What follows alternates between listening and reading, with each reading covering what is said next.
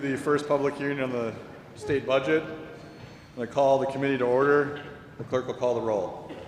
Representative Bourne. Here. Kurtz. Here. Zimmerman. Here. Rodriguez. Here. Dolman. Here. Hurd. Here. McGuire. Here. Andraka. Here. Senator Markline. Here. Teston. Here. Winberger. Here. Staff Schultz. Here. Bradley. Here. Quinn. Here. Johnson. Here. Royce. Here. All members are present. All members are present. A quorum is present. We'll ask folks to silence their cell phones, take conversations out in the hallway.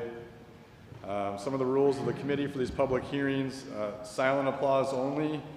Jazz hands have always gotten really popular at these things. Some people stand, but we ask you not to do disruptive things so that people can be heard and everyone can have a chance to speak to the committee.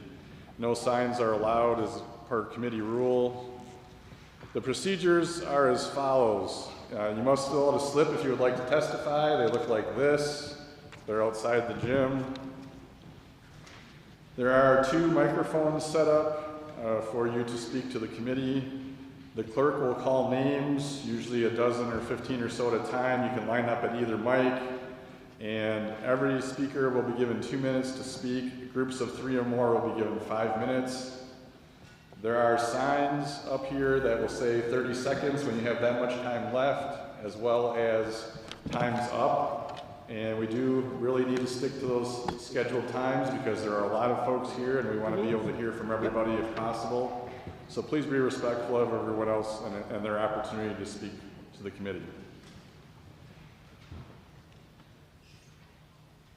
Next, we are going to have the committee members introduce themselves, and then Senator Markline and I will introduce other representatives from the region that are here. We will have a welcome from the school superintendent who is hosting us today, and then the clerk will call the first 15 or so names and we will start the hearing process. So I am State Representative Mark Bourne. I am the Assembly co-chair of the Joint Committee on Finance and from the Beaver Dam area. Good morning, I'm State Representative Tony Kurtz. I represent the 41st Assembly District. If you're familiar with Greensburg and the wonderful Wisconsin Dells, that's my newsletter. Thank you. Good morning. My name is Shannon Kerman. I represent the 30th Assembly District, which is Westernmost District, River Falls, Wisconsin. Good morning. My name is Jessica Rodriguez. I represent the 21st Assembly District, which are the cities of Oak Creek, parts of Milwaukee, and parts of Greenfield. Hello, Representative Alex Dolman. I'm the 39th Assembly District. I hail from Marquezine, Wisconsin. My district runs Marquette, Green Lake, and Fond du Lac Mountains. Good morning, I'm Representative Karen Hurd. I represent the 69th District Assembly, which is there in north central Wisconsin, Neillsville, Medford, everything a little bit to the east, most, or west actually. Good morning, I'm State Representative Tim McGuire. I represent the 64th Assembly District, which is northeastern Kenosha County from I-94 to the shore. Good morning. I'm State Representative Andraka. I represent the 23rd Assembly District. That's northern Milwaukee suburbs, southern Ozaukee County. Good morning. I'm Senator Markline, Senate co-chair of the Joint Finance Committee. I represent the 17th Senate District. My district is kind of on the opposite corner of the state from where we are right now. My district borders Iowa and Illinois. Great to be here. Welcome everyone, I'm Patrick Teston, representing the 24th Senate District, which covers a good portion of the central and western Wisconsin. State Senator Eric Winberger, you're about 10 feet outside my district. I'm southern part of Kaukauna, all the way up to Kaukauna. And I don't just show up, it's a big area, and I appreciate the High School for hosting today. Thanks. Good morning, State Senator Staff Schultz, 10th Senate District. I represent St. Clair County, Minnesota border, represents St. Clair County, Pearson, Rapid, Buffalo, Chapel, and small part of the county. Good morning, everybody. Julian Bradley, State Senator for the 28th Senate District, southeastern Wisconsin, Waukesha County, a little bit of Boulder County, and a little bit of Racine County. Thank you. Awesome. Good morning. I'm State Senator Wayne Quinn from the 25th District, from Polk County to the City of Superior. And then all the way over to the UP.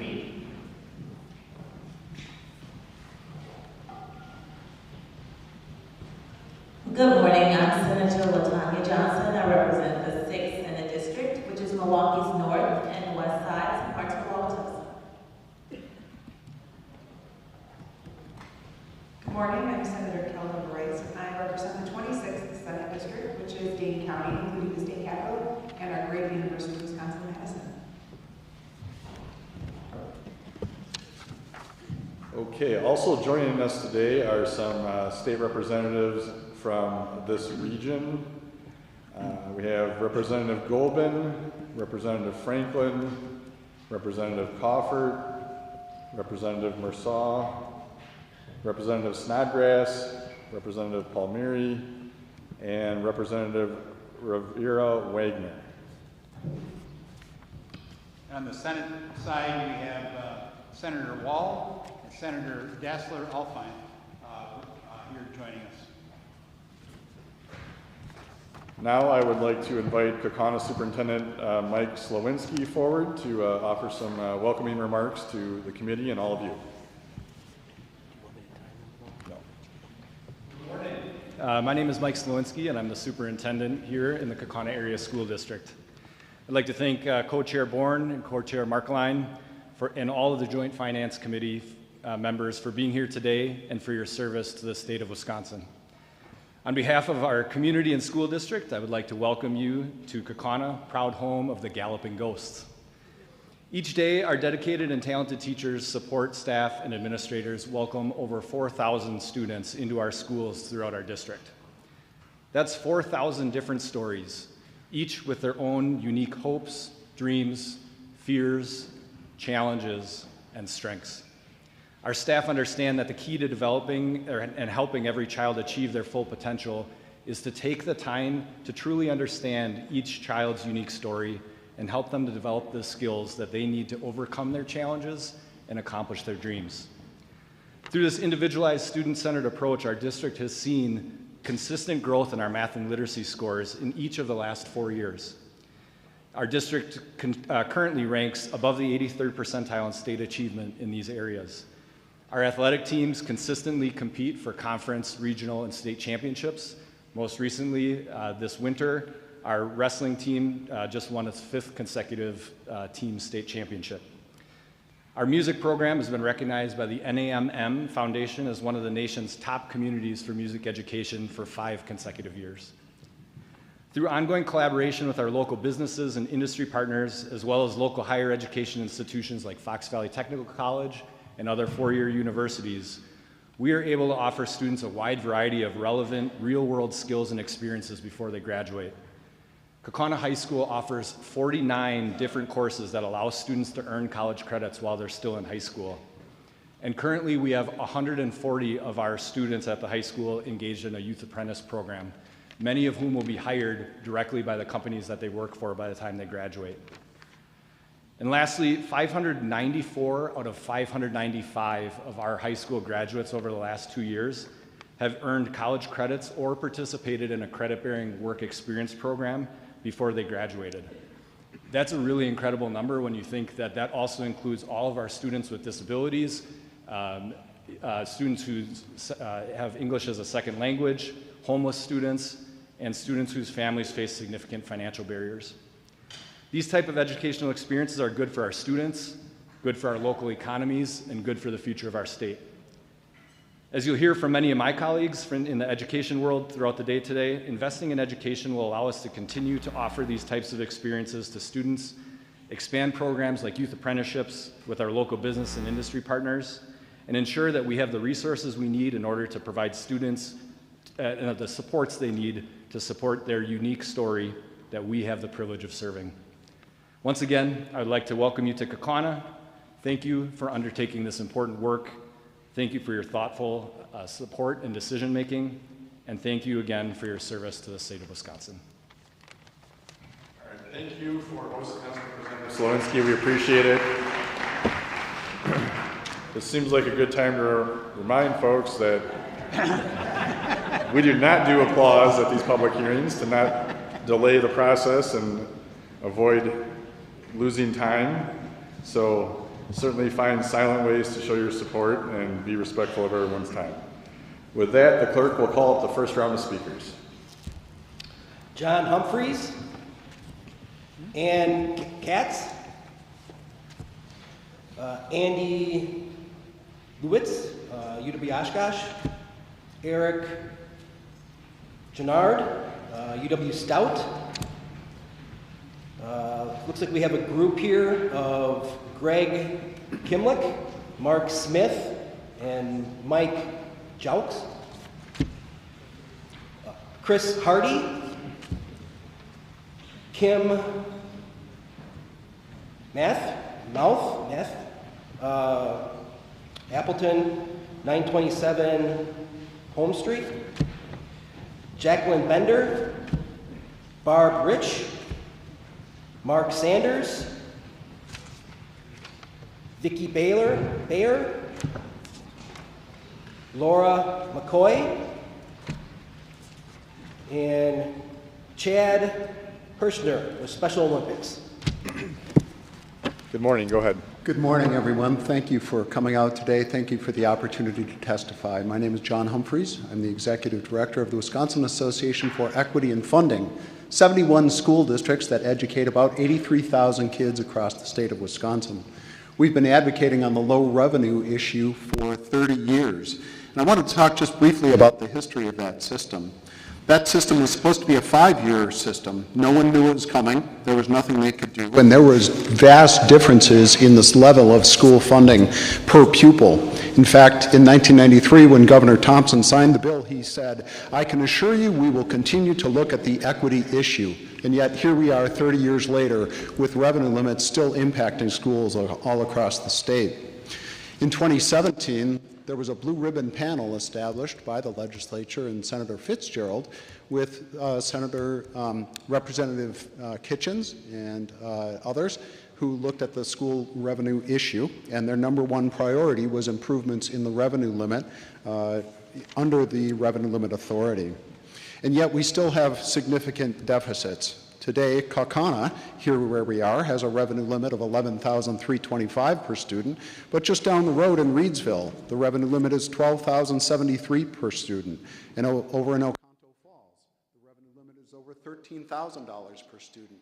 Thousands of dollars more per pupil just based on what they spent 30 years ago.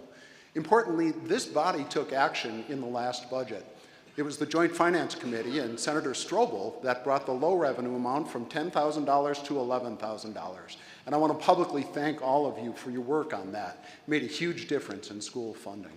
What we're asking you today is to do the same thing again. You raised the low revenue amount by $1,325 per student. I'd ask you to do that again.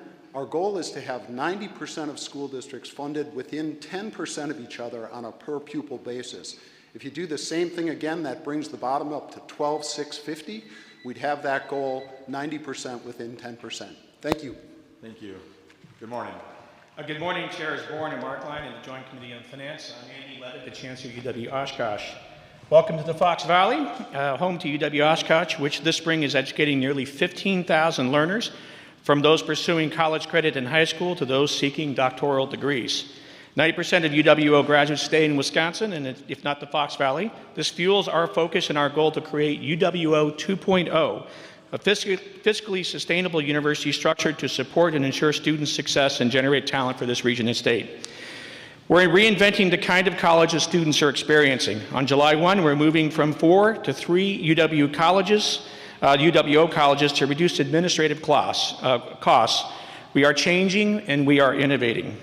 Additional state investment in UWO and the universities of Wisconsin helps us fully realize this continued transformation in the year to come. And fully funded state pay plan helps support the people necessary to realize this vision, and we thank you for your consideration. Meanwhile, we are rallying around a redefined next generation UWO library. We call it the Polk Learning Commons, and we'd be grateful for your inclusion and support of the project in the biennial budget. We've been good stewards of the Polk Library for decades, but its 63-year-old systems are failing. Our regents rated our renovation rebuild project high on their list, and the State Department of Administration have supported its advancement as dated heating systems and literally disintegrating having previously damaged materials and rendering rooms off limits.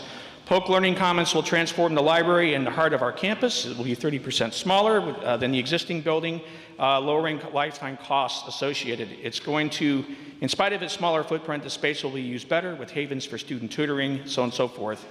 UWO's future is bright, and this project is one of its reasons. Your investment in it, in our operations, and our people will ensure the university's strength and responsiveness for decades to come. On a personal note, I am stepping down at the end of this year, and I want to thank you for all of your years of support. Thank you. Thank you. Good morning. Good morning. My name is Ann Katz. I'm director of Create Wisconsin. We're the state's community cultural development organization.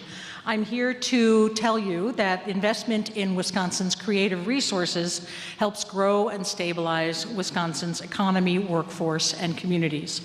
We are asking for 3 things in this budget season. The first is to invest in our creative opportunities for all people in Wisconsin through the Wisconsin Arts Board, the state agency dedicated to the arts and creative economy. The Wisconsin Arts Board's budget is extremely small to serve all 72 counties. It's 18 cents per capita, when states like Minnesota are over $10 per capita, Illinois over $2 per capita. Much more opportunity there for artists. The second thing is the Rural Creative Economy Development Program, which Senator Quinn is a sponsor. Thank you, Senator Quinn. Senator Teston is a co-sponsor. Thank you for that. This is a program that will invest in the infrastructure around the arts. Convention and Visitors Bureau, tourism agencies, downtown groups, bid districts, economic development organizations. There's a great need and call for that kind of investment by the people that promote our communities and look to make them unique and authentic. And the third thing is the film incentives and the creation of an Office of Film and Creative Industries, because there is a lot of money and attention that can be had in our in our film industry. Senator Bradley is sponsoring that bill, and we ask for your support. I'm going to give the rest of my time, another minute, to Bob Volp from the Birch Creek Music Performance Center in Egg Harbor. Good morning. Once again, Bob Sjogren. I'm the development and operations guy for Birch Creek, and we fully support the expansion for arts funding in Wisconsin. Also, I'm a governor appointee to the National Service Board, and the governor has, with foresight, put in $1.6 million to match AmeriCorps educational awards, and I think that will make like a tremendous difference for all of the AmeriCorps members that serve in Wisconsin.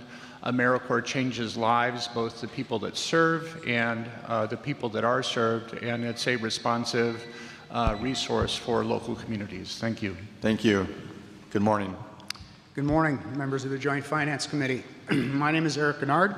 I'm the Vice Chancellor for Business and Finance and Administration at the University of Wisconsin-Stout, Wisconsin's only polytechnic university. This morning I'm here to testify in support of bonding authority for the UW-Stout Recreation Complex renovation in the 25-27 capital budget. This $31.7 million project is funded through donor support and student-approved fees. The students first voted to support this project financially in 2019, and again in 2022 they reaffirmed their financial support. This project also has support from the Board of Regents and donors within the University of Wisconsin, UW-Stout. To highlight that, I'd also like to state that the largest gift in history to University of Wisconsin-Stout was for this particular project. So it shows a commitment from our donors and our students to support this. Built in the 1960s, the rec complex current infrastructure system, equipment, and controls are inadequate to meet the needs of our current students in our community.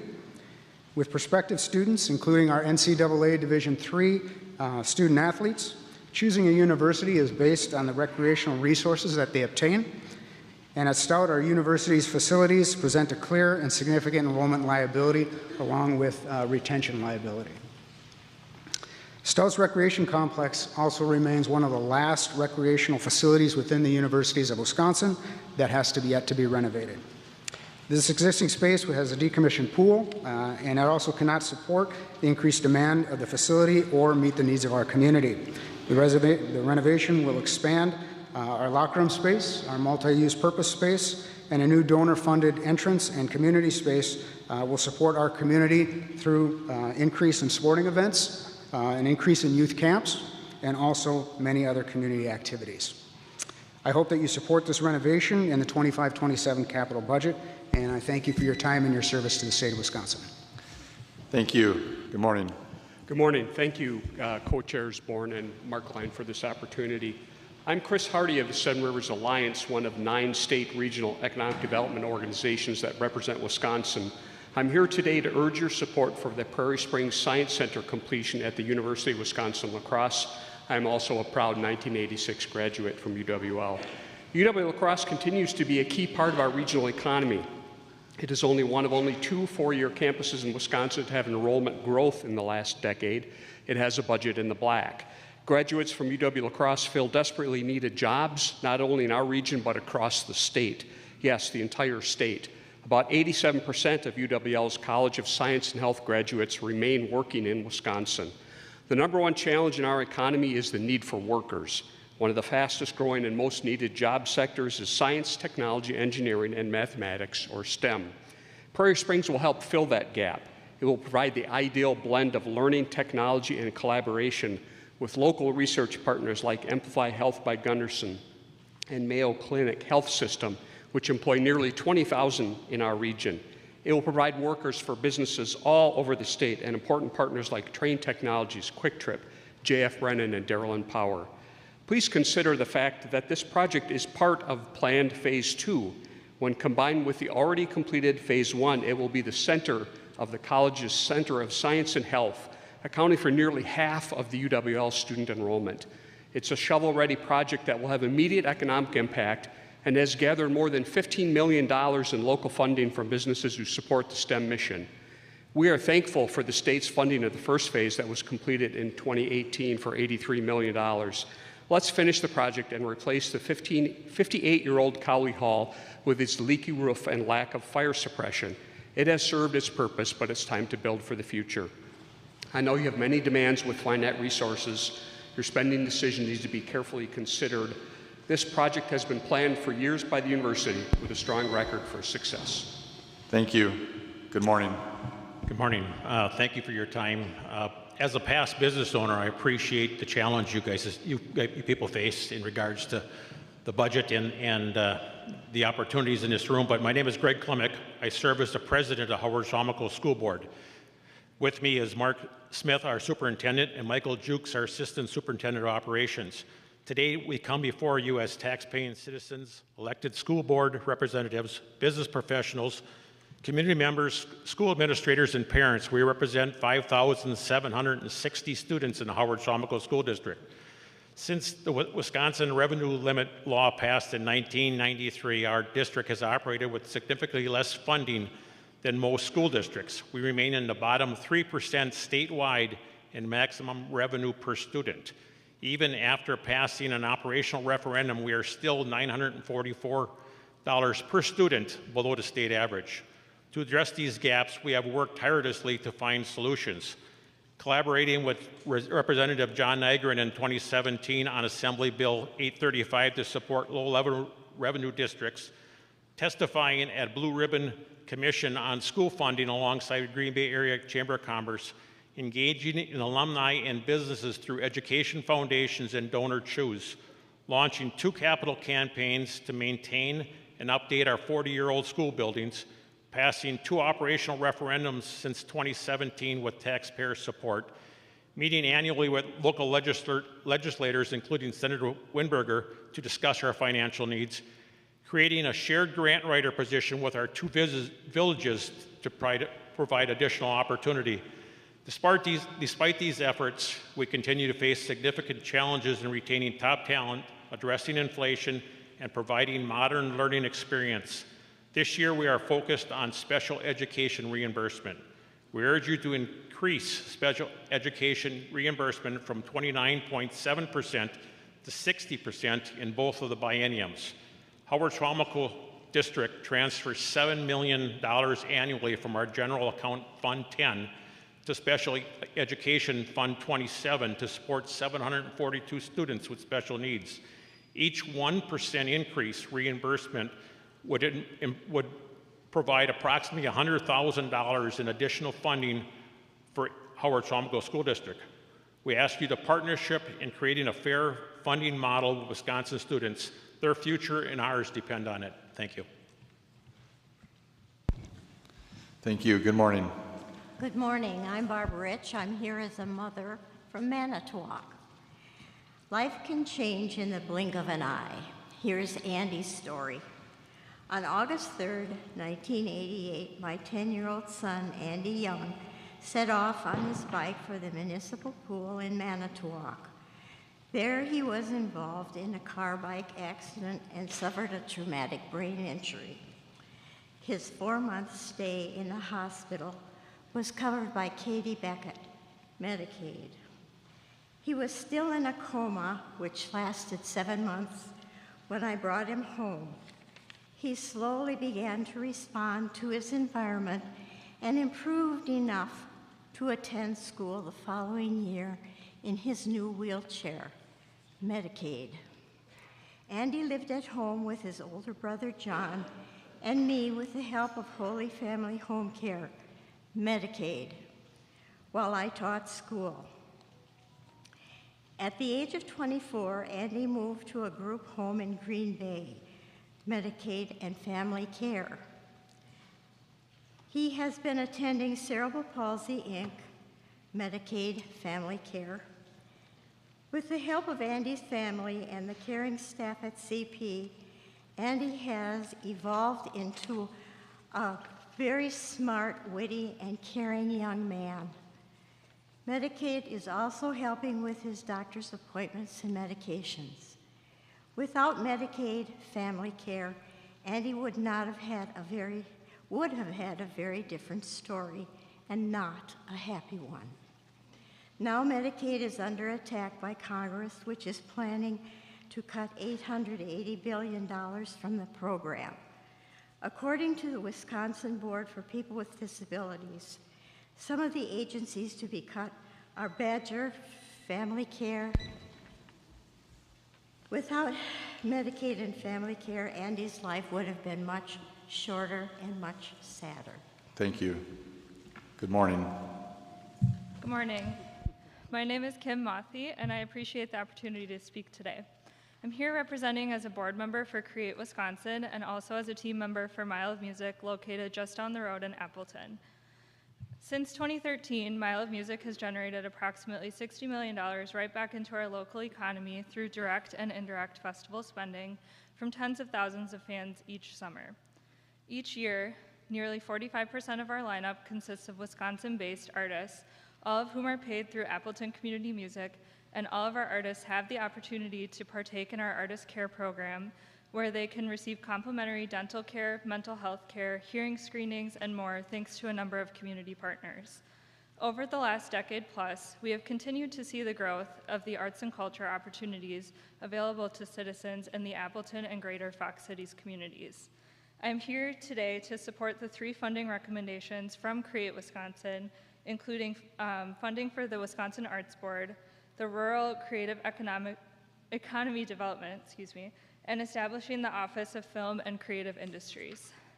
Thank you for your time and consideration to helping the arts, culture, and creative economy thrive in Wisconsin. I'm handing the rest of my time to Craig. Hey everybody, my name is Craig Knitt. I grew up here in the state of Wisconsin, in Marion, Wisconsin. Does half of you guys even know where that is? If you do, awesome, I would be excited for that. I grew up as an artist, and my dad also, he owned a gravel pit. So what he wanted me to do is, because I was good with my hands, become a crane operator. Well, Dad, I went on to become a teacher. I'm the creative specialist, the creative arts specialist at the Boys and Girls Club, where I teach kids how to make comics, movies, games, all these different things. And my kids go on to learn creative problem solving. They learn how to creative problem identify. They learn how to collaborate. They learn how to meet deadlines and how to achieve things. They learn how to fail, and they learn how to succeed. That is what the arts can do, Dad. Please support Creative Wisconsin, you guys. Thank you. Thank you. Good morning. Good morning. My name is Jacqueline Bender. I'm an occupational therapist working with children with neurodevelopmental disabilities for the past 12 years, and I am a Kaukauna High School alum, so this is a bit of a full circle moment for me. Currently, I work at the Weissman Center in Madison on UW campus, and this center uses training, research, and specialty care to strive to improve the lives of individuals with disabilities. I'm here today to also request no cuts to Medicaid. I work with kids with varying backgrounds and developmental disabilities and how they engage in their world. I also provide support and education to their families, although at the end of the day, I truly believe they teach me more than I teach them. I'm here to speak on behalf of the individuals that cannot speak, whether due to their age, ability level, means of communication, language, or simply having the luxury of being able to take off a day of work to attend this hearing. Nearly every one of the kids that I work with uses Medicaid as a primary or secondary insurance, as well as state funding programs, such as the Children's Long-Term Support Waiver, or Katie Beckett. These programs ensure that individuals receive the equipment, materials, programs, and supports that are necessary for optimal participation in home, school, and their community. For example, did you know that primary insurance may not cover bathroom equipment? Can you imagine having a child that simply wants to be independent in the bathroom, but because of their physical disability, they can't sit on the toilet? Or did you know that several private insurers do not cover communication devices that children could use to express their basic needs or communicate with their peers? Services such as Medicaid can help fund this. So at the end of the day, I go home to my family that does not require services such as this, and I imagine many of you do the same. I learn constantly from these families that are a part of our community and a part of our state. What they have is currently not enough, and if funding dwindles and they receive less, their lives will be significantly and negatively impacted. Please do not make any cuts or reductions to Medicaid spending. Thank you for your time. Thank you. Good morning. Good morning. Thank you, co-chairs Markline and Bourne, for the opportunity to testify today. My name is Chad Hirschner. I'm the president and CEO of Special Olympics Wisconsin. We are here to ask for your support of the $300,000 per year increase to Special Olympics Wisconsin in the governor's DPI budget, and to ask that you provide $1 million per year to Special Olympics Wisconsin in the DHS budget. Annually, we have 220 plus events that serve more than 14,000 athletes across the state. Since 2022, we have increased the number of unified champion schools from 71 to 138, and we have trained more than 300 athlete leaders. Special Olympics is the world's largest public health organization for individuals with intellectual disabilities. Annually, Special Olympics Wisconsin provides 1,700 free health screenings across 8 different disciplines. Thanks to a one-time grant from DHS, last year we were able to expand our health trainings from 3 to 65. And as a result, more than 1,300 medical providers and students now know how to work with individuals with ID. The governor's proposed DPI budget provides an additional $300,000 per year for Special Olympics. With this funding, we will expand and deepen our unified champion schools, invest in our sports and training, support and deepen our athlete leadership program, and invest in technology. We are also asking the Joint Finance Committee to provide $1 million per year in the DHS budget to expand our health programming. This will allow us to increase and expand health trainings for providers, create a stronger referral and care coordination network, expand the number of Healthy Athletes programs we offer, and launch our Young Healthy Athletes programs. Did you know Special Olympics Wisconsin reduces Medicaid costs here in our state? According to a published study by the Weissman Center, Special Olympics Wisconsin athletes who participate in our Healthy Athletes programs cost Medicaid 3 times less than those non-Special Olympics athletes. Now to share their personal stories, I would like to introduce you to my friends Lexi and Drew. Hello, and thank you for the opportunity to talk to you today. My name is Jessica Lawrence, and I am many things. As a person, I was born prematurely at 25 weeks, weighing 1 pound 1 ounce. It go to a bag of M&Ms. This affected my vision and brain development. As a result, I am considered legally blind and have a speech impediment and an intellectual disability. My glasses cost over $1,000 and are difficult to attain due to cost, insurance, access, and transportation. As an athlete of Special Olympics Wisconsin, I received free eye exams, new glasses, and prescription swim goggles with Opening Eyes.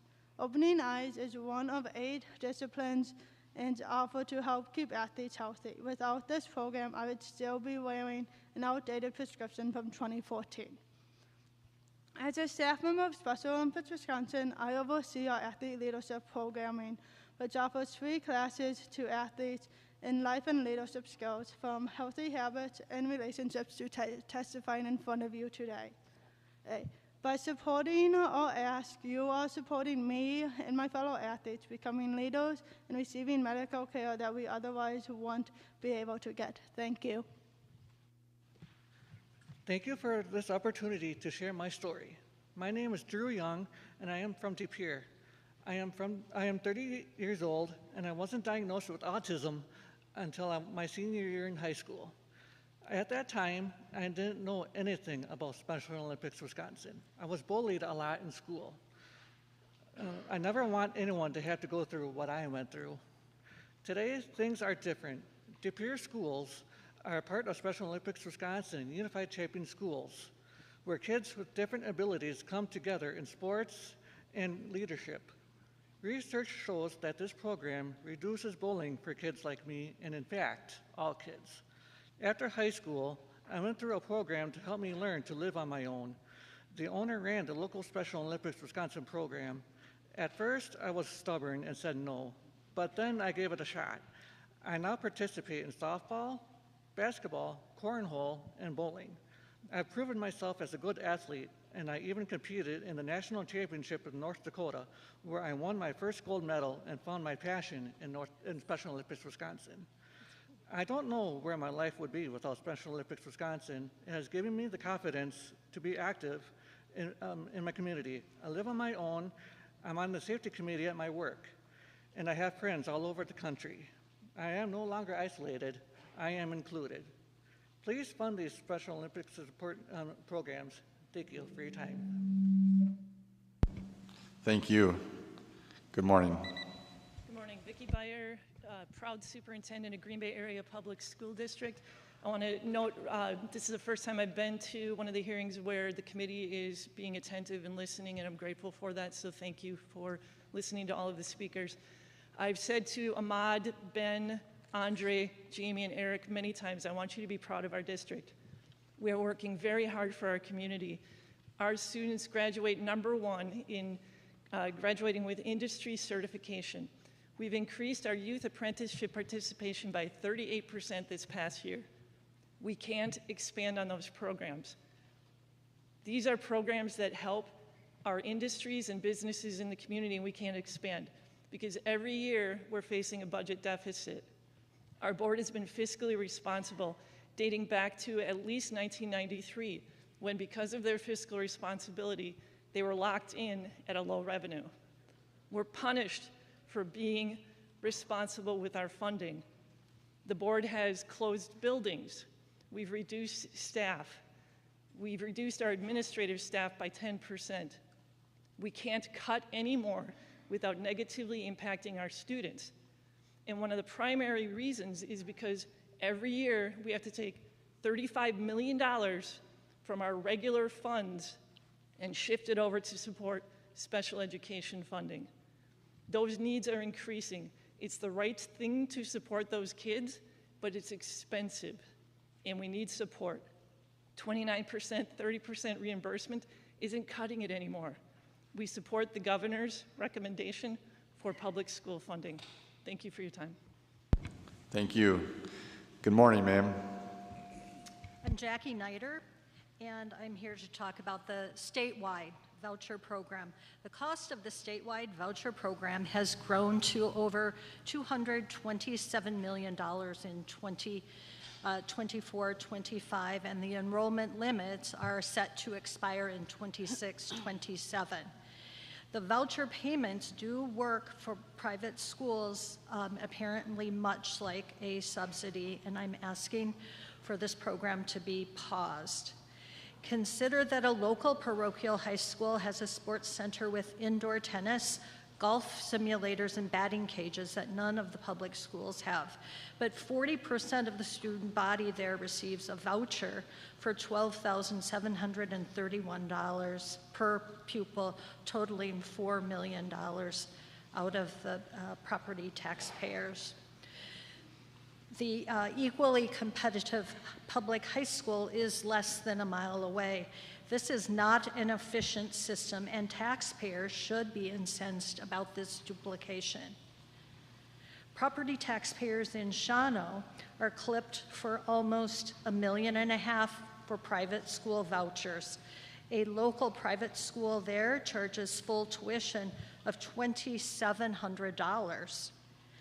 41% of the students receive vouchers, and the voucher from the state is $10,237. This private school receives $450,000 in local property taxes. So let's see how the voucher costs add up by Assembly District, just a couple of them. In Assembly District 6, the total is $16.5 million. In Assembly District 2, the cost is $22.5 million.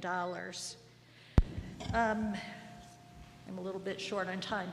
I do hear that there is some discussion about decoupling, and I don't see that as a solution, because decoupling will just still assign the responsibility to taxpayers. Thank you for your time. Thank you. And we're going to pause for a moment so the clerk can call up the next round of speakers. And I do apologize for butchering all your guys' names. I'm really sorry about that. So we have the AARP group with Jim McDermott, Joan Korb, Jim Bauman, Cindy Fowlong, Wisconsin Library Association, a group, Kevin Brassel, Fran Nelson, Patty Clark Stojek, Todd Tim,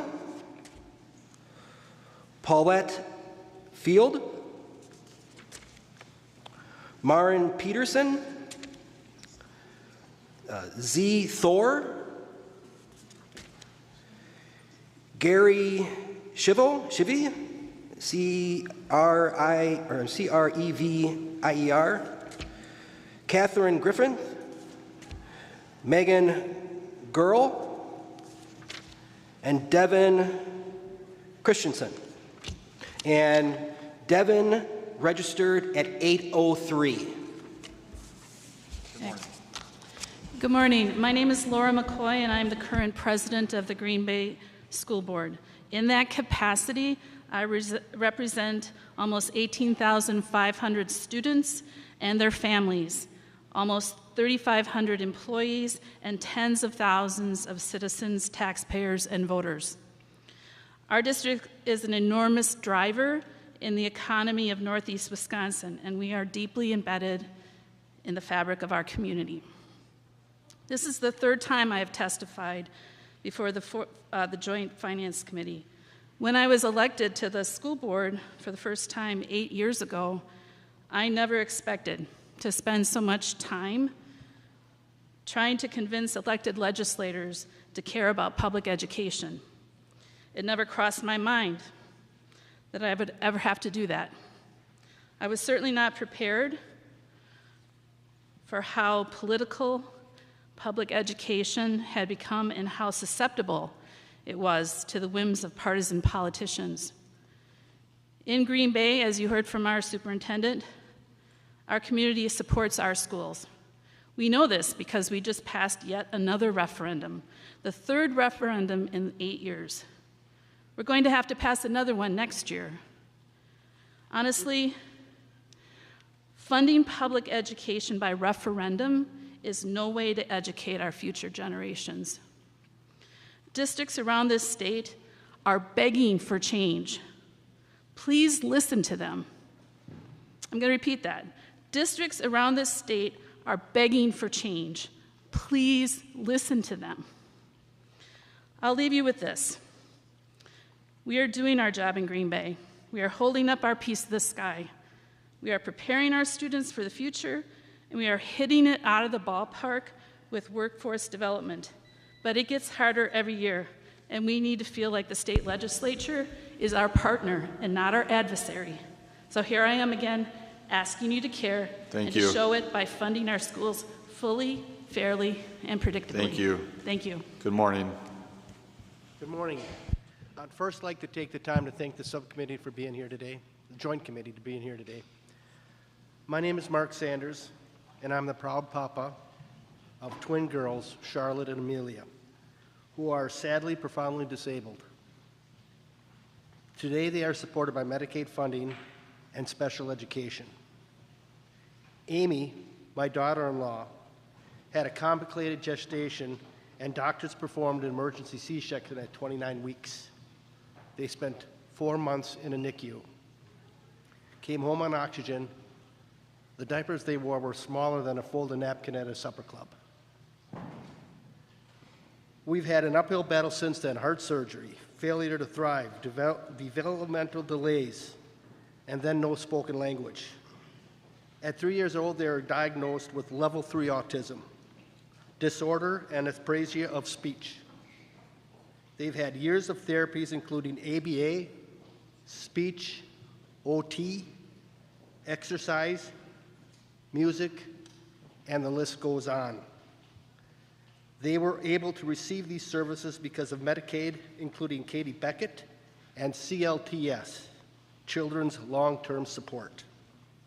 With CLTS-funded Medicaid, Charlotte and Amelia receive exercise therapy to reduce behavioral and aid with neurological regulation. Additionally, their family can receive respite, used to keep the girls safe at home due to Charlotte and Amelia's elopement and lack of safety awareness. Additional hands are essential in keeping them safe. It also allows mom and dad to spend some time with their 14-year-old son. With profound complications at home, Medicaid through Forward Health also helps pay clinical medications, including seizure medications and significant medical attention. We'd also like to thank Representative Snodgrass for all the help she's done for my daughter-in-law. Thank you. Good morning. Morning, Chairman Bourne, Chairperson Markline, members of the Joint Finance Committee. My name is Joan Korb. I'm an assistant DA in Fond du Lac County. I'm also a board member of the Wisconsin District Attorneys Association and the Association of State Prosecutors. I've been an ADA and a DA during my career, and during the 35 years I've been a state prosecutor, the one thing has not changed, and that is that the need for the criminal justice system to be adequately resourced. Prosecutors, state public defenders, the Department of Justice, the Director of State Courts are all united as the Criminal Justice Coalition to support a budget package that addresses the needs of the entire criminal justice system. I'll address the two needs that specifically are important to prosecutors. One is attorney retention is a critical need. Experienced attorneys can handle extremely complex cases, they can make appropriate charging decisions, and handle the large caseloads expected of us, as well as participate in the treatment courts that are proliferating around the state. Pay progression and funding it has to be a priority. In the 35 years as a state prosecutor, neither I nor most of my colleagues have ever made it to the top of the ADA pay scale. Pay progression creates a 17-step discretionary merit-based program for providing ADAs with a salary that will support them and a family, pay student loans that can reach over $200,000, and also pay a mortgage. We need an adequate pay progression system to keep great attorneys in our ranks. Secondly, the state also has 28.5 federally funded ADA positions across Wisconsin that will expire on July 31st. These federally funded attorneys have received significant training and gained incredible experience. Thank you. Please fund them. Good morning. Good morning. My name is Jim McDermott, and I'm from Appleton. Thank you for the opportunity to testify this morning. I am a volunteer for AARP Wisconsin, which provides budget support, budget provisions and legislation that helps all Wisconsinites as they age.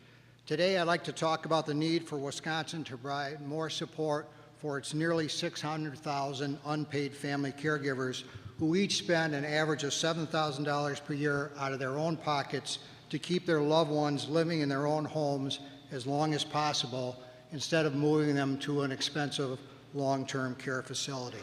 Let's start by defining the term family caregiver. A family caregiver is someone who provides a range of services to those in need of in-home assistance. They help with things like cooking, cleaning, bathing, dressing, shopping, managing medications, and paying bills.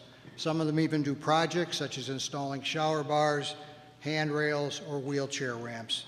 They do this to enable their loved ones to remain living in their own homes. As you know, Wisconsin is getting older with more boomers retiring every day. We can no longer afford to ignore this fact. We need to prepare for our future by taking care of the people who are the backbone of our state's long-term care system, and that's family caregivers. The issue isn't partisan. It impacts all of us. Just about everyone has been a caregiver, will be at some point in time, or knows somebody who's going through the situation right now. In fact, you'll hear from one in just a minute. Many of them are still working while raising their own families and trying to make ends meet, while also spending several hours a week providing this care.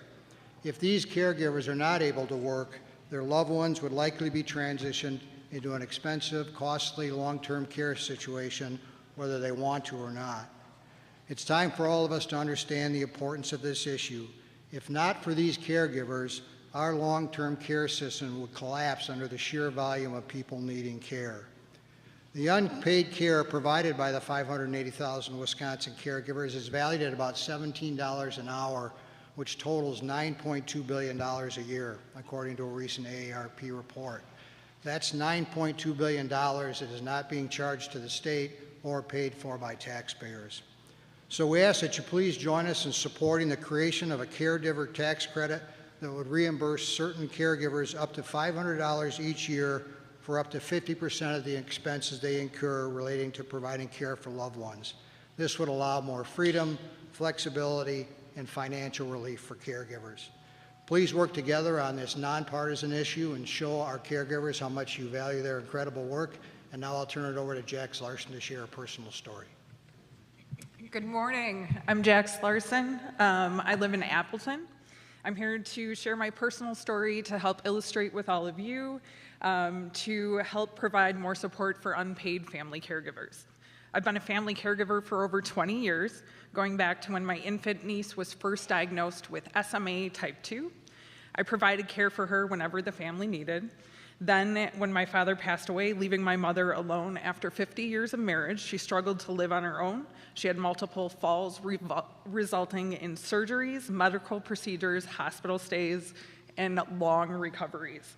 After a few years of driving very long distance to help her out, I relocated my family to Appleton to become her sole caregiver. This allowed her to continue living in her home alone where she wanted to be. While this experience has been very rewarding, it is also costly and very time-consuming. I'm my mom's caregiver while also working full-time, raising a family, and running a household. Without my help, my mother would be isolated, lonely, and forced to seek outside care. With my help, she is much happier in her own community and is not a burden to the government by moving into a costly institution or nursing home facility. I am one of nearly 600,000 Wisconsinites with a story like this. Family caregiving is the backbone of Wisconsin's long-term care system. If not for caregivers, the system would collapse under the sheer volume of people needing care. That's why it's so important for you to recognize the need to support us. A tax credit to offset some caregiving costs that I incur every day will show empathy for people like my mother and, We'll show empathy for people like me and save Wisconsin money by keeping people like my mother living at home out of costly institutions as long as possible. I urge you all to work together on this nonpartisan issue. Please include a tax credit in the state budget to show these caregivers how much you value their incredible work. Thank you for listening to my story. Thank you. Good morning. Morning, Chairperson Bourne and the rest of the committee. My name is Claire Ellen Summersmith, and I am the director of the Winnifox Library System. I am speaking in favor of the Wisconsin Library Association budget request, as are all the folks standing up behind me. I want to start off by saying thank you. Winnifox is one of 15 library systems in the state working to support 467 library locations. And the reason why we have 460 libraries in this state is because of partnerships. Thank you for your partnership. Thank you for your past and future financial support of library systems who provide services and expertise to local libraries. We are all working in tandem, state legislators, library systems, along with local officials, all in support of public libraries. I would like to invite anyone with a public library card to please stand up if they are able to. The people in this room know that a library card is a promise to provide every Wisconsin resident with access to books, to children's story times, to a promise to send a fax or help with an email account or access to genealogical resources or support in a job search. Librarians make these promises to their communities and keep them every day. And with your support, library systems help keep those promises through behind-the-scenes services. In 2021, librarians stood before Joint Finance and made a promise that additional state aid would help library systems be more collaborative, more efficient and effective, and help our libraries serve more people. We have kept that promise and will continue to keep it. Libraries do good work. Wisconsin libraries do exceptional work. Thank you for the part you play in making that happen, and I'm so excited to turn it over to my colleague, Dominic. Good afternoon, or good morning. I'm Dominic Frandrup, Director of the Door County Libraries, and it's a pleasure to see Senator Jacques here. I want to say thanks for your support for state aid for Wisconsin's 15 regional public library systems. Local libraries can leverage economies of scale to provide essential services while offering unique experiences to everyone who walks through our doors. This is especially important for smaller libraries in high tourism areas like Door County with our 8 locations. With federal funding being uncertain, your support is crucial. Door County Libraries serve a diverse community of over 30,000 residents, nearly half of whom are over 60. Over 1/3 of our students qualify for free or reduced lunch, and the ADRC provides nearly 500 daily meals to our seniors. At the same time, our county welcomes 2.5 million visitors from Wisconsin, the Midwest, and beyond. The Door County Library plays a key role in supporting the local workforce, which handles these challenges. A remarkable 74% of county residents hold a library card, a testament to the library's value to our community. In 2024, our average library user visited the library at least 9 times, checked out about 10 physical items and 4 electronic ones, used public libraries or Wi-Fi twice, and participated in 1.5 programs. It's a half a person. Interestingly, of the 35,000 program participants last year, half were under 19 years old. In total, Door County Libraries had 232,000 visits last year, a 91% increase over 2020. Other libraries have similar success stories as they continue to evolve and meet the needs of our communities. I encourage you to hold your next listening session at one of them to see for yourself. Thank you for your time and your continued support of our Wisconsin libraries. I'd like to hand this over to Cindy. Thank you. Good morning. My name is Cindy Falona. I'm a resident of Kaukauna, and I have the privilege of serving as a board trustee for the Kaukauna Public Library. Why do I volunteer my time? I feel it is vital to have citizen representation to help ensure that the library is fiscally responsible and provides programming that supports all members of our community. Libraries today are so much more than just books. For example, at the Kaukauna Library, we have children's story time, meeting rooms for public groups, a free food pantry, study rooms, a place for citizens to find socialization, especially our seniors. And very importantly, we provide support to our public schools in the form of literacy, and in the summer, our summer reading program helps fill that gap. Let me conclude, everyone is welcome in the library, whether George Washington is your ancestor or you just arrived in the United States yesterday.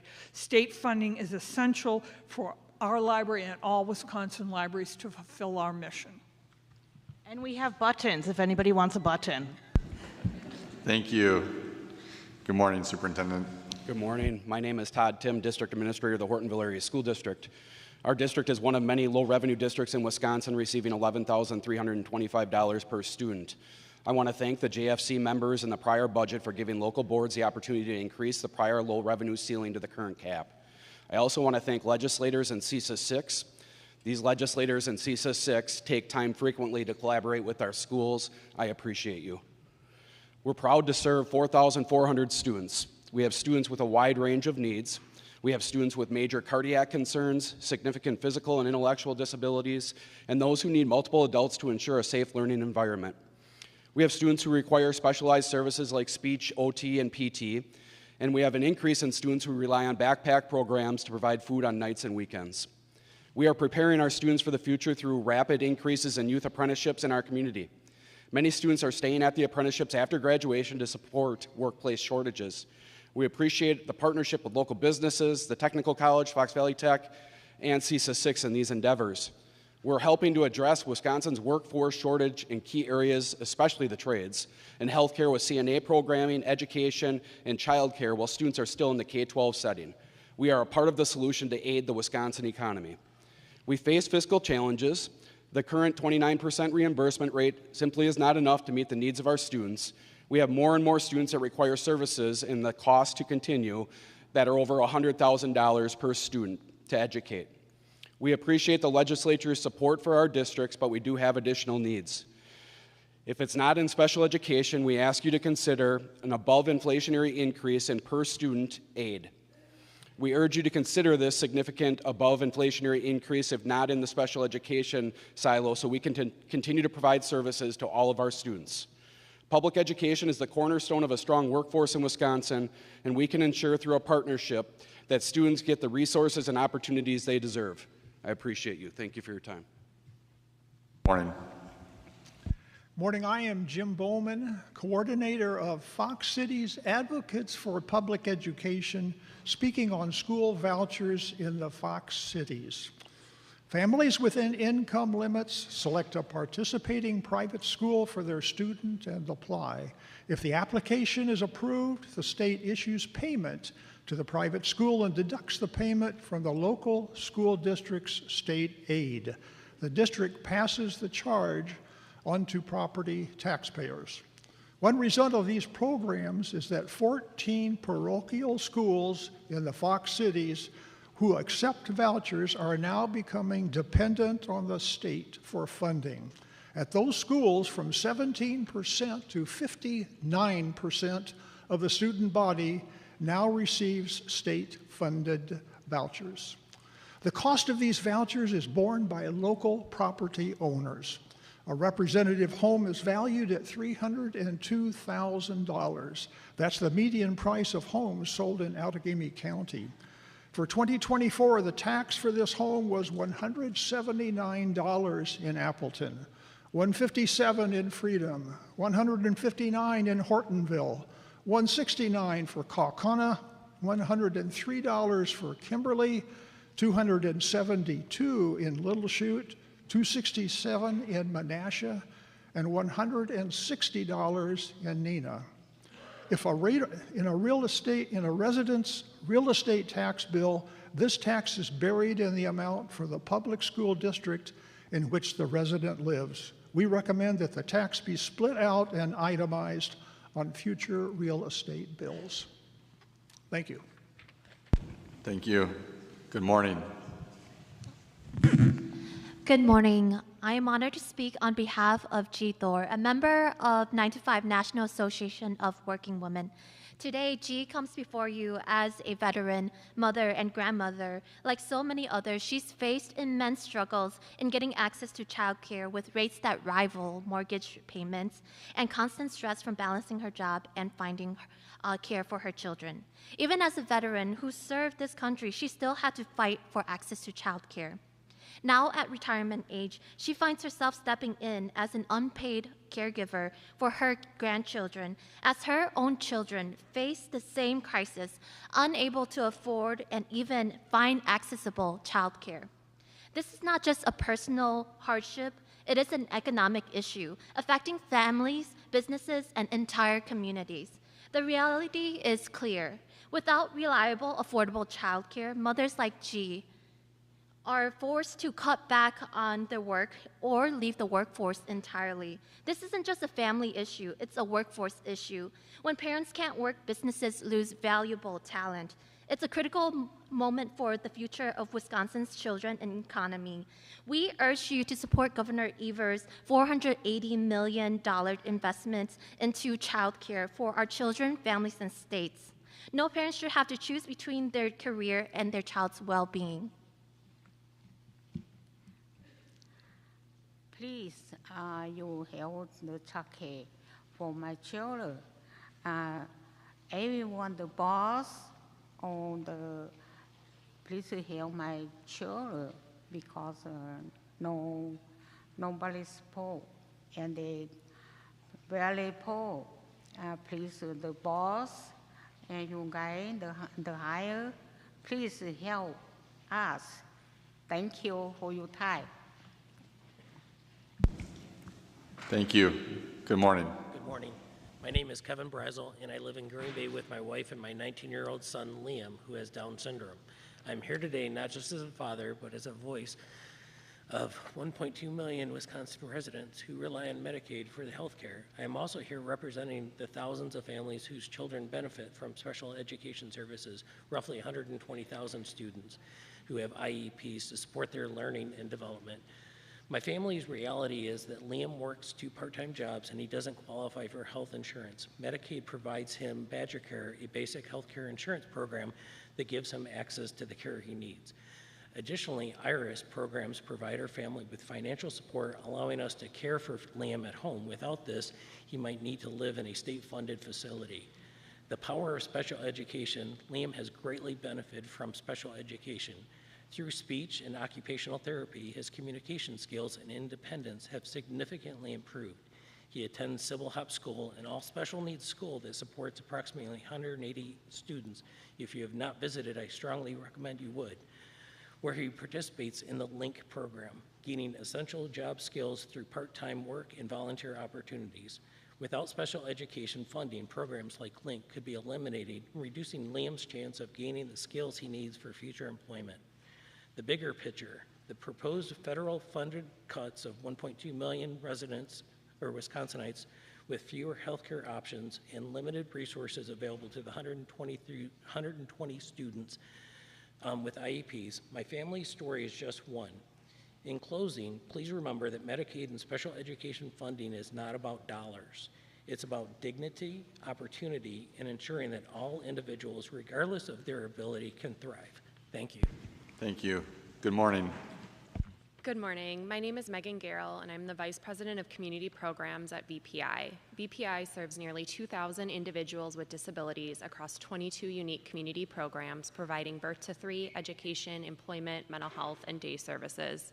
Our service area includes 6 counties. To fund these programs, VPI relies on Medicaid dollars from various Medicaid programs, including birth to 3, children's long-term support, family care, IRIS, comprehensive community services, and community support programs. Maintaining a strong Medicaid system in Wisconsin is critical to ensuring all Wisconsinites have access to their communities and opportunities to reach their full potential. To ensure the availability of long-term services and support in Wisconsin, please approve Medicaid's cost to continue budget. This includes a combination of funding that impacts all service providers, including direct care workforce funding and state-directed rate increases that were initially funded through ARPA dollars. As a combined budget package, these funding streams have been a lifeline to home and community-based services providers.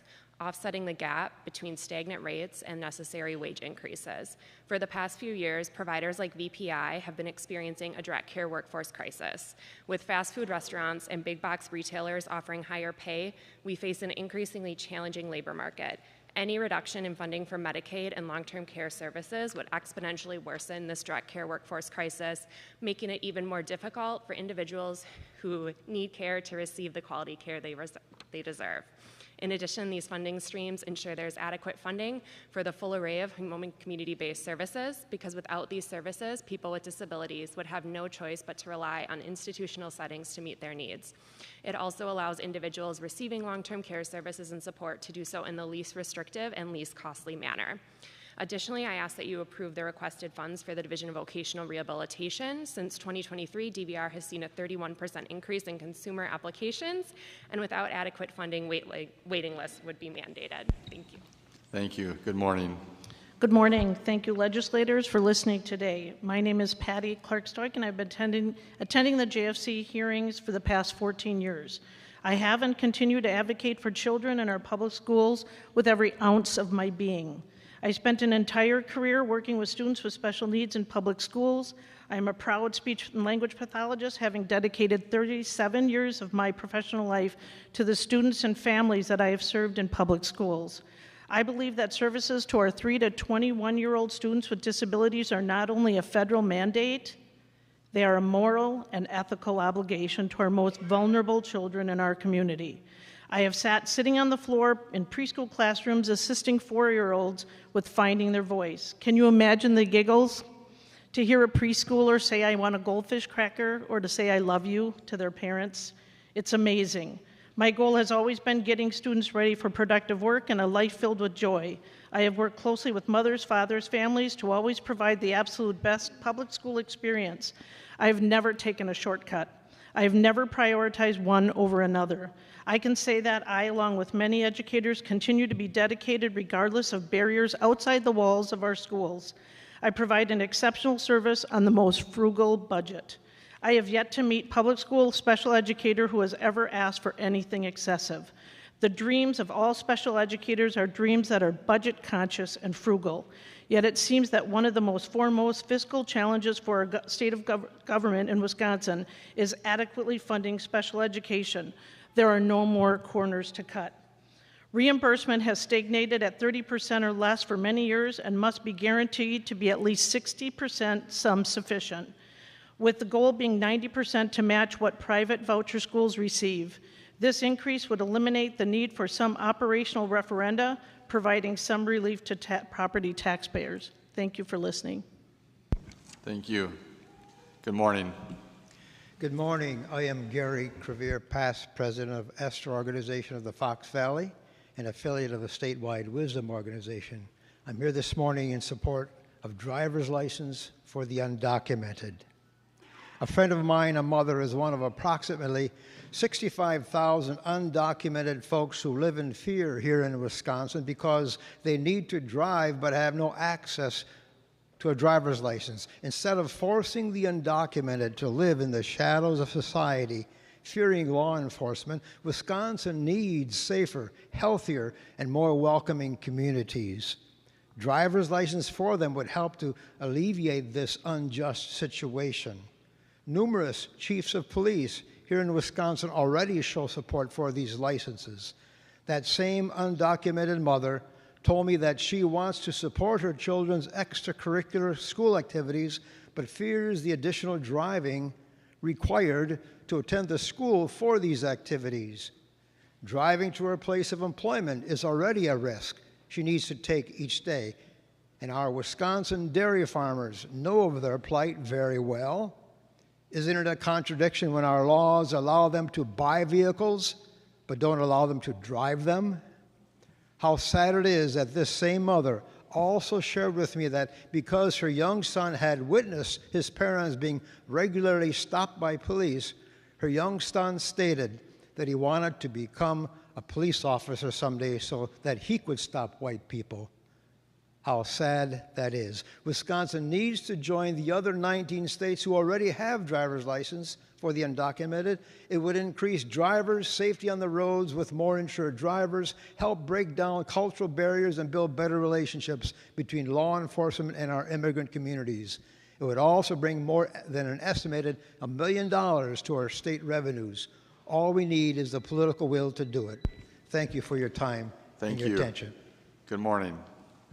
Good morning. Don't start that yet. I'm kidding. First-time speaker, long-time listener. I'm here, hopefully not to overdo my welcome. I'm a representative of Wisdom, the statewide structure, which does a lot to help improve our criminal justice system. And I have a local project and a specific focus. But all of their efforts I really support. What I'm concerned about is things that should help our system not put so many people into the prison system, so it wouldn't cost so much to support it. It should help prosecutors, defendants, victims, communities, and public safety. I am involved with a relatively new program, but on the national scene, it's not new. It's called Court Watch, and there's one in Racine, Milwaukee, Madison, and here in Allegheny County.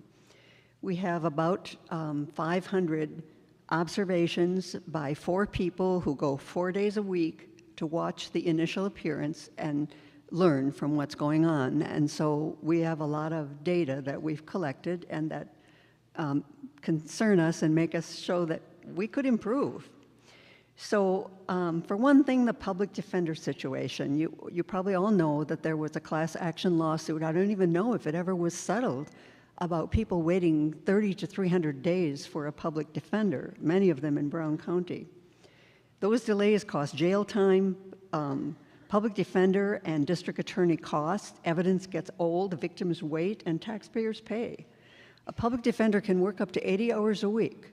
They have a floor. They have to do this many cases, but there's no ceiling. So they all work as much as they can to get up, to handle the load. 70% of defendants in Wisconsin and nationwide qualify for a public defender. So that means there's a lot of poor people coming into the justice system. Half of those people who come in the courts we observe in Outagamie County receive a cash bail. So this includes homeless people, mothers, children with children at home, unemployed people, students, mentally ill. They get a cash bail, and at taxpayers' expense, they wait in jail because they can't afford a $100 to $500 cash bail for a misdemeanor offense. Thank you. All right, I'm going to hope to meet individually with some of you because I wanted to tell you about the Criminal Justice Coalition, but I'll send it. Good morning. Good morning. Thank you all for being here. My name is Kat Griffith. I'm from Ripon. I'm a first-time attender. I'm here to talk about Medicaid. My husband and I have a young woman living with us who, as a result of abuse, wound up wheelchair-bound for 9 months. She just got Medicaid. Before Medicaid, she had no insurance and no chance of getting it. Her injuries prevent her from holding a full-time job. With Medicaid, she can finally get the care she has long needed to heal and to become able-bodied enough to work. And now this care is under threat because, according to the Congressional Budget Office, Medicaid is the only program with enough money in it to fill the yawning fiscal chasm that the planned tax break will create. With medical care, my friend's doctors are optimistic she can make a substantial recovery and become the working, contributing, independent woman she yearns to be. Without medical care, she will likely be unable to support herself or live independently in the long term. I'm appalled that we so lack compassion and common sense that we would deny her the care she needs to become self-supporting. I'm experiencing the necessity of Medicaid on a very personal level, but I also see it from a broader policy perspective. I'm a Fond du Lac County Board Supervisor. We oversee multiple programs that are heavily reliant on Medicaid, including nursing home care, birth to 3, and mental health services. Our county long-term care facility and our county psychiatric acute unit would both be immediately threatened by cuts to Medicaid. With reduced access to Medicaid funding, many rural hospitals, clinics, and addiction treatment facilities would also face closure. This will hurt everyone, not only the 20% of Wisconsin residents who rely on Medicaid. So for my friend and for the good residents of Fond du Lac County, I ask you to do two things. First, please fight to keep Medicaid off the chopping block. Demand that the federal government continue funding Medicaid at the current level. Second, please make sure that if there are federal cuts to Medicaid, that you make up for them by using Wisconsin's budget surplus. This is a truly life and death decision. Please don't let us down. Thank you. Thank you. We're going to pause for a moment. I just want to remind folks, if you would like to speak, you need to fill out one of these speaking slips. The staff at the entrance can help you with that. We'll have the clerk call up the next round of speakers. Crystal Geeson, Nancy Kruger, which is a group with Michelle Erdman and Jill Rankin, Jim Sweeney, Tom Keeley, Trey Letzix, Stacy Scheibe, Katie Olson, Brenda Bartrun, Steve Warner, Tom Denk, D-E-N, I think it's K. How would you pronounce?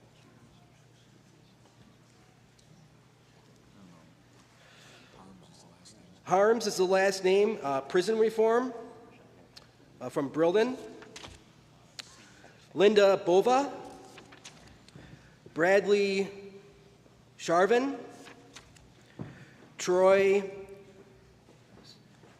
Stretchenbach. And Allison Paff Harrison. And Allison registered at 8:10. Thank you. Go ahead, ma'am.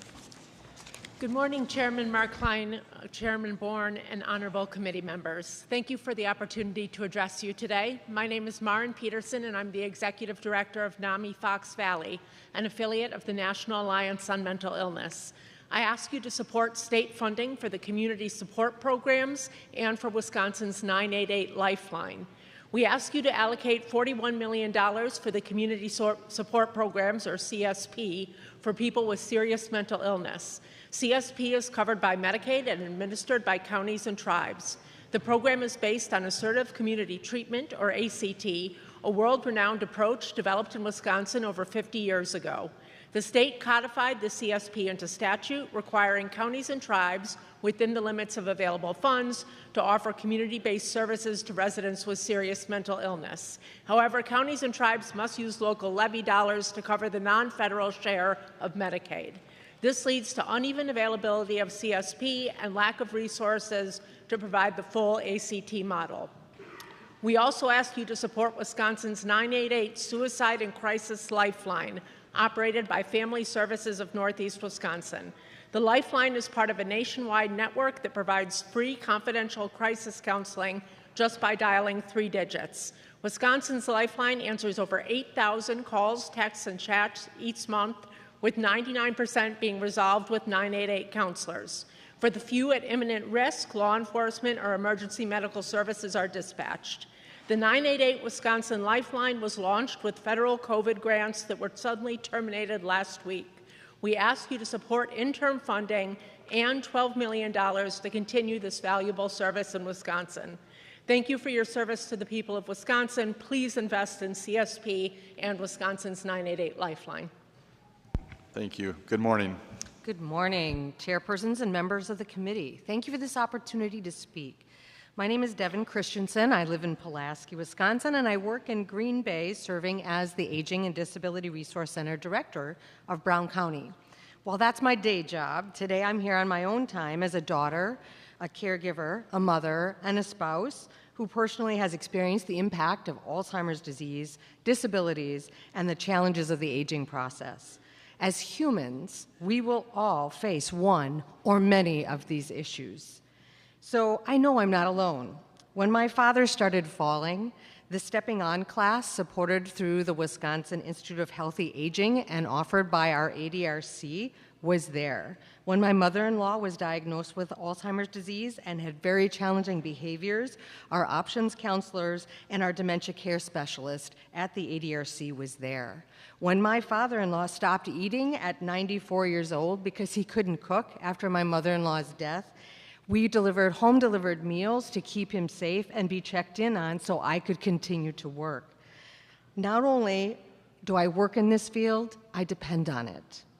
So ADRC's value to the government is our significant impact to improving quality of life, reducing healthcare costs, and ensuring equitable access to assistance. We are available in every community across the state. In Wisconsin, our state has a long history of innovation and cost savings with Medicaid dollars. We led the way in Wisconsin to develop ADRCs and demonstrate their efficacy in an unbiased way. We ask that the investment of $19.9 million in the 2025-27 biennial budget that's being proposed is addressed to help us address the funding disparities within the ADRC network and to help us continue to do this valuable work. The financial benefits will be substantial, as every tax dollar invested in our ADRC saves $5.60. Thank you for your consideration. Thank you. Good morning. Good morning. My name is Jim Sweeney. I'm a Green Bay resident, and I work at the Aging and Disability Resource Center of Brown County. I took time off today because I thought it was important to come down and just kind of share a little bit about my role and how ADRCs can impact cost savings for our state. What I provide is called options counseling, and basically what that means is when we're sitting down with folks, we're kind of evaluating and helping people assess what are their needs, challenges, and what supports are out there to help meet those challenges, with the overriding concept of really helping people utilize their resources, helping them to use their resources, other funding sources to help stay in the least restrictive setting, which is often their home. Helping them to remain there, live their lives the way they want to, and get, their needs met. Our overreaching goal really is to help people stay out of any institutional living, nursing home living. We're there to help provide that. We're really keeping people where they're at, utilizing their resources.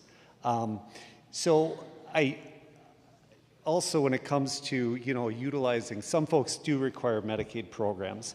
And what we're doing there is we're really trying to help those folks, again, stay where they want to be in their homes in the least restrictive setting, utilizing the least amount of Medicaid dollars and helping them to maintain their lives that way.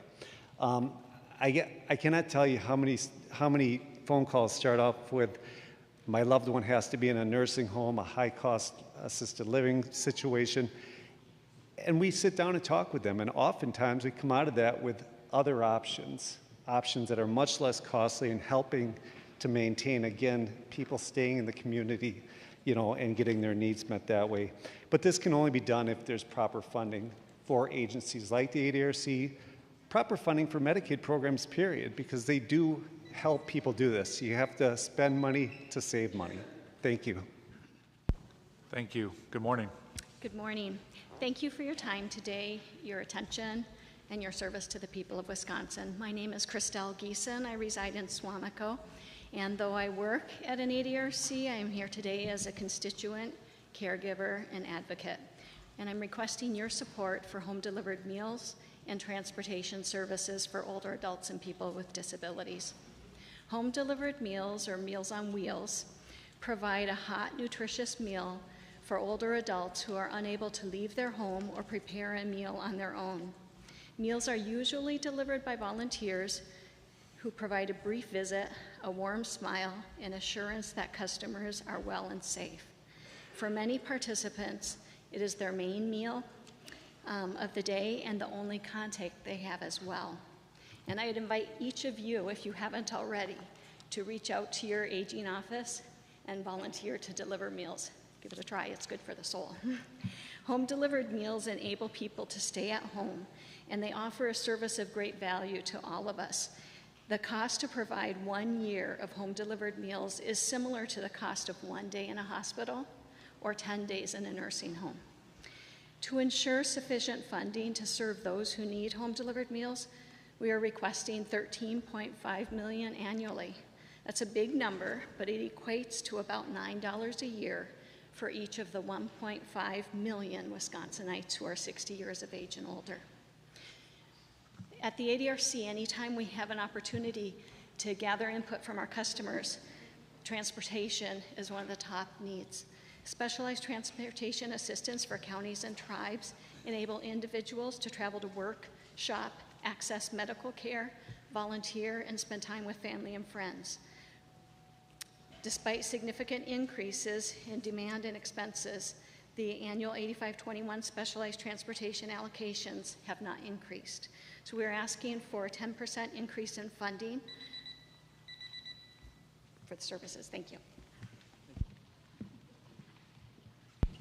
Thank you. Good morning.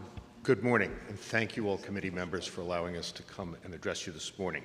My name is Tom Kiley. I'm the president of Notre Dame Academy in Green Bay, Wisconsin. My first purpose here today is to say thank you for the funding provided in the 23-25 budget for our voucher students. Notre Dame and its predecessor schools have served Green Bay for over 100 years and have focused over the last 10 years on looking more like the community that we serve almost entirely. We have gone from 1% of our voucher students to now 33%. What the increase in funding allowed us to do was to lower class sizes, to focus on students learning English and increasing their reading scores, as we expanded faculty to include reading interventionalists, counselors, a multilingual teacher, additional counselors, and a mathematics teacher. In addition, we've been able to expand our career explorations program due to this funding. A little anecdote just to look at it, our scores right now, we've been able to increase student reading scores 3.5 years reading levels in the last 3 years. So that students are coming in below grade level, are reaching grade level. And so we just want to say thank you for the funding once again. Thank you. Good morning. Good morning. Co-chairs Mark Line and Representative Bourne and the members of the Joint Committee on Finance, thank you for letting me speak today. My name is Jill Rankin. I am the Executive Director of the Wisconsin Institute for Healthy Aging. We're a nonprofit organization serving the state of Wisconsin, working to improve the health and well-being of all people as they age here in Wisconsin. I'm here today to voice my support of the Healthy Aging Grants. They are funds that would support and grow our programs and practices that improve the health and well-being of older adults throughout the state. While Healthy Aging Grants would support much of our work, I want to focus today on fall prevention. Each year, more than 1 in 4 older adults has a fall, leading to injury, hospitalization, nursing home admissions, social isolation, and death. More than 51,000 older people went to the emergency department due to a fall in 2023 here in Wisconsin, and over 11,000 were hospitalized. That's $1 billion spent annually here in Wisconsin just on falls-related health costs, which includes Medicare, Medicaid, and out-of-pocket expenses. Falls also have serious implications for public safety, our partners in public safety, and their capacity to meet their community needs. Wisconsin EMS providers responded to over 130,000 older adult falls, making it the top injury response in 2022. That's 25,000 more than in previous years. Nearly 1 in 5 ambulance runs are for older adult falls, the majority of which happen in the home. The good news, though, is that while they're common, falls are not an inevitable part of aging. We know what factors induce a fall, and we know how to prevent them. Healthy Aging Grants would provide funding to the Wisconsin Department of Health Services to maintain backbone support for statewide evidence-based fall prevention efforts and expand our reach. Today, 1 in 4 Wisconsinites is 60 and older. By 2040, it's going to be 1 in 3. Now is the time to make fall prevention strategies commonplaces, resources available, and decrease the burden on healthcare, public safety, long-term care, and our Wisconsin communities. I'm going to hand it over to our local program providers. Thank you for the opportunity to speak today. My name is Michelle Erdman. I'm a constituent in De Pere. I'm here as a private citizen on my own time today, and I also work for the Brown County ADRC. I'd like to speak to the importance of supporting the Healthy Aging grants that help reduce falls among our older adults in Wisconsin. We need continued support at a local level for community-implemented, evidence-based programs that keep our older adults healthy and safe, which in turn help reduce the healthcare costs in our communities. The ADRC is the infrastructure that provides the boots-on-the-ground support for the implementation of these evidence-based programs, many of which are administered and supported by WIHA. The community programs we provide are taught in ADRCs, churches, libraries, housing units throughout our county. We ensure customers have access to no-cost community resources, and we provide those health and wellness programs where our members live, so we meet them where they're at. The ADRC is the catalyst who brings together community partners at a local level with healthcare and emergency services to solve these local problems. WIHA makes the programs available. We see that they're provided. The ADRC has a shared mission of keeping people well, living their most independent life, and keeping them out of institutions. These programs contribute to that end. In my work at the ADRC, I have seen countless older adults improve their quality of life and remain independent in their homes due to these programs. It's essential that we continue. I would like to turn it over to my colleague with personal examples. Hi, I'm Nancy Krieger, and I coordinate all these healthy aging programs in Calumet County, and also sit on a lot of coalitions that serve Tri-County, like Calumet, Outagamie, and Wapaka. So I have a couple testimonials. The first one is from Kelly Hanick, who is the Assistant Chief of Community Risk Reduction at the Grand Chute Fire Department. She says that the calls in our aging population are a high percentage of our calls, and many are preventable. Grand Chute Fire Department does not have the resources to do the work in that prevention space by ourselves. We need these funded partnerships to reduce risk of emergency incidents. Simple, no-injury falls take resources away from responding to higher acuity incidents and reduce any fire or EMS department's overall reliability. We are thankful that we have these partners providing education and other resources to our aging population to help prevent falls, help with nutrition resources, medication management, and many other items that impact aging and adult health. We are seeing the impact locally. Thank you. Thank you. Good morning. Good morning, and thank you all for your time today. I'd like to take this opportunity to introduce myself and advocate for the expansion of Badger Care. My name is Katie Olson, and I am the Executive Director of Esther, which is a small nonprofit here in the Fox Valley, which is an affiliate of the statewide network Wisdom. And I am actually also a constituent living in the city of Appleton. I want to speak on behalf of my family and many others that are impacted by the current limitations of the Badger Care program. I have been on Badger Care since I became pregnant with my now 11-year-old son. When he was born, I had some serious medical complications and needed emergency surgery.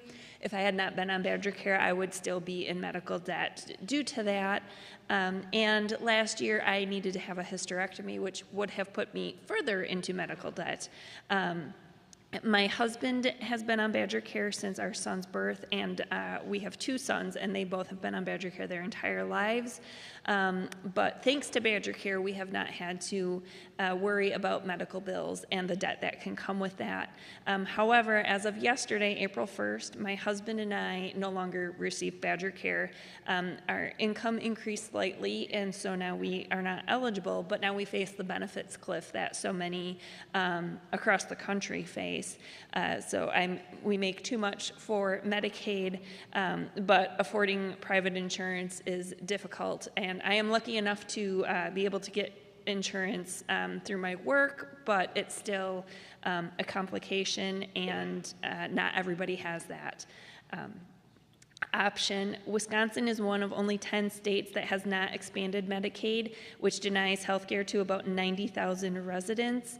And I'd also like you to consider the long-term benefits of expanding Badger Care to everyone who deserves it. Thank you very much for your time.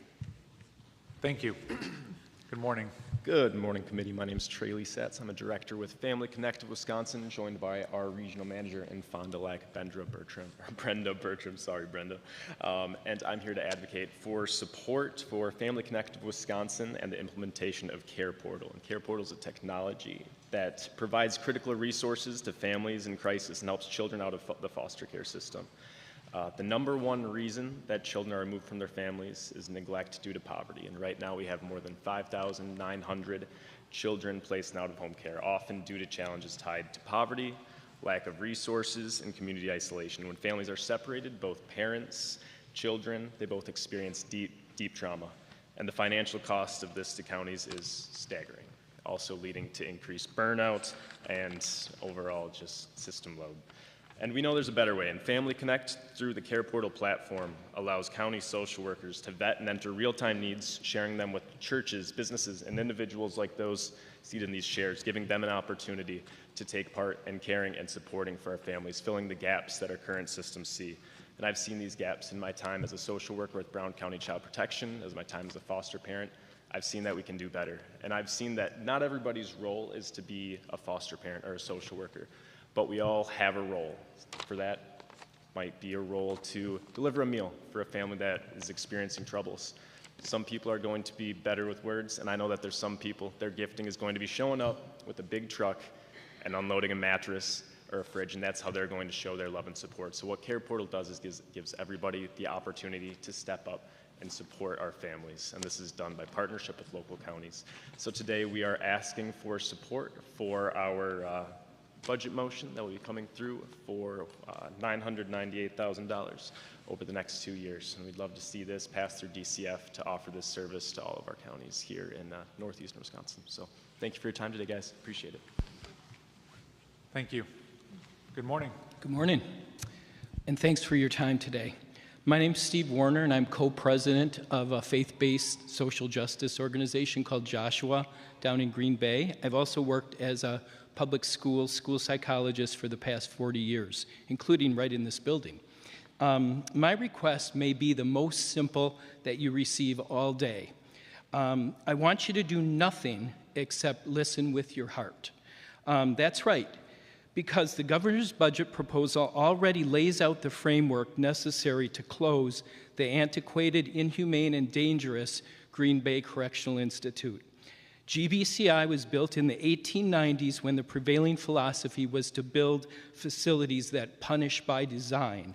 The building was intentionally constructed to be dark, dank, and depressing, and is made even more so by the darkening of any window where sunlight could have streamed in.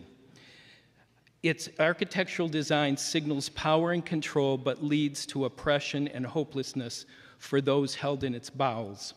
Studies done in 2009 and 2020 indicate that at least 50% of the core systems need to be replaced, and 90% of the entire facility is in disrepair. But you ask, why is that important? These men surely deserve to be punished. Well, of course there need to be consequences for crimes, but destroying the humanity and spirit for those who are incarcerated there is counterproductive. 95% of those who are incarcerated in our state leave prison and return to our communities. With effective treatment and rehabilitation, they can contribute in a positive and meaningful way to our society. So what can you do? Leave the budget proposal alone. Beginning the process to close GBCI is not only fiscally responsible, but more importantly, it's the moral, ethical, and just thing to do. Please listen with your heart. Thank you. Thank you. Good morning. Good morning. Good morning, Chairman and members of Joint Finance. My name is Stacey Scheibe, and I'm from Freedom, Wisconsin, and I am here on behalf of the Alzheimer's Association. Thank you for this opportunity to speak about Wisconsin's growing dementia crisis. Over 100,000 Wisconsinites aged 65 and older are living with dementia, and 90% will experience a severe neuropsychiatric symptoms such as aggression, agitation, wandering, psychosis, and these symptoms put individuals and their caregivers at high significant risk. Our current crisis response system is failing these individuals. Emergency rooms and psychiatric wards are not equipped to provide these specialized dementia care needs for these people and our Wisconsinite citizens. It's leaving caregivers to be overwhelmed and doing drastic measures due to being untrained and unsupported. For instance, one story is a caregiver, a wife, was caring for her husband. He was wandering at night and she was overwhelmed. She took a life preserver and sewed it into the mattress and then buckled her loved one in at night. This is what got her through the day. So we are asking for $1 million for dementia crisis stabilization units. These small 5-bed facilities will provide a 28-day stabilization for the individual. Plus, it'll provide training for the caregivers. Please consider this as a long-term investment into the community with these dementia crisis stabilization units. They will also take a strain off of our Medicare and Medicaid units. Thank you. Thank you. Good morning. Good morning. First, I would like to thank co-chairs Bourne and Markline and all the members of the committee and every other senator and representative that is here. My name is Tom Dank. I'm from Reedsville, and I'd like to talk to you about redemption and supporting the mission of the Department of Corrections. A little over 3 years ago, I was in prison for drug possession. I wasn't allowed to do the substance use disorder earned release program. I was told I didn't have enough time. Instead, I was a college math tutor. One of my best friends was in prison with me. When I told him I was going to be a tutor, he asked why I was going to work for the Department of Corrections, except he called them something more colorful. By the time I was leaving, he wanted to be a welding tutor. He was never able to. There was no welding facilitator. Eric was one of the best people I've ever known. Shortly after he was released from prison, he died from an overdose. Currently, there's a backlog of 2,535 people that are eligible for the earned release program. That costs taxpayers around $50 million per year, and that doesn't provide for increased public safety. I'm asking you to invest $28 million over the biennium in earned release and treatment alternatives and diversion programs, eliminating the backlog, expanding earned release to vocational programs, and reducing the cost to taxpayers. Expanding earned release would give people an incentive to better themselves and also address workforce shortages. Can I count on all of you to make an investment in true public safety? I thank you for your time, and I am willing to answer any questions you may have. Thank you. Thank you. Good morning. Good morning. My name is Clarence Harms. I live in Brillion, Wisconsin, and I'm a member of Faith Methodist Church there. I'm here to request increased funding for the Earned Release Program. Thousands of people in Wisconsin prisons are eligible to earn an earlier release by participating in programs identified by their sentencing judge. They are stuck on waiting lists. If the program received an additional $4 million, thousands of people could earn their release within a year. That would help allow the closing of the Green Bay Correctional Institute, which would save taxpayers more than $50 million a year. In 2022, I volunteered for 6 months at Cass Community Social Services in Detroit, Michigan. Michigan is far ahead of Wisconsin on prison reform. While there, I met a man who had killed a person while he was 15 years old. He was in prison for 25 years before he was released. You could not meet a nicer man. He lived in one of their tiny homes and volunteered sorting donated canned food. I realize this is a single success story, but it shows it can be done. We can do it in Wisconsin, too. Thank you. Good morning. Morning. Thank you, Senator Marklin, Representative Bourne, and committee members for the opportunity to speak today. My name is Linda Bova, and I represent Helping Hands Caregivers, a home care agency that provides personal care services to older adults and people with disabilities in northeastern Wisconsin. We employ about 200 caregivers.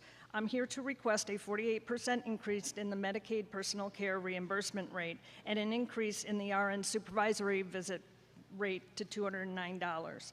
Personal care services are essential for helping Wisconsin's most vulnerable citizens live independently in their own homes. However, our state is facing a severe workforce shortage in personal care services, putting the health and safety of individuals with disabilities and older adults at risk. A 2024 survey by the Wisconsin Personal Services Association found that 1 in 3 personal care agencies is considering discontinuing Medicaid services, threatening the entire home and community-based provider network. My agency is at a crossroads. We're losing caregivers due to low wages, and on any given day, we cannot staff over 20 hours of care, more than 600 hours per month. This directly affects vulnerable individuals who rely on us to stay in their homes. If you extend this issue across Wisconsin, thousands of people are being denied their care, the care they need to live independently. Furthermore, personal care agencies like mine are not eligible for direct care workforce funding, which could help but isn't available to us. WIPS's 2024 survey additionally confirmed that the cost of providing care exceeds the current Medicaid reimbursement rate of $24.52 per hour. To cover actual costs, the reimbursement rate needs to rise to $36.52 per hour. If we fail to act now, many of Wisconsin's most vulnerable citizens will be forced into nursing homes, which cost taxpayers far more. Please take the necessary steps to prevent the collapse of Wisconsin's community-based care network.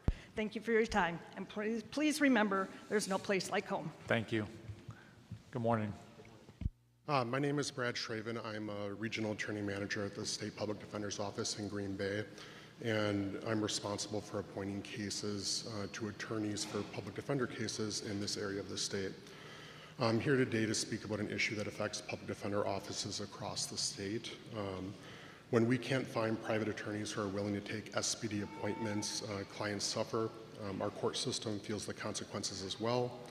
When cases cannot proceed because people don't have lawyers, those people often sit in jail for weeks or months on end, with counties covering the cost. This creates delays in the whole legal system, and people are deprived of their right to counsel. For example, recently I was interviewed about a case in Brown County where we couldn't represent due to a conflict, and the client was waiting for an attorney for 7.5 months. Their delayed appointment created issues for the whole court system. There are hundreds of these cases in my region alone. In the last budget, our private bar reimbursement rate was increased for SPD cases, which did help us recruit additional attorneys to take cases. However, it remains challenging to recruit high quality and experienced attorneys to take appointments in the most serious felony cases. We are requesting an increase of $25 per hour in the private bar reimbursement rate that we pay private bar attorneys in felony actions. Thank you. Thank you. We're going to pause for just a minute while the clerk calls up more names. Larry Roof, R-U-E-F-F. Connie Gems, Angie Hakowitz, representing WCCAA, Denise Valentine Hare, sorry for butchering names, Caroline Forster. We have a group with Stephanie Anderson, Corey Baumgartner, Gordon Spears. Looks like we have another group with a Kim Dosotel and Marv Wall. Scott Schooner, I believe, Action of Wisconsin, Legal Action of Wisconsin. Peggy Wirtz Olson. Another group here we have Amanda Dieter, Christy Sickle, that group as well. Julie Stoltel, Stottel. Caitlin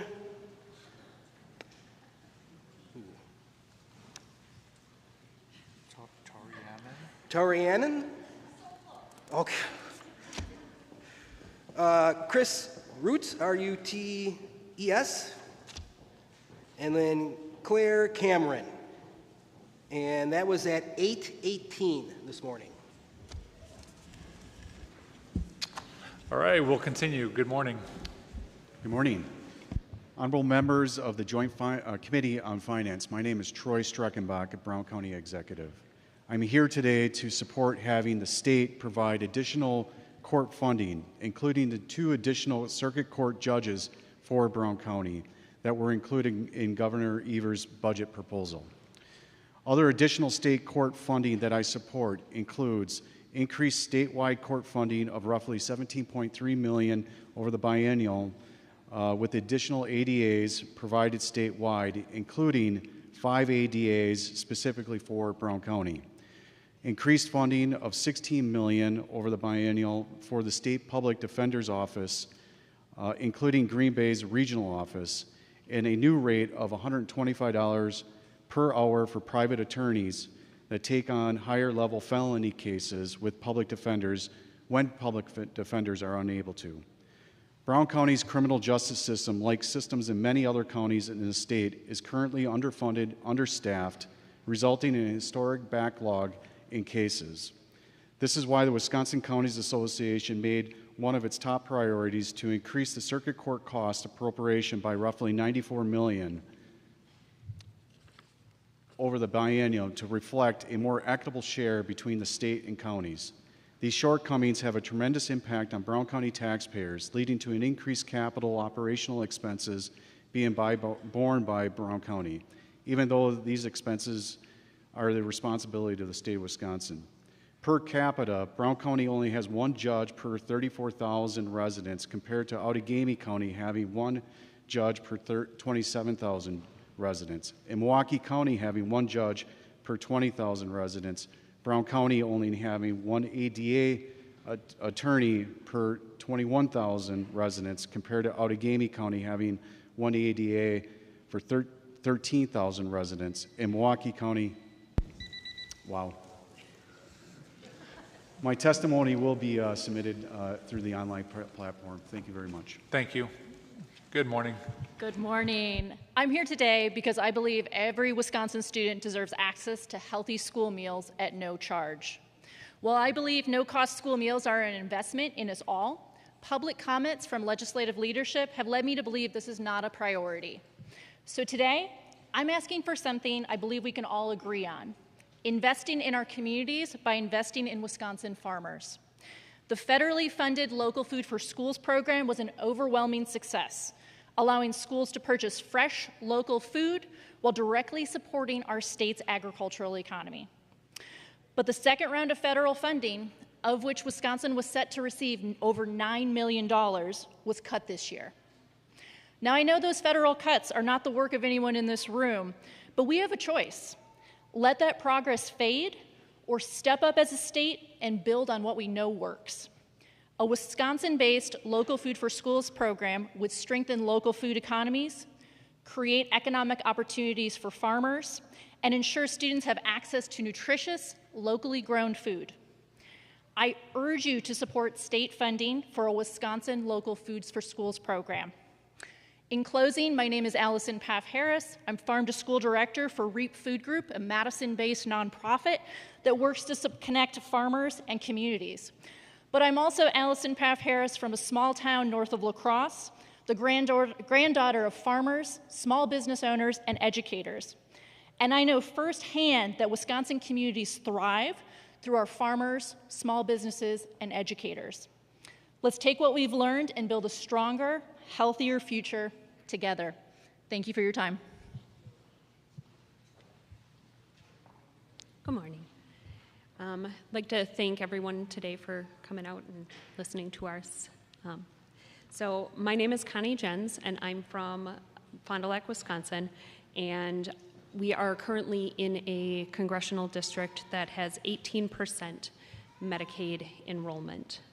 I happily serve many of those individuals in our community through the ARC Fond du Lac, and we are one of 318 businesses in Fond du Lac County directly affected by Medicaid funding. Our funding comes from family care and the Children's Long-Term Support Waiver Program, and that funding allows our members to receive services through personal care, medication management, transportation, and then that community involvement. Without this funding, our 300 members that we serve would likely be forced to go back into institutional care. And that currently, that institutional care is about 10 times more expensive than the funding that we are providing through our services. With our members, we would see isolation, and people with disabilities are already at a 4.6% increased mental health rate than the general public.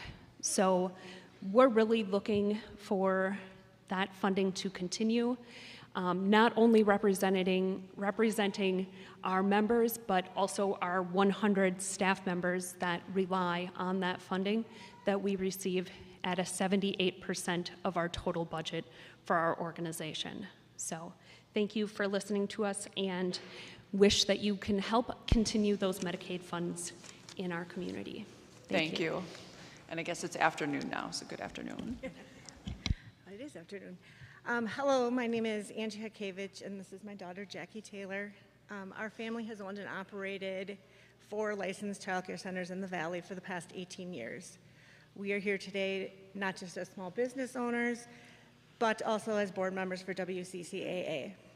Today we want to talk about the critical state of child care in Wisconsin, its profound impact on both our economy and families, and the urgent need for solutions. We ask that the committee invest in child care and the education of our youngest kiddos. Let's start with the economics of child care in Wisconsin. Did you know that nearly 98% of workers in Wisconsin earn more than early educators? This pay disparity contributes to high turnover rates in child care, which negatively impacts our communities and economy. Currently, the median hourly wage across all occupations in Wisconsin is $22.88, far above what child care workers are earning. Family child care providers make just $7.30 an hour, typically working a 63-hour week, while center-based providers earn a little bit more at $13.54 per hour. Despite these long hours and critical roles, over 80% of child care providers have some form of higher education, and about a third rely on public assistance to make ends meet.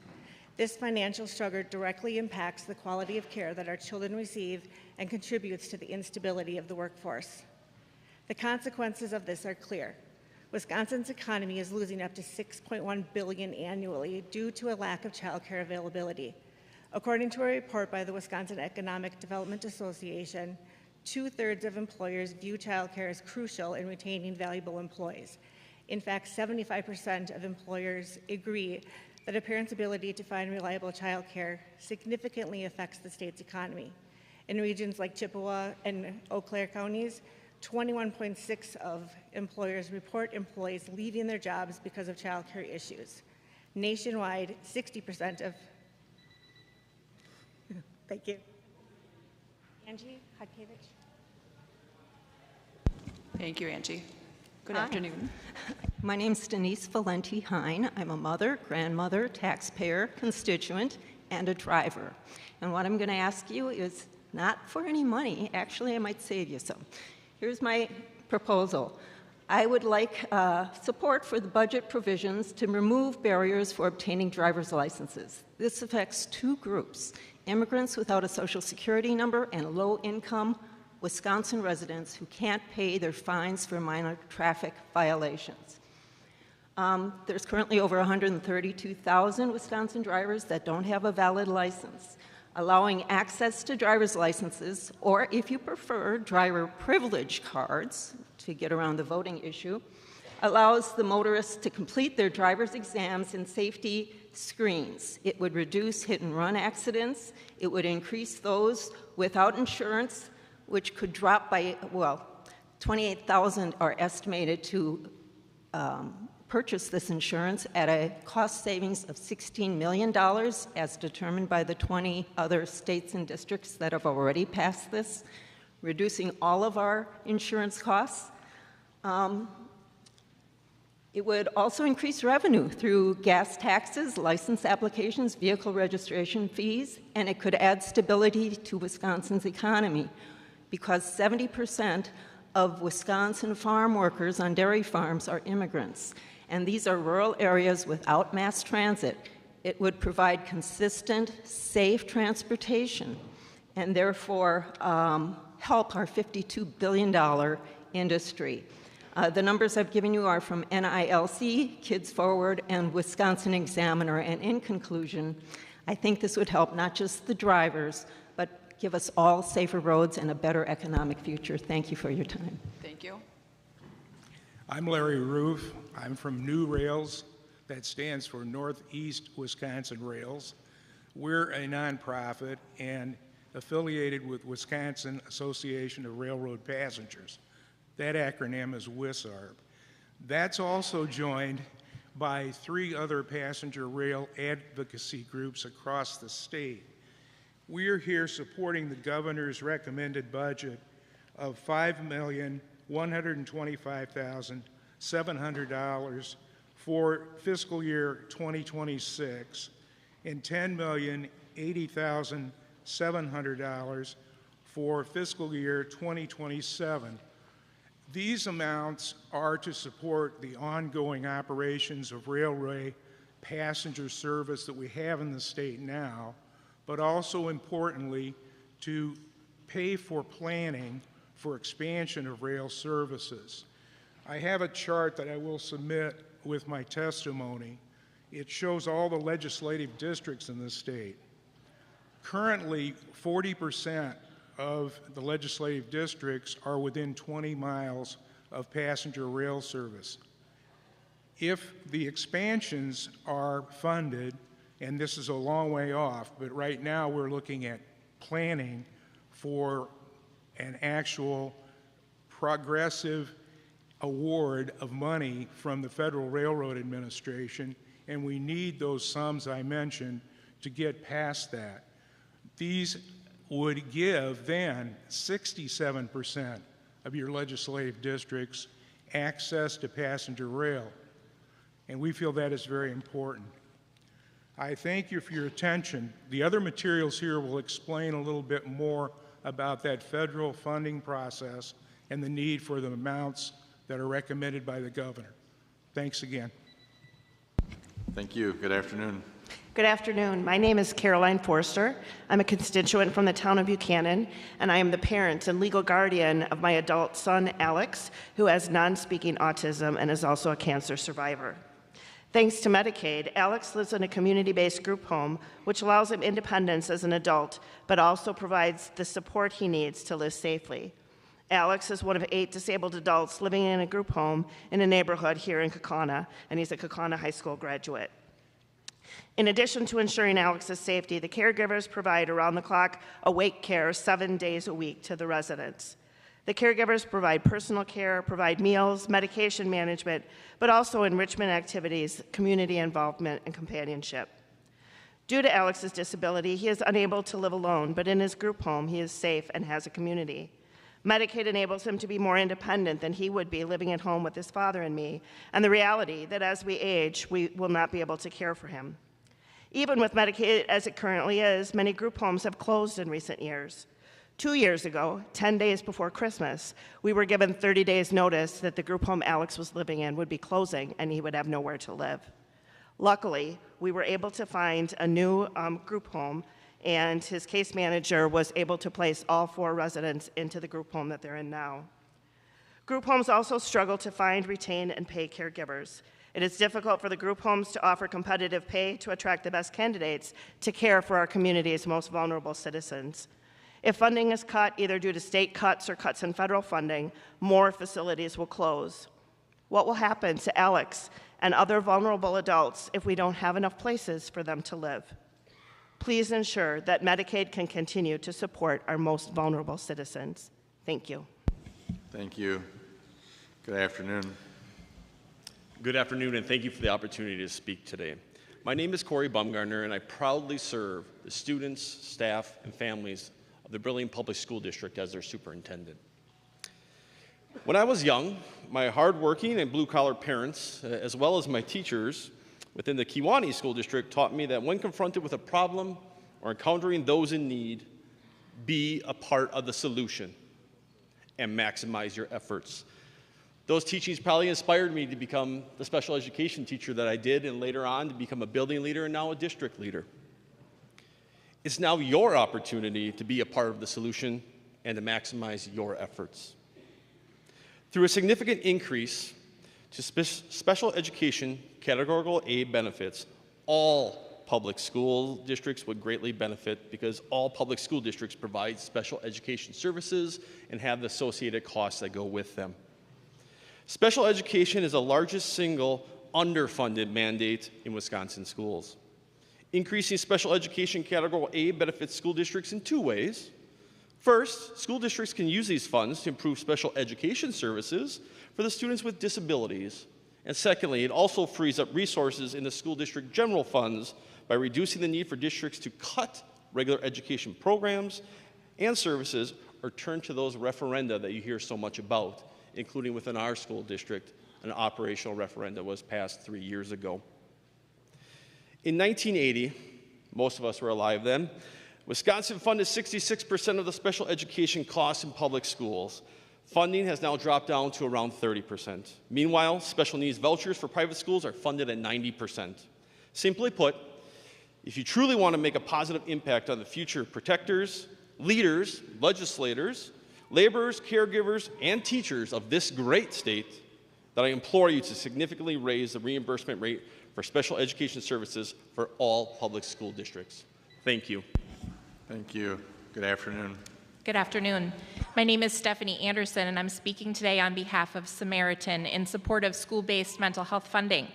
We're a nonprofit mental health agency with a long-standing commitment to ensuring students in our region have access to quality, timely mental health care right where they need it most, in their schools.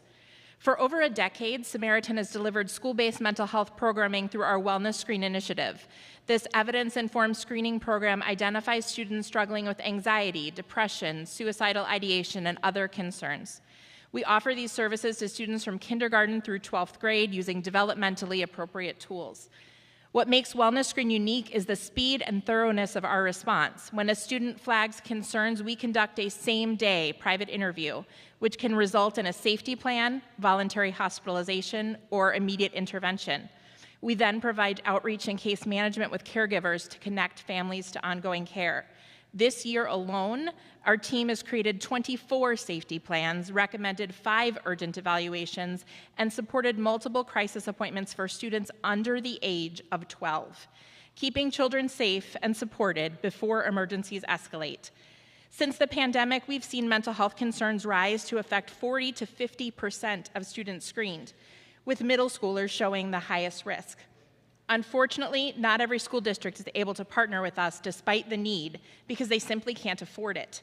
Several of our previous school partners had to discontinue services due to budget constraints. This leaves their students without access to early intervention and ongoing care, which is heartbreaking and unnecessary. Investing in school-based mental health isn't only compassionate, it's fiscally responsible.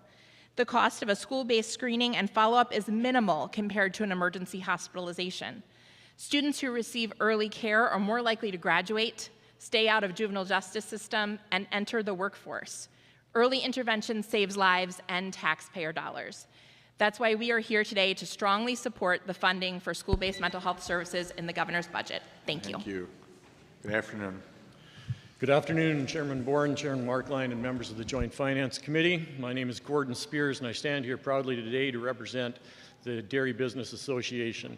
I am a dairy farmer. My wife and my son and I own and operate Shiloh Dairy in Brillion. We milk approximately 3,000 cows and crop about 2,000 acres of land.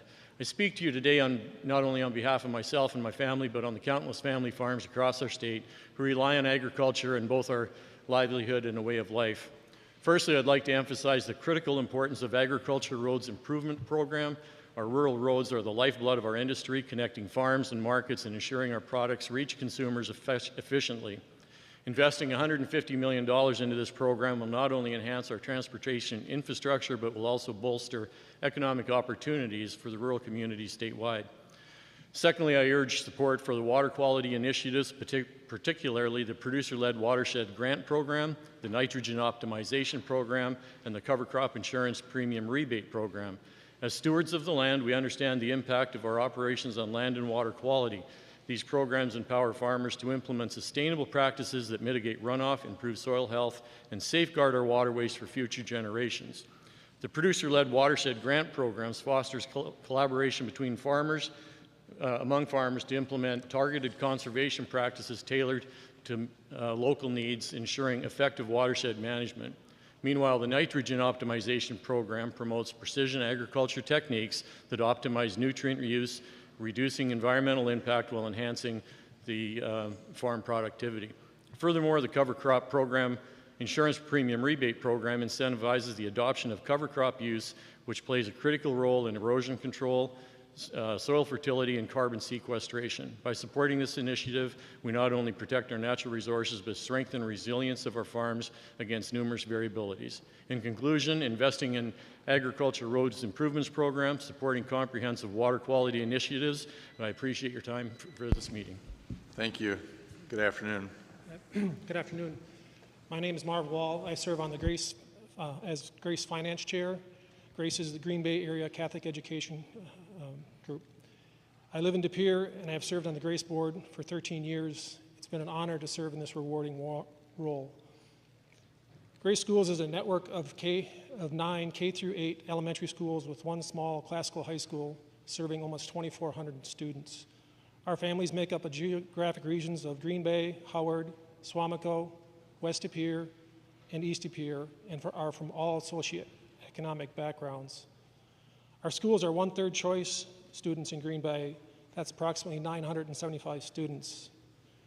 These Wisconsin choice families tell us they come to our schools for the following reasons. 1, safety. 2, for orderly and organized classrooms. 3, for the ability to be involved as parents. And finally, to be a part of the faith community. Today, we wish to thank you for your support of the school voucher increase in the last budget. Is directly supporting low-income families in our region to have access to high-quality education. The higher voucher amount has allowed Grace Schools to support our support in areas of facility improvement, teacher pay, educational learning materials directly.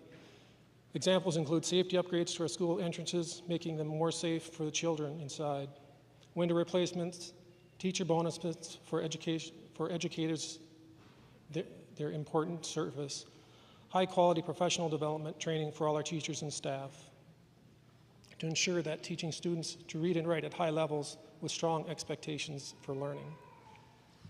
As Marv stated, I'm Kim Desatel from Grace Catholic Schools as well, too. We're really proud to be here. Thank you for your service. We have about 1/3 of our students, as Marv mentioned, in voucher programs funded by taxpayers across our state. And we really are truly here to thank you for that because it is changing the trajectory of these children and also their families. We're not only educating children in our schools and our large Catholic grade system of 9 schools, but we're changing the course of family poverty because we're working with the families, we're partnering with them. It's really important for us to do that. At one of our high-needs schools, where there are 95% of the children in this school that earn free and reduced lunch because of their situation, we have 100% parent participation in our parent conferences. In addition, another one of our schools, which is a high-needs school with 40% choice, our third graders, 100% of our third graders are proficient in reading on grade level. We're working hard to close the gaps. When we receive children from public education, we identify those gaps, we look for areas that need improvement, and we work hard not only with our educators who are true professionals, but also with those families to turn that around as well too. We are experiencing success because of the way in which we're deploying high-quality education. Across our state, high-quality education is our hope for the future, both in public and in private schools. There is nothing more important than high-quality education because it will change that trajectory and it will help us to make a difference for the next generation. So thank you for your support of allowing parents who know their children best, who are the primary education leader of their child and that parent of that child, to make a choice for the school entity that is best for them. Thank you for your service. Thank you. Good afternoon. Good afternoon. Thank you. My name is Scott Schnarr. I'm an attorney with Legal Action of Wisconsin, and we assist low-income persons with their civil legal needs. And I wanted to talk today about the need for funding for civil legal aid. And I know I've met with a couple of you individually recently, and I do apologize for some repetition here, and I appreciate your patience here. As you're aware, there's no constitutional right to an attorney for civil cases as there is for criminal defendants. We provide an essential assistance to citizens of Wisconsin in a variety of area laws. One example is barriers to employment. Public transportation is a large gap in our communities, even more so in our rural communities, making the ability to drive essential, not a luxury. People can have their driver's license suspended for failure to pay fines, losing their ability to get to work and support their families. Recently, we assisted a single mother who had her driver's license suspended for failure to pay fines in multiple municipal courts and circuit courts. By working with the court systems as a unit, we worked out a payment arrangement to pay all of those fines and get her driver's license reinstated. With a valid driver's license, she's now able to get her child to daycare, get back to work and support her family, and contribute to our community. With steady employment, she's also on pace to end her need for food share and Badger Care, further savings to the government and taxpayers. This is just one of many examples of our value to our work for fellow Wisconsinites. Further, we try to save the court's time and money. Court is a last resort for us. We don't want to end up in court. We're trying to save that and resolve those issues. And I'm routinely thanked by the court systems for the work we've done, knowing that we've tried to do everything before we go into court. WisStaff recently completed a study showing for every dollar in legal aid, there's a return on investment of $8.40. That's better than most of our retirement plans, I bet. And to extend that further, I'd let you know that my colleague, Dee Dee Peterson, will be speaking to you later and will further explain the return on investment to the communities for legal aid. Thank you very much for your time. Thank you. Good afternoon. Good afternoon. My name is Peggy Wirtz-Olson. I'm a high school art and English teacher. I'm the president of the Wisconsin Education Association Council, who represents tens of thousands of educators across the state. I want to personally thank Co-Chair Bourne for meeting with our members back in March. Governor Evers has declared this to be the year of the kid. This is reflected in his budget, asking for $3.14 billion to be infused in pre-K-12 districts across our state. All the educators I know urgently support this commitment. I'm here representing those educators today. They would be here if they could, but they're in their schools doing their jobs. This listening session started hours after their workday began, and it's scheduled to end right around the same time that many of them will be leaving their schools. There's a budget surplus of more than $4 billion, yet public school funding lags behind inflation by more than 20%. The last state budget was neither adequate nor fair, forcing school districts to referendum while unaccountable voucher schools enjoyed a record funding increase. The state now funds mandated special education costs at less than 30% for public schools while funding voucher schools at 90%. I've knocked doors and made phone calls with countless of referendum vote yes parent-teacher groups in every corner of the state, year after year, to cover basic funding needs. Again, last night we saw some pass and some didn't. Those that fail are the have-nots. Those that succeed are barely keeping up. All this despite the state having a surplus. Until the state steps up, all students lose. This approach is unsustainable. It's not the way to fund our public schools. 20 months ago, an inadequate state budget was passed and signed. Since then, public schools have done more with less. We're united in our commitment to bring home a budget that safeguards our students and our state's future. We hope to work with you on that. Thank you. Thank you. Good afternoon. Good afternoon. Hello, my name is Julie Stuffel. I own and operate a licensed child care program in this Wisconsin community for the last 16 years. I'm here today just not as a small business owner, because child care providers absolutely are business owners, but also as someone who sees every day how vital child care is to working families and to our economy. Let's be clear, we are in a child care crisis. We have been for decades, and we can't tax credit, deregulate, or expect big businesses to bail our way out of it. Too often, child care is dismissed as a personal responsibility instead of the public good it truly is. Yet we've seen public dollars support private industries. Child care is no different. It's infrastructure. When it fails, families, businesses, communities, and our economy are impacted. The current investment began to stabilize the system. It kept programs like mine open and families able to stay afloat. But that was only a start. If my program closed tomorrow, nearly 100 families would be left scrambling. Parents, mostly mothers, would be forced to leave the workforce. This just isn't personal. This is an economic impact is vast. Some on this committee say they haven't heard from parents and providers. That's just not true. We have over 1,000 parents in just a few short weeks that have signed petitions insisting you invest in childcare. Chambers of commerce and businesses are calling for action. What are we doing? This committee knows numbers, and the data says it all. Wisconsin ranks among the worst states for access to affordable childcare. Providers are closing, parents can't pay more, and educators are earning poverty-level wages. But in this time, one-time grants and training programs aren't going to cut it. We need real support. We need to get early educators back in classrooms and rebuild the system. This is about a long-term impact, too. Early care and education reduces crime, improves health, and builds strong futures. We can invest now or pay later. Please invest in childcare. Thank you. Good afternoon. Good afternoon. I'm Amanda Didier, and I'm the board chair for the Child Advocacy Centers of Wisconsin and the executive director of Lakeshore Child Advocacy Center, which has locations in Sheboygan and Ozaukee County. I'm here with Christy Sickle, who has a CAC in Green Bay, and Susan Westfall, who has one in Appleton. For those of you that are new to CACs, which I know many of you on the committee are not, we are an integral part of the infrastructure that ensures the child safety in Wisconsin. We do this by providing safe, neutral, and family-friendly settings where children, teens, and families come to receive support and services in the wake of unimaginable trauma, including child sexual abuse, family violence, drug endangerment, and child sex trafficking. We do this by providing unparalleled services, including forensic interviews, advocacy, medical exams, and collaborative interventions, shoulder to shoulder with our law enforcement, human services, and prosecution partners to put families on that road to hope, healing, and justice. These crucial services are provided by only 16 centers in the state, dispersed throughout the state, on incredibly lean budgets to provide these crucial services to all 72 counties in our state. This is why the inclusion of $5 million for CACs in the budget is absolutely imperative to our continued mission to ensure that every child's voice is seen, heard, and valued. I'm going to turn it over to Ms. Sickle. Hundreds of children are interviewed each year at Willow Tree regarding allegations of abuse from all over Northeast Wisconsin.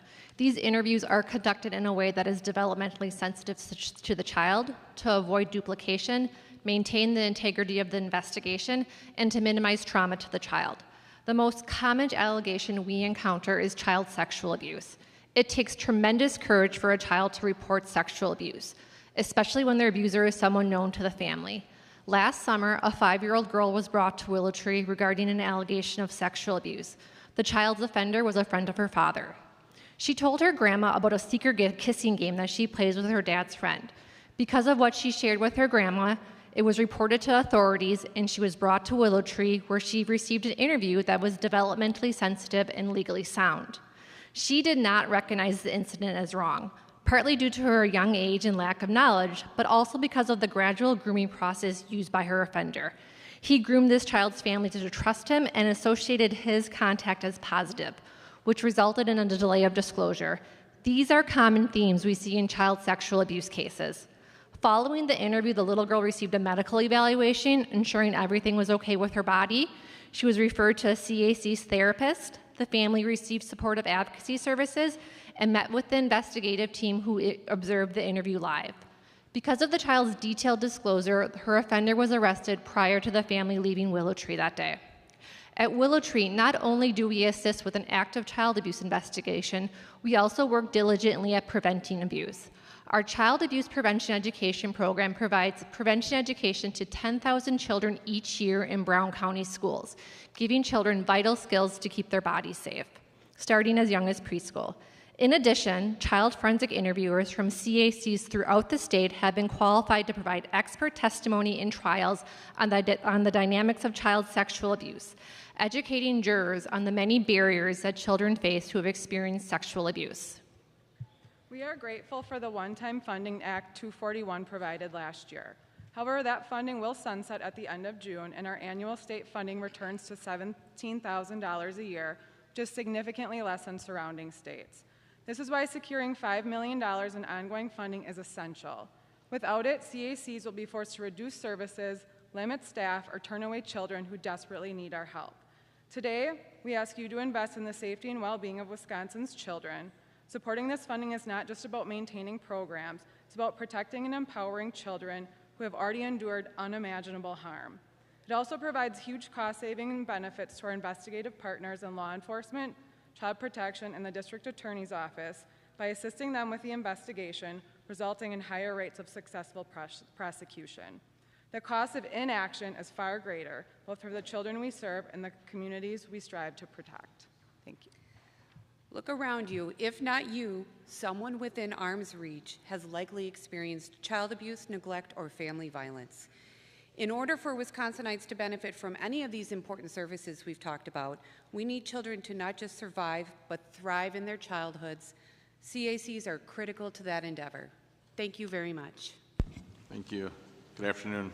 Good afternoon. My name is Caitlin Tariainen, and I'm the Child Nutrition Coordinator for the Ashwaubenon School District and School Nutrition Association of Wisconsin President. I'm also a registered dietitian.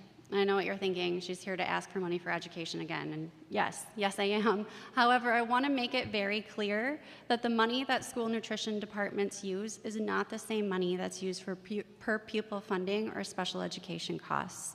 We don't dig into that bucket. That's for teachers and textbooks. We're a small business thriving within a school district. I'm also here to talk about extra funding for our local farmers. About a month ago, $11 million got cut from federal funding that allowed local farmers to provide food to schools and food banks. The easiest way for us to help our local farms without federal funding would be to provide our students healthy school meals at no cost to families in our state. We feed thousands of meals each day. Infusing money into our programs allows us to infuse money into our local economy and feed kids better food. Did you know that 1 in 6 kids in our state is food insecure, and 30% of those kids don't qualify for free or reduced meals? It's easy to ignore the statistics when it's not something you have to witness every day. If healthy school meals for all is not something you can get behind, I encourage you to reach out to anyone in the School Nutrition Association or Healthy School Meals for All committee. We are willing to work with you to come up with a solution to help kids. The bottom line is that kids are hungry and they need nourishment to get through the day. We see it every single day. And I can promise you that we won't stop talking about it until something happens. Thank you. Thank you. We're going to pause for a moment and call up the next round of speakers. Carol Hentz, Jackie Nider, Natalie Bornstad and Beth Heller, Sherry Howard, Josh Thies, Ellen Carlson, Leslie Huber, Steve Danson, Gregory Paulo, Mary Kurtzgor, Sorry. Joel Kragowski, Mike Vanden Bush, Mindy Tempest, Jane Benson, and Jim Rafter. And that Jim was at 8:32. Thank you. Good afternoon. Good afternoon. My name is Claire Cameron, and I'm a special needs mom. My son Simon is 8 years old. He loves Christmas music year-round and doing gymnastics on the trapeze in our basement playroom. Simon also has Down syndrome, and he struggles with impulse control and speech. We have been potty training for 5 years now. But probably the hardest thing is his diagnosis of early onset irritable bowel disease. This limits what he can eat, and we're often not sure how he's feeling. When my husband Chris and I moved our family to Oshkosh from Buffalo, New York in 2023, we decided only one of us could work because of our son's special care needs. And after the pandemic, we were exhausted. We had no babysitters, no after-school care, and no one who could watch our son on weekdays if school wasn't in session. The Wisconsin Children's Long-Term Support Program, or CLTS, funded through Medicaid, has changed our lives. Our son now attends 6 to 10 hours per week of respite care at 3 different facilities. One after-school center provides a structured curriculum to prepare children for community-based jobs in the future, and another center has play-based skill-building activities and, Simon's favorite, therapy dogs. Also critical for our family is that since accessing CLTS, my husband and I have been able to launch a research consulting business. Because Medicaid also provides our son with health insurance if necessary, we don't need to worry about affording the drug he needs to stay healthy as we establish our business. The most important thing to us is that our child is thriving, but the fact that my husband and I can both now work after one of us having to leave the workforce says it all. We want lawmakers to know Medicaid-funded programs are not only for the individuals they serve, they support the whole family and allow us to contribute to our community and the economy. Please expand Medicaid supports for people with disabilities. Thank you. Thank you. Good afternoon. Hello. Here comes your Medicare Down syndrome sequel. My name is Chris, the one just mentioned. So I'm here to support my son Simon and to advocate in support of Medicaid and against cuts. For many of you, when your child is born, that's it. That's the highlight of your life. When Simon was born, we found out he had Down syndrome. Then we found out he had a hole in his heart and an infection in his lungs, and no one knew whether he would survive. It wasn't until about 20 hours later that we were able to make our first joke that we at least no longer had to worry about saving up for college. I cannot relate the difference between raising a child with special needs and raising a typical child. I could give you details about what a car accident is like, but I can't make you realize just what that experience is. This is not meant to be negative. I love my child, there's nothing wrong with him, and I wouldn't want him to be any different than he is. But the reality and the difficulty of raising and caring for a child with special needs is astronomical. Our first interaction with Medicaid was when a therapist came to our home to help Simon learn to eat. Then someone else helped him learn to crawl. Therapist after therapist and teacher after teacher have worked with Simon for the last 8 years to help him speak, eat, walk, write, learn to socialize, all behaviors we take for granted, but things my son would have never learned without the help of these experts. I have never met more amazing people doing more important work, all because of Medicaid.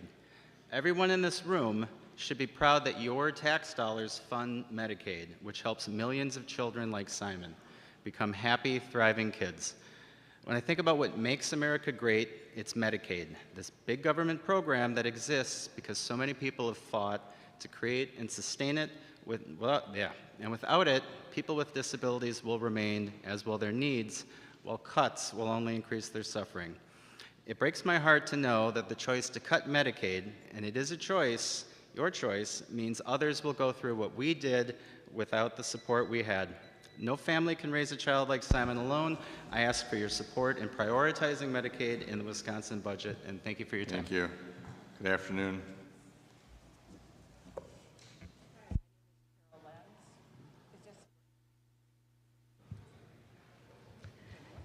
Hello.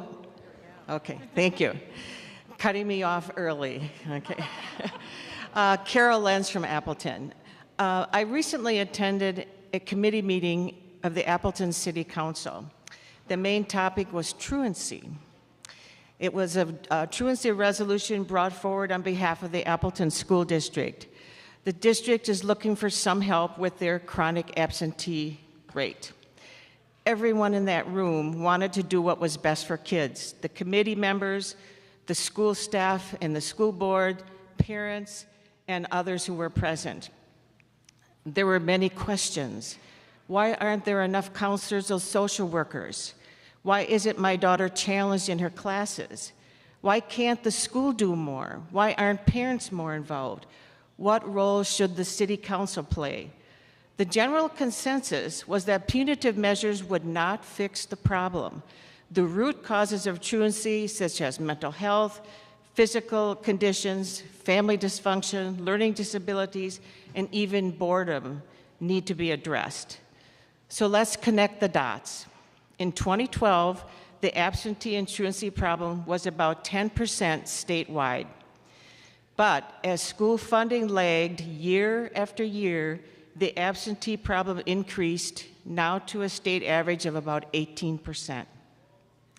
The reason Appleton and many other districts are in this situation because of the funding choices made by the legislature. It has been 16 years since schools actually received an increase that kept pace with inflation. That means corners have had to be trimmed year after year.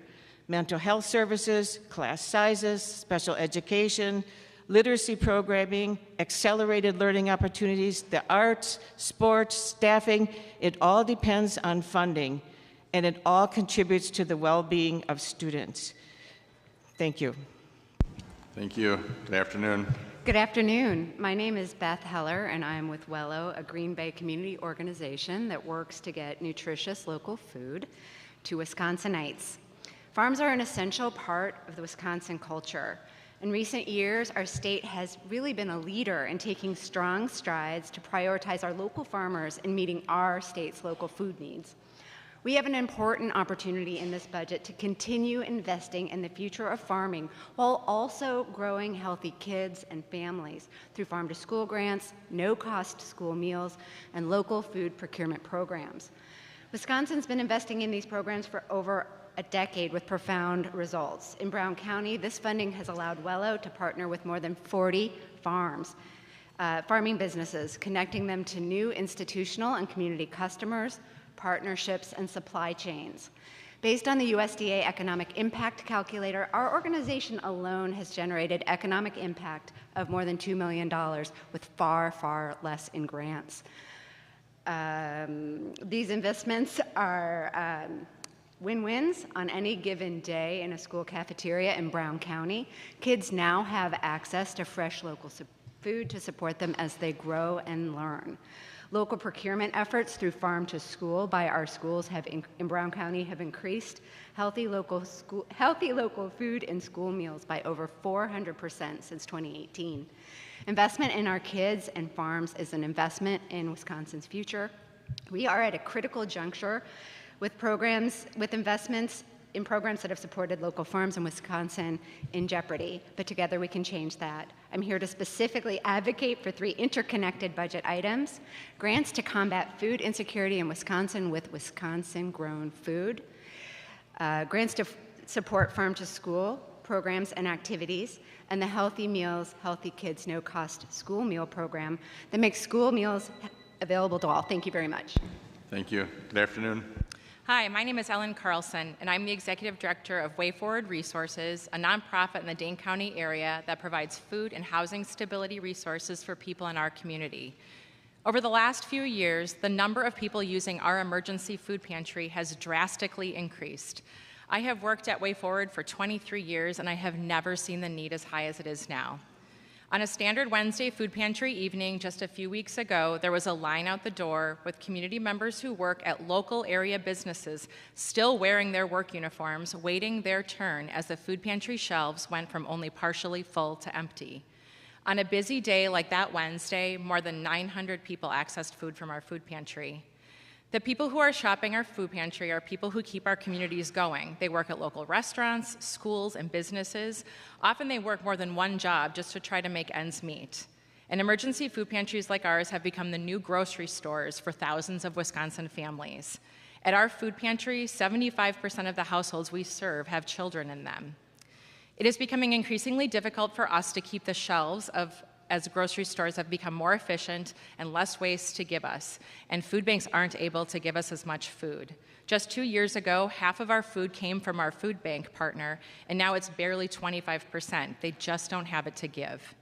We are one of the only of a few states in the nation that doesn't provide support for people in their communities in the state budget with food.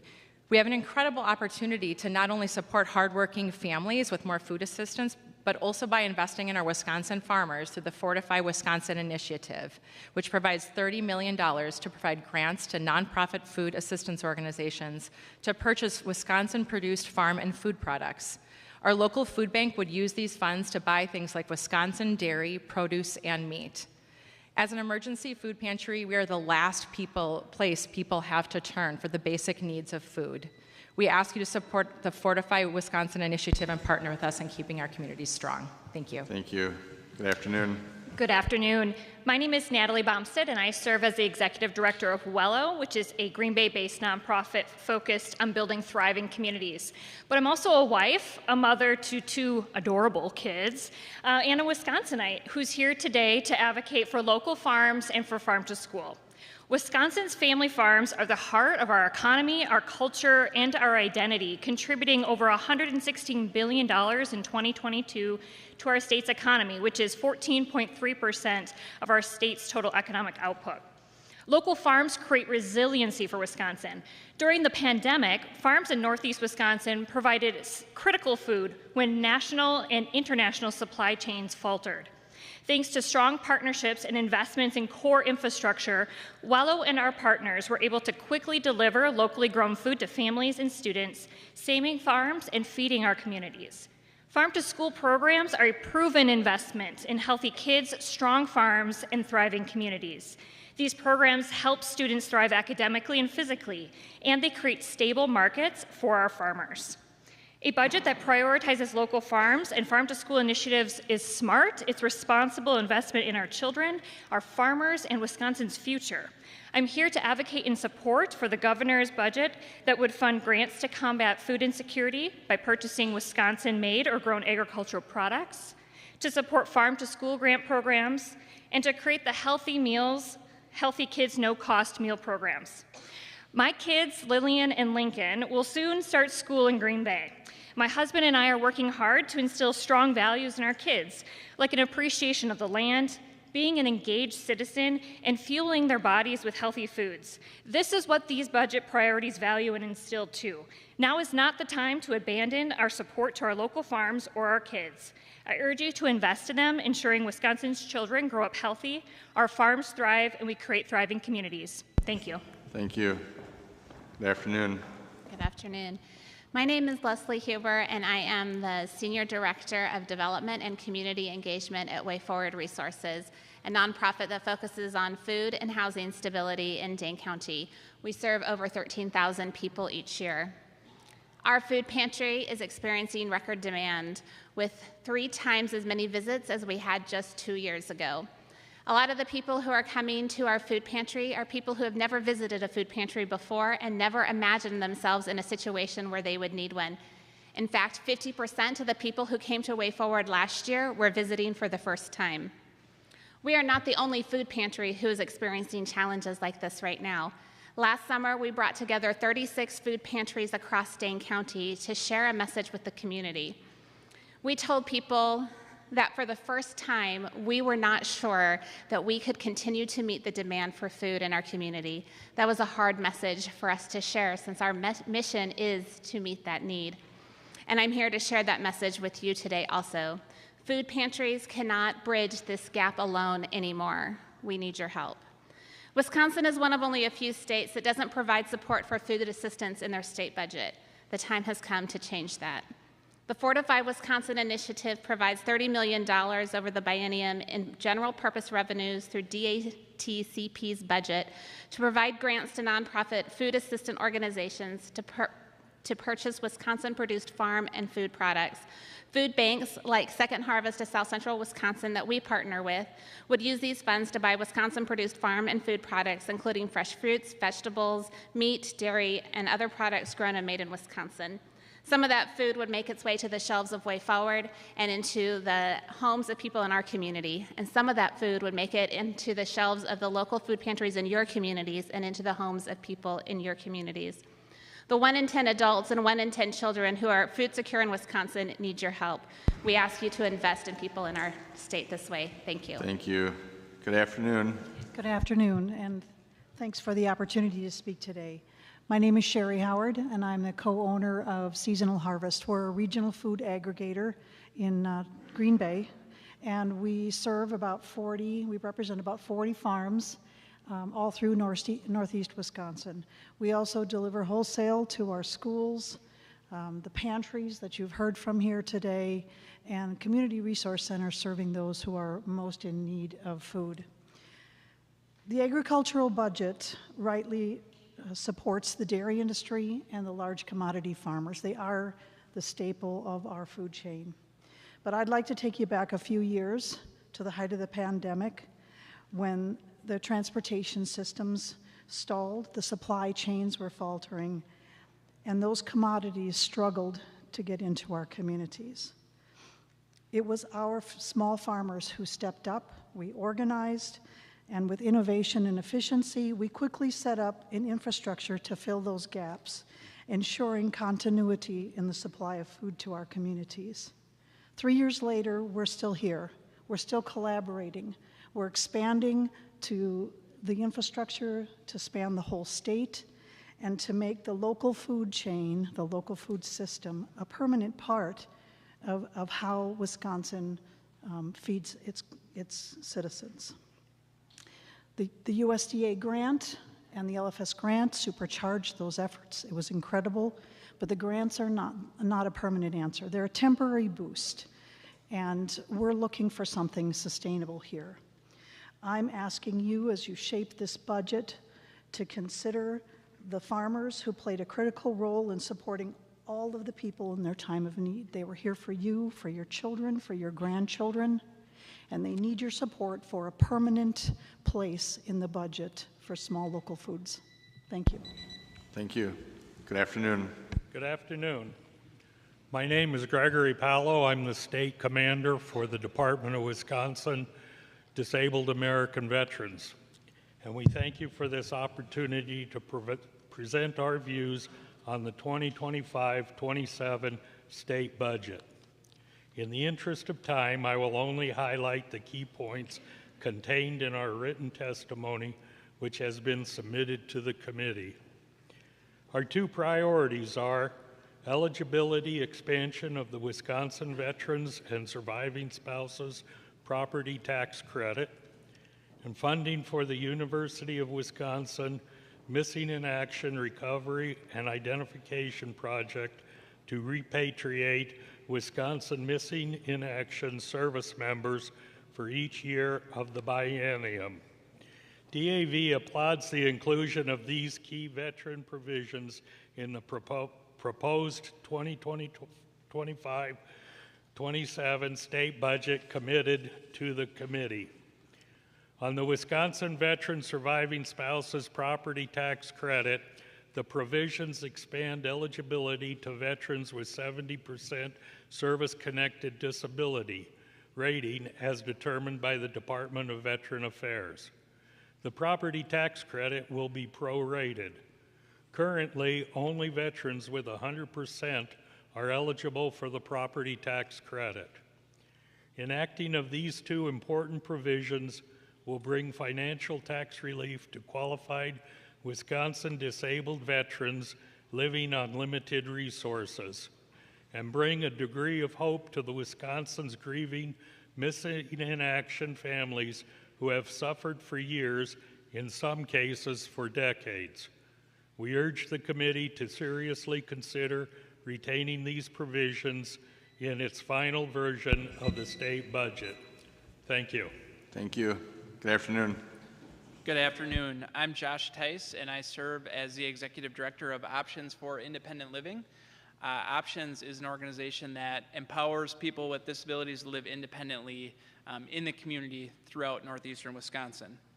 As the Executive Director of Options and as a member of the Wisconsin Coalition of Independent Living Centers, I am here today asking state legislators to introduce and support a budget motion increasing funding to independent living centers by $2.6 million.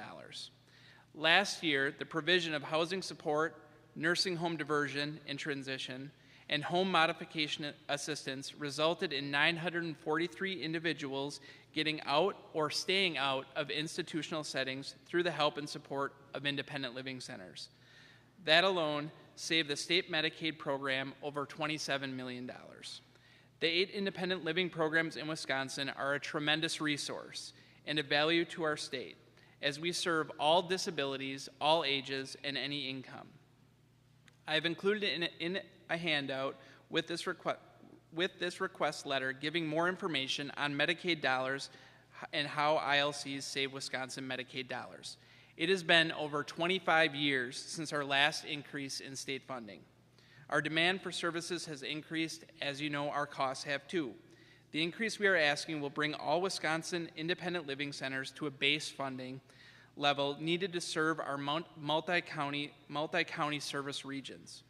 Wisconsin's 8 independent living centers have requested an increase in the previous budgets and legislative sessions, and this increase has been in our state plan for independent living for over 15 years, which receives both state and federal approval. Additionally, the increase would provide federal funding autonomy that would allow us to ensure we serve. Thank you. Thank you. Good afternoon. Good afternoon. Thank you for listening sessions that you're doing. I took notes yesterday when I listened to you talk to the president of the UW system, just in case anybody didn't catch some stuff. It was interesting. Thanks for what you do, because budget cuts are never easy. Budget decisions are never easy, and everybody has a need and a request. I am here on a dual purpose. I am the village president in Ashwaubenon. We surround Lambeau Field on 3 sides, and I'm also a member of the League of Municipalities Board of Directors. So the first thing that I want to ask, you know, we are having a thing in 3 weeks called the draft, which is bringing several 100,000 people to our area. And I know that there was a grant given for public safety services, but it went through as a transportation, or a tourism grant, so it did not come through as a public safety grant.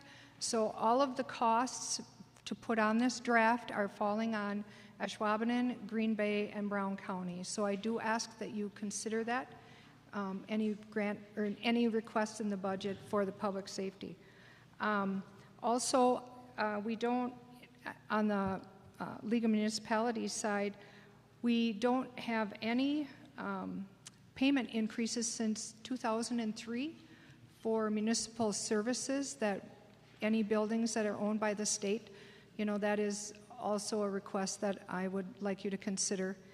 And roads, utilities, public safety, EMS, those are all core services that tax dollars pay for.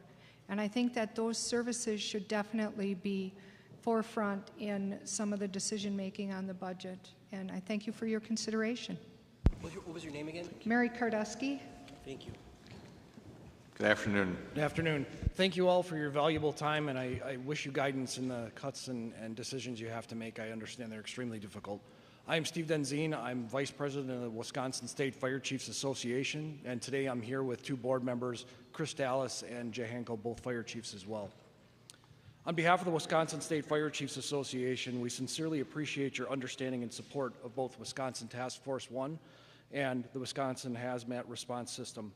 The Wisconsin State Fire Chiefs Association is requesting the Joint Finance Committee version of the biennial budget proposal include the necessary resources to maintain and upgrade required equipment and the continuation of training and operations for personnel of both Wisconsin Task Force 1 and HAZMAT.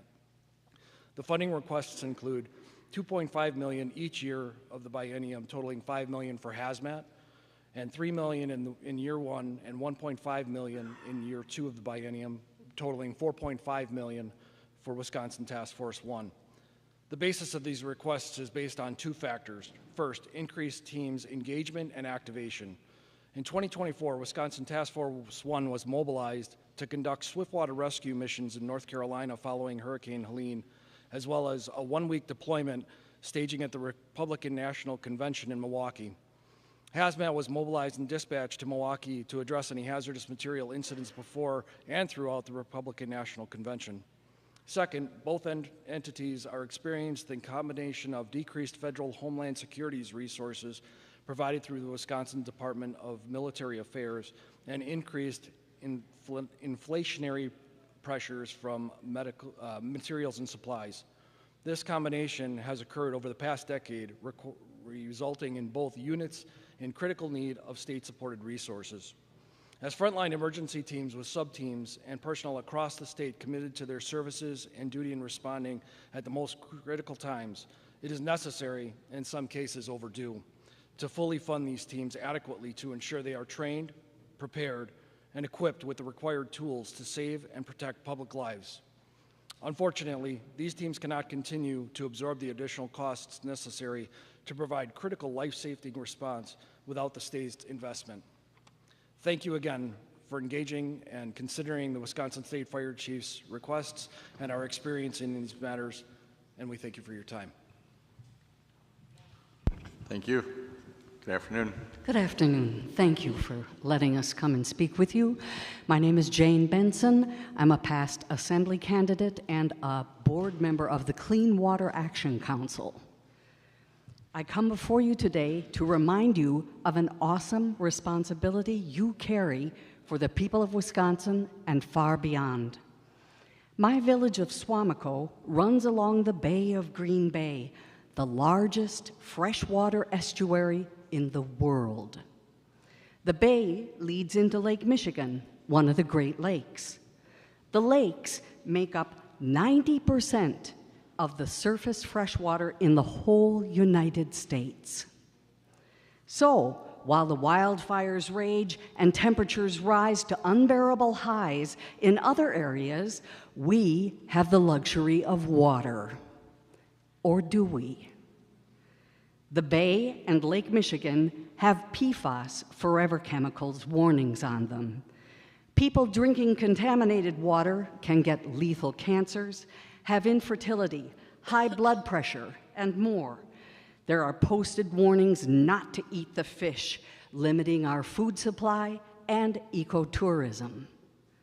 There is no easy solution to this contamination. There are many sources and thousands of variations of the chemicals.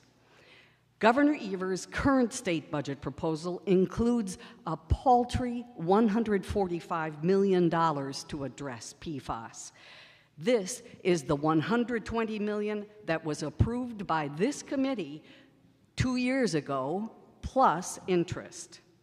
Because the committee and the governor could not compromise on the terms of use of the money, another 2 years of state inaction and increased contamination went on.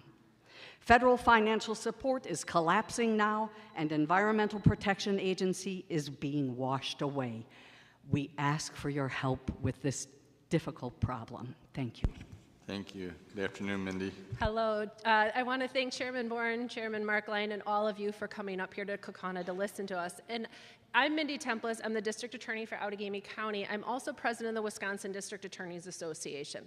I want to thank you for all you did in the last budget to help support prosecutors in order to keep communities safe. And I ask that you support the Justice Coalition. The Justice Coalition, as many of you are well aware, is part of the Association of State Prosecutors, the Wisconsin District Attorneys Association, the Department of Justice, the courts, and we come together as a whole. It's critical our justice system be adequately funded to ensure justice for victims, defendants, and our communities. Public protection is an essential government service. Experienced assistant district attorneys are vital for prosecuting complex cases like human trafficking, child pornography, elder abuse, managing our fentanyl and drug crime, and homicides. They manage heavy caseloads, make smart decisions, and ensure that cases are handled appropriately, including recommending diversion programs when appropriate. The legislature recognized the importance of pay progression when it created the system in 2011 and established a 17-step merit-based program. It was set up to retain skilled prosecutors as well as attract new talent. Each year as a DA, I assess the eligibility of our prosecutors for the increase based entirely on their merit. I have prosecutors with 17, 20, and 30 years of service who still have not reached the top of the pay scale and have lost many prosecutors because of inadequate funding over the years. As part of the Justice Coalition, I urge you to fully support pay progression. It's something we have to ask for each biennium as we have it passed in the law. This is critical for retaining experienced prosecutors and ensuring the success of our justice system. As it relates to positions, this year district attorneys across the state are facing a significant loss of prosecutors as federal funding ends, exacerbating shortages of prosecutors. Please help support the Justice Coalition. Thank you. Thank you.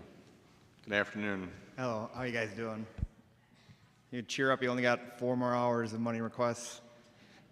My name is Mike Vandenbush, and I'm the school nutrition coordinator at the West Appear School District. I'm here to talk to you about why it is important that we support every student having access to healthy school meals. I would like to share a few scenarios from our school district over the past few months. These scenarios left kids with uncertainty of whether they would get a bagged meal or a meal at all. Parent won't fill out a free and reduced application. Family member lost Medicare because the qualifier changed, so now they are not eligible for free and reduced meals. Parent denies benefits and puts no money in student account. The student uses fake IDs numbers to try to get lunch. Family member has cancer, lots of unexpected costs. USDA does not allow to take these into consideration. Family member passed away and parents didn't think to put money in their account. Only family van broke down and parents have to decide how they're going to spend their money. Dad was incarcerated with legal fees, couldn't catch up, and account was untouched. These situations, although unique, are not uncommon. The reasons for food insecurity are innumerable, but are never the fault of the child. I want to repeat that. These are never the fault of the child. The child simply is the person that most often suffers. We would never take away a book from a child due to their checking account balance, income level, or family's financial burdens. The current financial bleeding of school food funding from Washington has made it even more important to ask Wisconsin to step up and support children's health by ensuring that every kid doesn't have to worry about getting denied a healthy school meal because their account is empty. So with all that said, I want to leave you with one question. In one of the richest nations in the world, and with the state that is operating in a multi-billion-dollar surplus, do you feel comfortable allowing children to be hungry? Thank you. We'll pause for a moment while the clerk calls up the next round of speakers. We have a group with Janine Stengel and Julie Miller. And then we have the John Gard group.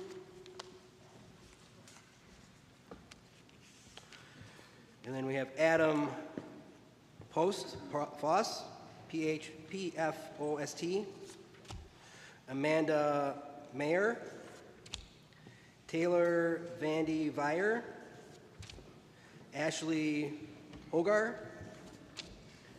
Shannon Holmes, Amy Nass, Frank Ingram, Shelby Miller, Kelsey Loshaw, Lisa Hintz, Grant Matthew,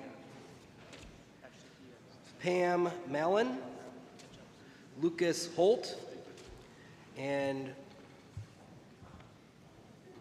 William, I can't get your last name, 628 Valley Road, Kohler. And William registered at 8:53. Thank you. Good afternoon. Okay, thank you. Good afternoon, Co-Chair Bourne, Co-Chair Markline, members of the committee. Thank you very much. My name is Joel Gregozeski. I serve as village manager for the village of Ashwaubenon. Our village president, Mary Kardowski, was just here, so we invite you to come up in a few weeks to visit our community for the NFL draft and spend some time in our community. As Mary had mentioned, we're strong supporters of the League of Wisconsin Municipalities and their platform that they have likely submitted to the Joint Finance Committee for budget purposes. Beyond that, I want to touch on a couple key points that the League has presented as part of their platform. The first is related to sustainable transportation funding. Reliable transportation infrastructure is essential for the safe and efficient movement of both people and goods. It supports not only our residents, but our tourism and our industry. So we support increases to transportation funding for programs like General Transportation Aids, the Local Road Improvement Program, or LRIP, and the Connecting Highways Program. By increasing these funding sources, it will help ensure our infrastructure meets current and future demands. General Transportation Aids account for about 14 to 15% of actual project costs on local roads. So even with small increases to those programs, a substantial portion of the cost and the expenditure to maintain local roads is being borne on those local municipalities. And over the last few years, we have seen and witnessed pretty substantial cost increases due to inflation, anywhere to the tune of 15 to 20%. As all told, those cost increases reduce our ability to maintain the lane miles that we presently have and don't go into account any future growth in our community. In addition to that, we ask for your support in improving our utility infrastructure programs. Our water and wastewater systems are aging, much like many communities, and face increased demands alongside stricter regulatory requirements. To alleviate the financial burden on our residents and our utility ratepayers, we advocate for investments in the Environmental Improvement Fund to access low-interest loans through the state's program like Clean Water Fund and the Safe Drinking Water Fund. These do not impact the general fund for the state, but provide resources and tools for local utilities to provide low-interest loans to improve certain infrastructure within the communities. By doing so, it'll save our community in particular over the next 5 years close to $1 million in interest expense for capital improvements that we are planning. Thank you again and have a good day. Thank you. Good afternoon. Good afternoon, folks. My name is Jim Rafter. I'm the village president for the village of Alloway. Thank you for what you do and for the citizens of the state of Wisconsin. I'm here today to advocate and ask you to close Green Bay Correctional Institution, an institution that's been around for 128 years and has well lived past its lifetime. I'm also here to celebrate. For the first time in a decade of working on getting this place closed, we now have proven to the state of Wisconsin that Democrats and Republicans can agree. And that's because I've heard Democratic leadership say we need to close Green Bay Correctional, and I've heard Republican leadership say we have to close it. Maybe for different reasons, but we agree, and we should celebrate that, and we should prove to the state of Wisconsin that we can work together. Regarding GBCI, while we're here to celebrate, I'm asking you and imploring you to not take your foot off the gas. Get it over the finish line in this budget. Find a way forward, because things are only getting worse. Some of the issues that are facing GBCI are safety. Let's talk about safety in terms of staffing. In the last budget, you put money in to increase wages for guards. Thank you for that. That helped. I also suggest that was a temporary help. After hitting an all-time low of vacancy, we're now going back up, and since in the last 3 months, vacancies have doubled. From an inmate population, it was designed for 740 people. In January, we had 1,074 people, and now we've got 1,130. So we have staffing going down and population going up. What's the result? In calendar 24, there were 54 inmate assaults on guards. In January of this year, it's 8. Things are getting worse. I thank you for what you do. Please close it. Thank you. Good afternoon. Good afternoon, members of the JFC. My name is Taylor, and I am a working parent who deeply believes in the need for increased state funding to support quality, accessible, and affordable childcare in Wisconsin's next state budget. Having young kids is expensive, often prohibitively so. One of the biggest hurdles my family faces is the rising cost of childcare. In 2025 alone, we will pay over $30,908 for my soon-to-be 3-year-old and 1-year-old to attend a local childcare center just minutes from this school. Even though my husband and I both have stable careers, mine bolstered by a master's degree earned while raising our children, this expense consumes nearly 22% of our household income. That's far beyond the 7% recommended by the HHS. At 22%, my family is considered one of the lucky ones, but the reality is staggering. If we are struggling, how many other families are managing to make ends meet? Childcare should not be an unattainable luxury. It should be accessible to all families so that parents can work to provide for their children. Yet, across Wisconsin, countless families face impossible choices, sacrificing career opportunities, cutting other essential costs, or relying on inadequate options. Even with stable careers, my husband and I have had to make several sacrifices to keep up with childcare costs. I've had to use a credit card many months just to make ends meet, accumulating debt just to stay afloat. For 2 years, I stopped contributing to my 401k, putting my long-term financial security on hold to prioritize care for my children. Investing in affordable child care is an investment in Wisconsin's future. It supports economic stability for working families, strengthens local communities, and ensures that the youngest members of our state, our children, receive the care and education they need to thrive. I urge you to prioritize child care funding in the state budget because Wisconsin families like mine cannot keep navigating these challenges alone. Thank you for your time and commitment to Wisconsin families. Thank you. Good afternoon.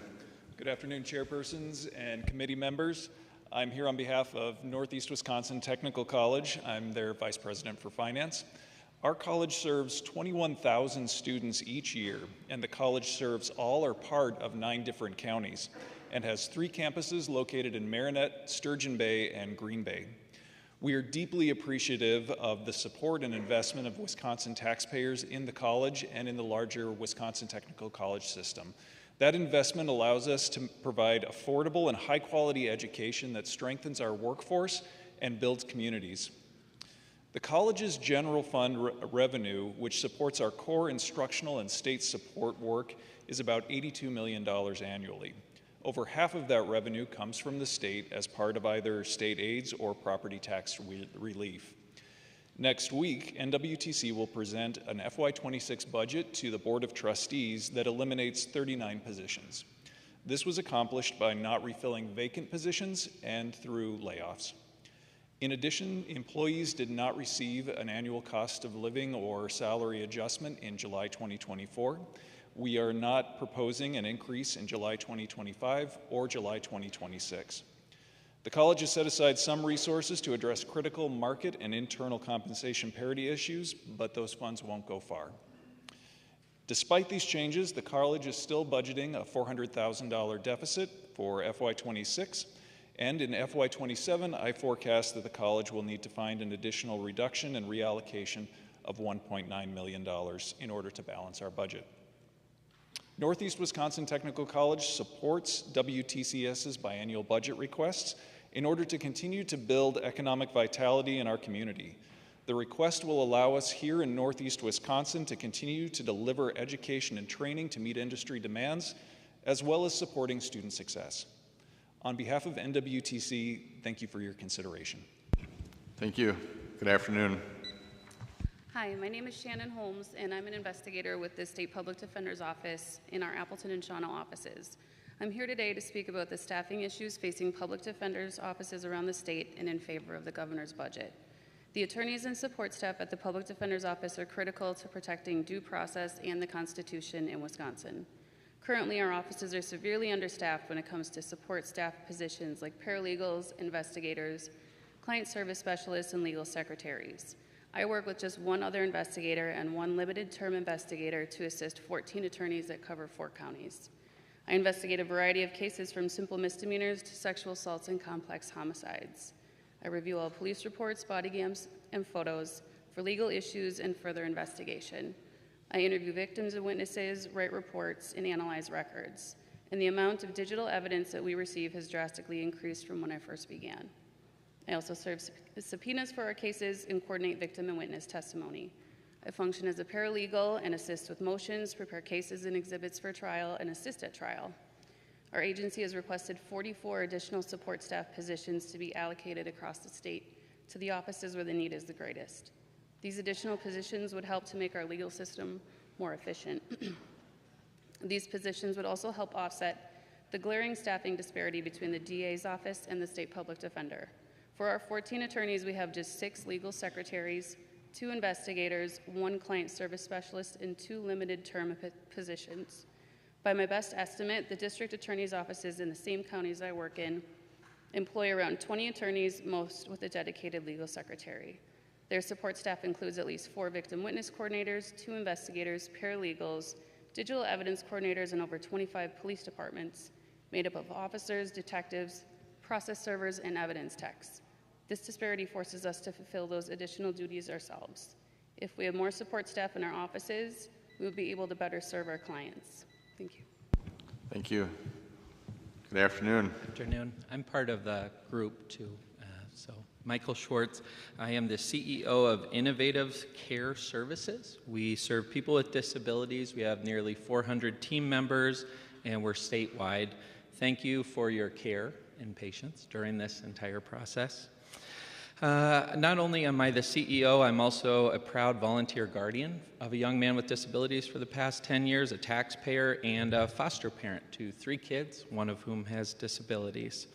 And what we're here advocating for, I'm speaking on behalf of the Family Care Advocacy Group of Northeast Wisconsin. So we've got 10 nonprofits, and I think it's important you know that we've touched base with a lot of the other major disability rights providers, and they're all in agreement with what we're asking for. It's not always easy to get that kind of agreement.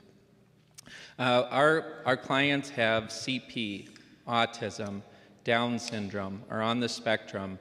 Last week, I played bingo with some who are on feeding tubes, and we actually had an awesome time, and they laughed a lot. So our clients are truly wonderful people. When I was walking in this morning, I parked next to Bob Langenfeld, and I said, "Got any advice for me?" As we were getting drenched with rain, he said, "Get to the point." Okay, here's the point. We are seeking funding of the minimum fee structure. So the minimum fee is an important part of our funding to help people with disabilities. Without it, we would have closed several facilities. So we're asking you please to continue that. We represent 11,000 home and community-based providers. Family Care, as you may know, thank you for your support of Family Care over the years. Family Care supports people with disabilities and seniors, low-income seniors, serving 57,000 Wisconsinites. Funding the minimum fee would raise minimum wages to around the $15.75 mark, which is very hard to find team members, but that's what we're fighting for. And I have lots of other points and some things that I'll hand out, but with me, he took the entire day to be here, is our Employee of the Year, Joshua Gavin.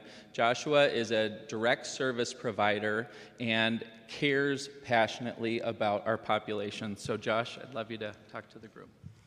Thank you guys very much for your time. As Michael said, my name is Joshua Gavin, and I am a direct support professional for Innovative Care Services. I do hail from Kaukauna myself, and it wasn't that long ago I was walking the halls of this high school. When people ask me why our homes are so important, I can think of many reasons, but the first word that comes to my mind is community. I have a client who, when he was a child, his behaviors had escalated to a point where he had to be removed from his home. At that point, his mother did not get to see him for over 2 years due to location.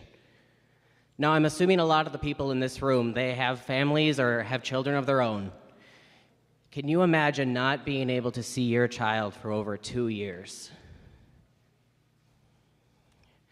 Innovative was able to change that. We were able to bring him back back to the people that loved him, back to the schools that he used to go to, back to his community.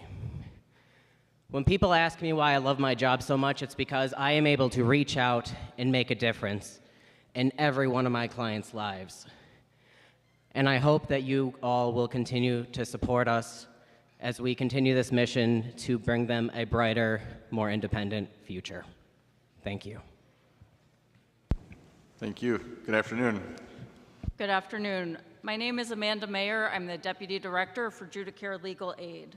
I've been working with indigent and low-income communities for over 15 years with a focus on those experiencing domestic abuse and sexual assault. I have seen how difficult it is for people to access legal services throughout the state, but especially in our more rural communities. I'm here to share what I see as part of the need for Wisconsin to invest in civil legal aid, which we currently don't provide funding for in our budget. As part of my job, I assess clients and cases that come to Judicare and pair those individuals with attorneys on our staff who are geographically or otherwise best able to assist them. However, due to a low number of attorneys, fewer than 20 attorneys on our staff, which serves 33 counties and Native Americans statewide, we're frequently hard-pressed to provide an attorney to appear in court and fully represent clients outside of a one-time consultation. That leaves so many people without representation in divorces, custody hearings, restraining orders, on, facing abusers alone in court in a system that's frequently confusing and expensive. Imagine living in fear of your spouse, being ready to leave them, and then being faced with costly filing fees that leaves you with a pile of documents written in legalese, documents for attorneys by attorneys. When victims and survivors have representation, we can make sure forms are filled out correctly, fees that can be waived or set to a payment plan are, and we present cases more efficiently to the courts, which reduces the number of hearings for each case and truly benefits a bogged down judicial system. We see cases every day where confusion over the best way to get an outcome results in delays and more exposure to an abusive spouse or partner. Civil legal aid provides services that benefits individuals and the court system as a whole. We beg you to please fund us. Thank you. Thank you. Good afternoon. Good afternoon. I'm Jeannie Stangl, President and CEO of Curative Connections, and I am joined today by Denise Mesovic, our VP of Programs, and Julie Miller, a fellow nonprofit who will speak as well.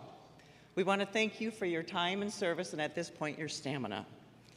I'd like to tell you a little bit about our organization and explain how an increase to adult day services family care funding and a minimum fee increase will allow us to appropriately pay, attract, and retain the needed workforce to provide essential care for seniors and people with disabilities. A little bit about Curative Connections. We are a nonprofit provider of adult day services. We've been around for a long time, 77 years. We started in 1948 assisting those with polio and have been changing and evolving ever since to meet our community needs. Today we have 3 locations, 2 in Green Bay and 1 in Shawano. We offer 13 person-centered programs to help people find support and care due to aging, dementia, brain injury, or disability. Overall, more than 1,600 people per week participate in our programs. In addition, we provide transportation service in Brown County to adults 60 years and older and people with disabilities, totaling 200 trips per day, and if you convert that to mileage annually, that's literally to the moon and back. The benefits of our services and essential care provide the most affordable care option. Our goal is to allow people to age in place, supporting them and their families in their home as long as possible. We work on maintaining or regaining independence. That could be short-term, to help someone recover from a stroke or brain injury, or long-term, to stay socially connected, maintain better health, and participate in meaning activities throughout their entire life. We help reduce financial burdens for family and offer the most affordable option. If you compare the cost for a participant who would take advantage full-time of our service, annually that cost is about $10,000 per year. If we compare that to full-time nursing home care, That's more like $140,000 per year. Our average length of stay is 2.5 years, and if we cumulatively include all participants, that equates in savings for these families of $1.8 million, also saving our taxpayer money. Bigger picture, we also relieve the burden on healthcare systems by reducing the number of unnecessary ER and doctor visits. Our request is to increase family care funding and for adult day services, vocational, and like programs with a $12 million annual increase. This funding will allow us to help caregivers workforce shortages by offering more competitive pay, provide respite for caregivers, allow caregivers to work or return to work, support better health and care for our seniors and people with disabilities, and to avoid the high cost of nursing homes or institutional care. The numbers are real, the impact is great, our services are essential, and your support is crucial. Thank you. Good afternoon. My name is Julie Miller. I'm the executive director of a small nonprofit agency called Community Alternatives located in Shawano. We are also considered a home and community-based services program that provides residential services to people with developmental disabilities.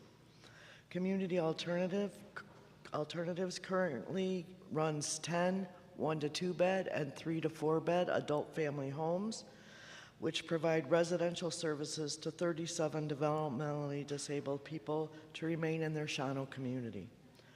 Our only funding source is the Medicaid family care. If the minimum fee schedule is not funded, which is based on an average wage of $15.75 an hour, we will be forced to close our homes. Many people we support attend a vocational or day services program such as Curative Connections for integration in our community and choices the same as everyone else would have in the community. Please support the minimum fee schedule and increase the funding for day services. It is the best value for Wisconsin taxpayers to keep people in their homes and in their communities. Thank you. Good afternoon. Good afternoon. Hello, my name is Ashley Hogan. I am a supervising attorney at Judicare Legal Aid. You recently heard from our Deputy Director, Amanda Mayer. I currently supervise 3 staff members who provide legal services in the areas of domestic violence protection, family law, housing stability, and economic security. Today, I want to highlight the work of Judicare Legal Aid in the area of public education and community empowerment. Due to capacity restrictions that Amanda Mayer mentioned, Judicare Legal Aid is unable to provide in-court representation to every eligible client. Often, eligible clients receive a one-time consultation on their legal issue. This one-time service may sound obsolete or leave staff feeling like they wish they could do more. However, I believe this legal instruction is one of the most important services we as civil legal aid practitioners provide. Consultations allow a civil legal aid practitioner to share their knowledge of the legal system and provide tailored guidance to community members on how to address their legal issue on their own. This allows members of the community to learn how to independently navigate the legal systems, assert their rights, and advocate for their own safety and stability. A question my staff asks clients after a consultation is, do you feel you can follow this advice and advocate for yourself? And it is so rewarding when the client says, yes, they can. It's even more rewarding when you hear back from them that they used our advice to get an order of protection or to get an eviction dismissed. By embedding legal empowerment into our work, we are fostering long-term capacity within the community, and we are setting legal aid apart from traditional attorney-client relationships. We ask that you include civil legal aid in the upcoming budget to support this education and empowerment in our community. Thank you. Welcome. Good afternoon. My name is Grant Matthew, and I serve on the La Crosse County Board of Supervisors. And I just want to highlight 3 issues that I've heard a lot about from constituents that I think are important for inclusion and consideration in the upcoming budget. And so the first one is funding for increased inpatient behavioral and mental health services in western Wisconsin. There's not really a lot of public and private options in our area, and it's placing quite a strain on our county governments and, more importantly, on individuals who need these services. And so right now, a lot of people in western Wisconsin and in La Crosse in particular end up getting transported to Winnebago or Dane County when they have issues. And again, we don't want to really take people out of their support network and out of their community when they're already experiencing mental health crisis. The second thing I wanted to mention is increased funding for homelessness and addressing homelessness in the La Crosse area. We have more unsheltered individuals in our city than there are people in this room right now, and it's kind of staggering when you consider that La Crosse is not necessarily the largest city. And so La Crosse County and the city government have the will to assist in this. We just don't necessarily have all of the funding and all of the resources. And I can only imagine that there are also a fair number of homeless and unsheltered people in all of your districts as well. The last thing that I wanted to address real quickly is just the housing crisis in our area in terms of just affordable rent and affordable housing for people who are just trying to live and make ends meet.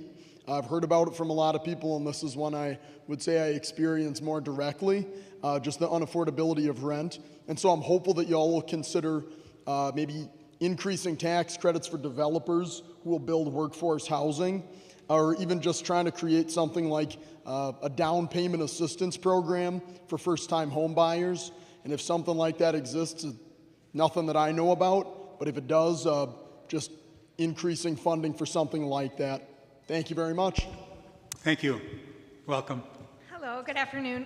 My name is Kelsey Loshaw, and I am the Regional Attorney Manager in the Madison Public Defender's Office in the Appellate Division. So I'm specifically here asking for additional appellate attorney positions. We're asking for 6.5 attorneys, positions, not actual attorneys. I'll take the whole person.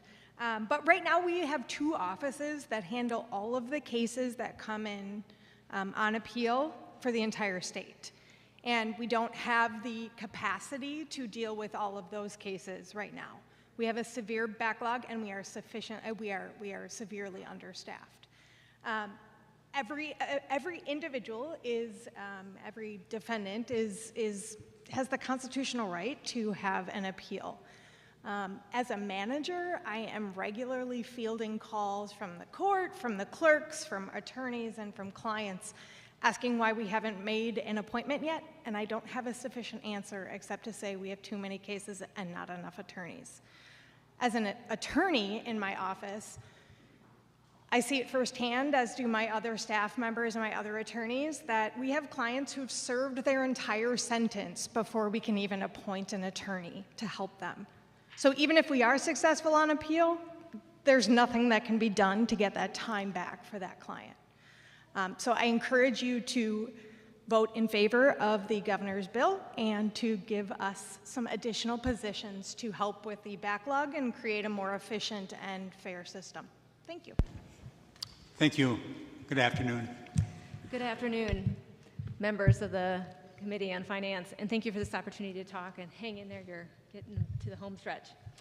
My name is Shelby Miller, and I'm a Practice Optimization Manager with the Wisconsin Association of Free and Charitable Clinics, WAFC.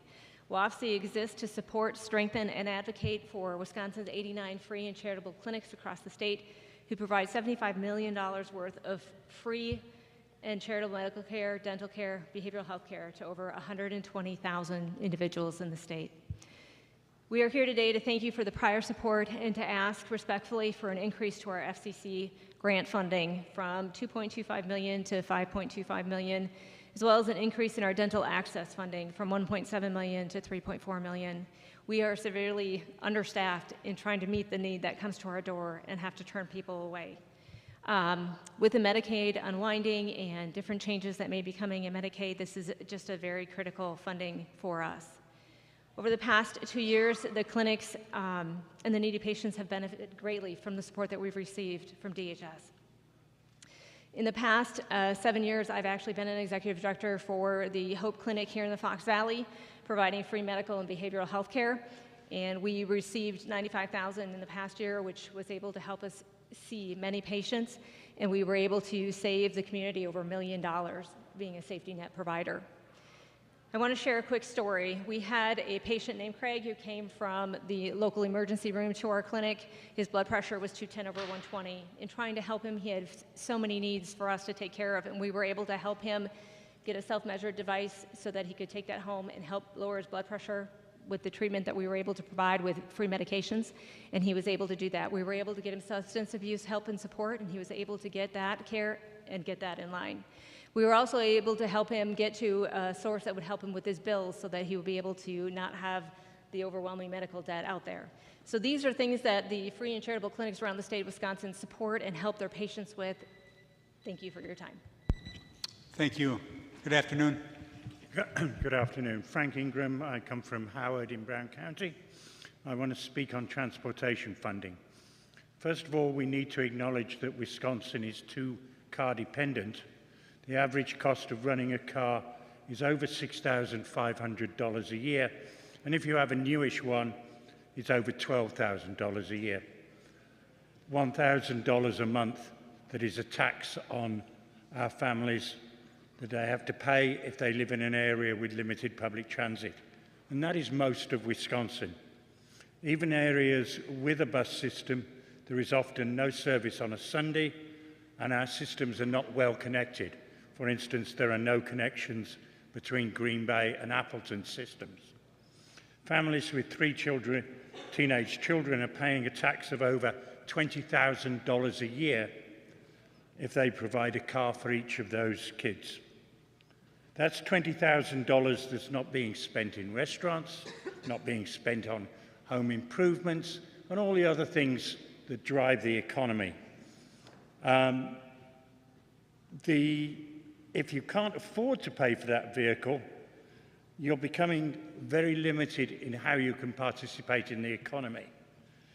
You have access to many jobs, and people are complaining that there are not people applying for work. If you can't get to that work, you've got a problem. We need a statewide integrated long-distance bus and rail network linking to local transit systems that operate 7 days a week. And I urge you to support those parts of the budget which are improving our transit systems. Thank you very much for your time. Thank you. Welcome. Hi, Amy Nasser. Please stop expanding the school voucher program until accountability and transparency to protect kids is established. Our state now funds 60% of the kids attending private schools. Is it really a private school if it's 60% publicly funded? Wisconsinites are paying for their local voucher schools, and even ones in Racine and Milwaukee. Over 98% of these schools are religious. 24% of our state's private voucher expenses go to the 10 largest voucher schools in Wisconsin. These top 10 are Catholic, non-denominational, Christian, Lutheran, and Muslim. Please explain why private high schools receive $1,400 more per student than many public high schools across our state. This includes every one of the 12 Fox Cities public high schools, which are all locked by law as low revenue districts. That's wrong. Please fix that. No private school should be paid more than a public high school because they must accept all students. Public schools have a student population that is much more costly to serve. I saw a lot of debate about AB 1. I'm disappointed there isn't the same level of bill writing regarding private voucher schools. If we're going to fund both systems, then we've got to require them to take the same tests and report performance the same way.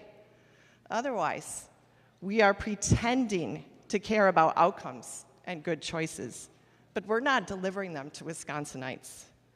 We don't want to hear complaints about public schools over tests and assessments until we see the same level of discussion about private voucher schools. You're picking apart a system and underpaying it while overpaying another without performance reports.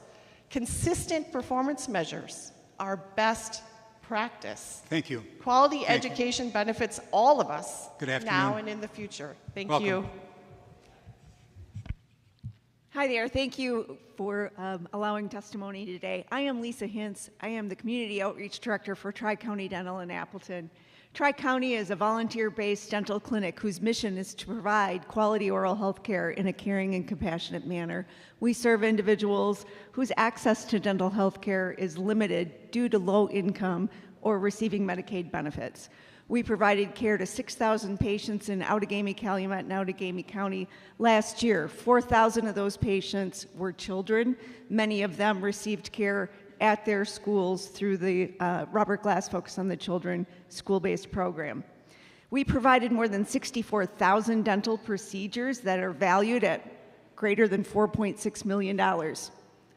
For that, we received $927,000 in service revenue.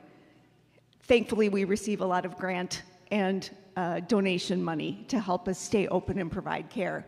One of the examples of the children that received care was June. She was this adorable 7-year-old with pigtails coming in with a wide smile. Over several visits, she received a thorough dental exam, a hygiene appointment, and 9 cavities and 3 extractions. Unfortunately, June's story is not unusual, as more than 50% of Wisconsin children have dental decay. Denying or restricting oral health care does not equate to saving money. Rather, it increases our overall health care costs. Dental pain and tooth decay is the same thing. It's the same infection that causes strep throat. And so you're bringing that into your body. Investing in dental care now can prevent more severe health issues in the future, leading to long-term savings for the state's healthcare system.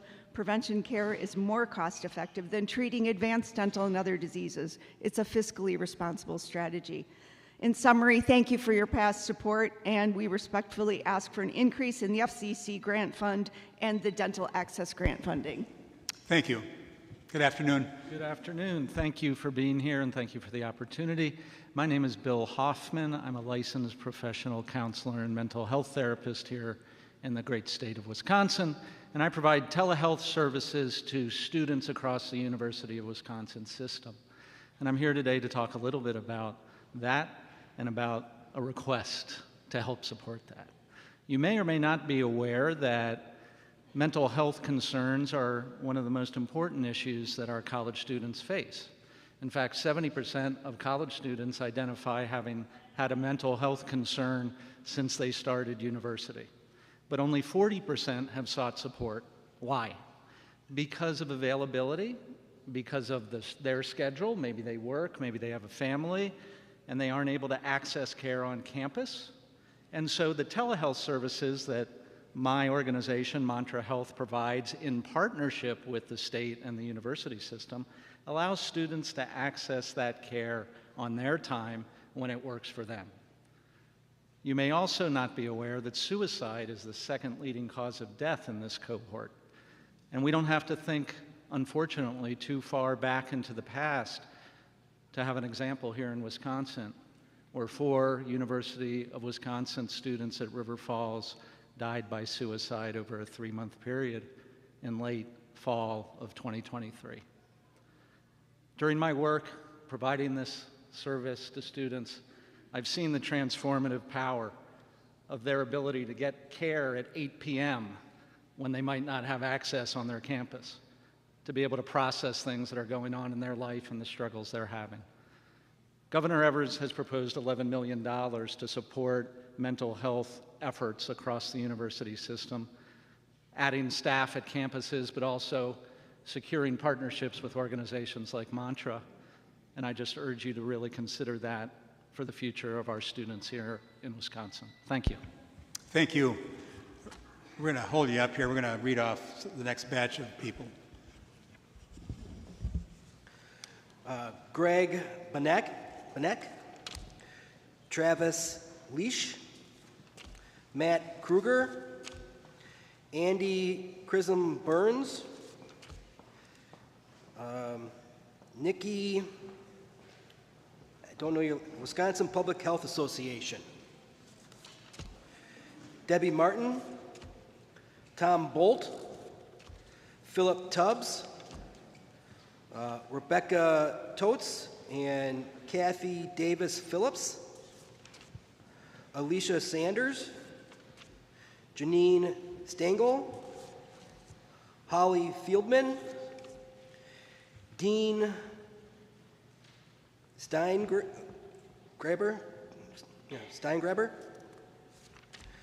James Reeder, and Tony Penterman. And Tony registered at 9:29. The floor is yours. Hi, my name is Lucas Holt. I work for Catholic Charities of the Diocese of Green Bay. I'm a resident of Appleton and a constituent of Senator Dassler-Alfheim, so thank you, Senator, for being here as well. Thank you to each of you for having this. To me, this is my first time doing this. This is really cool. This is democracy at work. And thank you to all of the staff working behind the scenes, too, to make this happen. I'm here today not to ask for funding for our agency or specific initiative that we have. I'm here to advocate in support of postpartum care eligibility for women who are on Medicaid. So I know that this is an issue that has come forward this session and has gained bipartisan support. And I think one of the reasons for that is because people recognize that it's the right thing to do. Going from 60 days is not sufficient. There are so many types of health complications that can occur after 60 days. And I think we all recognize that. And so I just urge you to please put people before politics. I know there can be legitimate differences philosophically about the role of government and how facilitating healthcare works, and that's completely fine, but 2 months is just not, it's unconscionable, really. And I would just urge you to please consider expanding postpartum care for women who are eligible for Medicaid. If there's anything worth investing in, it's people. The stronger that our families are, the stronger Wisconsin will be. The more our families suffer, the more Wisconsin will suffer. And lastly, I just wanted to also urge you to please consider returning 17-year-olds to the juvenile justice system. I don't know about you, but when I was 17, I was an idiot and I made stupid decisions, but I grew up in a good home. And yet a lot of these kids who are committing these crimes have a lot of trauma in their background, and they need an approach to justice that's going to be restorative as well, and access to mental health counseling that they can receive to get back on their feet. Thank you. Thank you. Good afternoon. Good afternoon. My name is Greg Bannock. I'm the director of the Outagamie County Land Conservation Department. You guys picked a perfect day driving in to witness all the rain and snow and all the runoff going down the streets and down the creeks. This morning, we're the boots on the ground that work with landowners, farmers, farmer-led groups to help reduce that discharge and the pollutants that are tied to that runoff from getting to our lakes and rivers, and help with human health and protect human health. We rely, a portion of our funding comes from Department of Ag, Soil and Water Resource Management grants.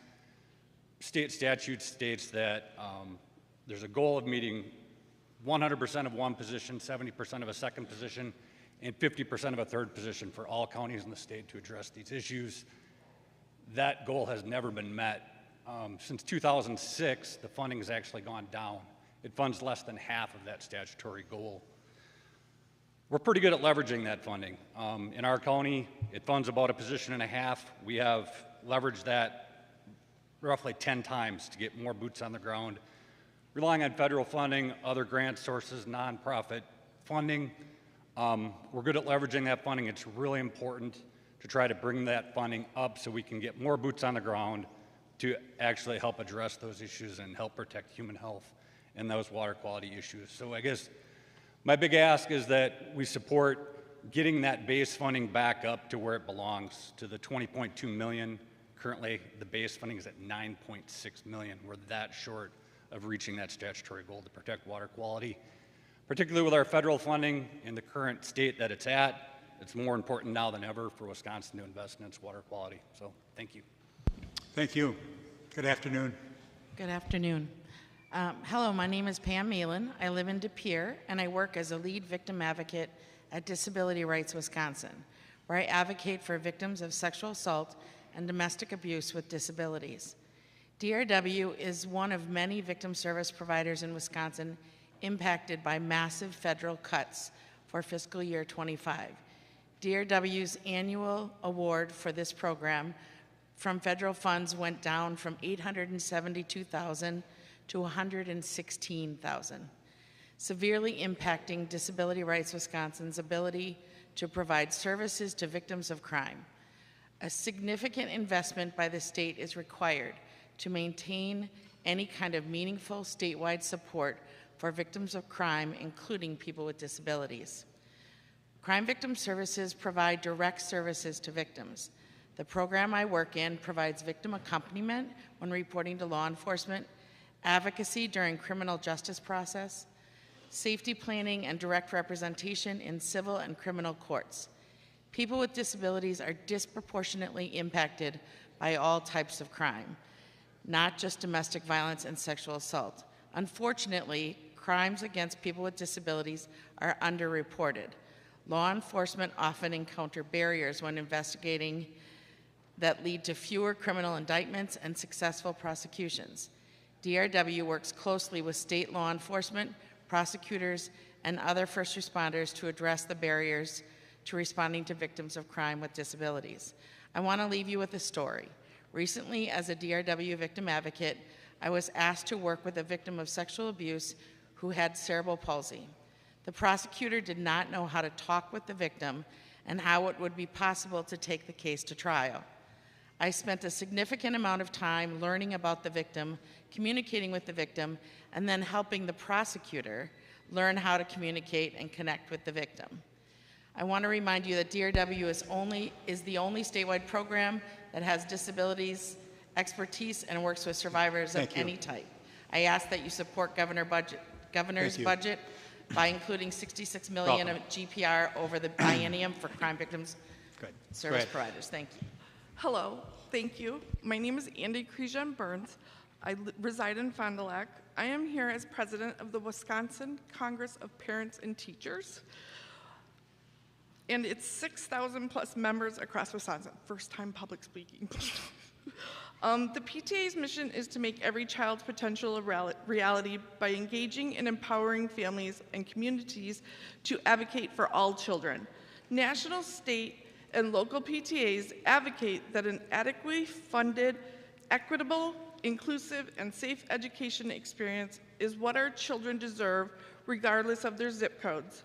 PTA advocates for investment in public school operations and building infrastructure to provide students with a well-rounded education in a safe and healthy environment. National PTA is the oldest and largest child advocacy association in America, with 128 years and over 2 million plus current members. Today, our children have universal kindergarten, national school lunch program, and a juvenile justice system because of our advocacy work. We ask that you provide adequate funding for all schools, all public schools in Wisconsin. Thank you. Thank you. Good afternoon. Good afternoon. Travis Tesh with Needham and Asha Fire Rescue. I want to briefly talk about levy limits, expenditure restraint, and how they're handcuffing local budgets, and how Act 12, while it was well intended, kind of fell short of helping a department like mine. So earlier today, a speaker said you guys are good at budgets, numbers, so I just want to walk you through my budget real quick. My last year's budget was $9.9 million. I break that down into basically 3 buckets. First bucket is wages, fringe benefits, $9.2 million. 94% of my budget is gone. The next are non-discretionary costs. That makes up about $370,000 of my budget, and that is for like the day-to-day essentials. It's fuel in our apparatus, heat for the stations, the lease for the copier machine, the phone bill, the internet bill. That's what's in that bucket of money. Then I have my discretionary funds. That's $320,000. That's what I feel I can really control, right? And that's what we use for our training, for buying our equipment, for public education. So here's the math. Because of levy limits, things like that, my budget could only increase by $519,000 The first two buckets, those fixed costs that I have no control over, went up by about $558,000. So that leaves me $39,000 that I got to cut from that $320,000 pot of money. So for this year, it was PPE for our guys.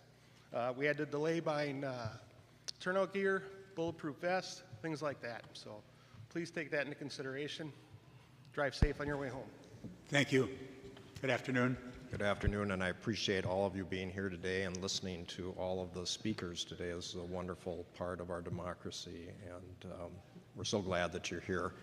My name is Tom Bolt. I'm a member of the Wisconsin Historical Society Board of Curators, and I'm going to be talking about something that is a really important aspect of our state, which is the State Historical Society, which, if you don't know, was founded before we became a state in 1846.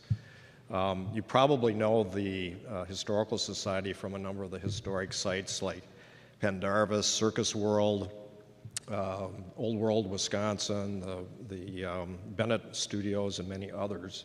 The Historical Society works with many of the local, actually with all of the local historical societies. And now one of the most exciting project is about to happen, which is the new History Center. For you legislators that have been in Madison recently, there's a big hole in your backyard, which will soon be the new History Center. And as you know, this has been a decades-long dream of bipartisan legislatures, and it soon will be coming to fruition. It's going to be a wonderful showcase of these fantastic Wisconsin stories, as well as a showcase for this world-class collections that the state of Wisconsin has that is really unique and important for our history. So I'm urging you to support the biennial request for $4 million, which is $2.3 million one-time cost, and an ongoing $1.7 million and 9 additional FTEs for the new History Center. So I look at these things as a return on investment. You've already made this investment, and with the new center, this will be an opportunity for us to tell great stories. Thank you very much. Thanks, Tom. Good afternoon. Hello. Thank you for being here and listening today. My name is Nikki Lucht. I work at the Wood County Health Department in Senator Teston's district, and I'm also the co-chair for the Policy and Advocacy Committee for the Wisconsin Public Health Association, which represents over 500 public health professionals in the state. It's because of a job at a local health department that I was able to move back to my hometown of New London last year with my husband and 2.5-year-old twin daughters after living in big cities for the prior 10 years. Local health departments are one of many local employers that make it possible for families like mine to build a life in our small rural communities across Wisconsin without sacrificing the opportunity for a good job with a fair pay and that offers good benefits. Local health departments are on the front lines in the communities across our states, making sure our food, water, homes are safe, and the local health priorities of our communities are addressed. Public health services promote healthier communities and reduce overall healthcare costs by focusing on prevention. For every $1 invested in local public health interventions, more than $4 is saved. Currently, Wisconsin's 84 local health departments are primarily funded through tax levies and program-specific federal grants. However, significant cuts have already occurred at the federal level, and they just announced plans to withdraw $210 million in federal funding for health services in Wisconsin, which would have supported mental health care, public health initiatives, and efforts to combat the opioid epidemic. Every single day lately brings uncertainties and what feels like never-ending, heartbreaking news for public health. These cuts are impacting people right here in our local communities. Just last week, I had coworkers who were let go due to the federal funding cuts, and these cuts are also impacting services our communities desperately need, such as the warm line that's going to be cut this weekend because of the federal cuts. Wisconsin ranks among the lowest in the nation for state public health funding. An investment in our local public health system is desperately needed for our communities. It's long overdue, and the federal cuts are making this need more urgent. Thank you so much. Thank you. Good afternoon. Good afternoon. My name is Alicia Saunders, and I'm a resident of Kimberly. I'm also a constituent of Senator Jacques and Representative Sortwell. Thank you very much for being here, you guys. I'm here to talk about 3 issues. Last year, we're running for the assembly. I spoke with so many people, parents, educators, local officials, nonprofit leaders, and working families. There are many pressing issues in our state, but I'm here to highlight 3 I heard again and again. Number 1 is first special education.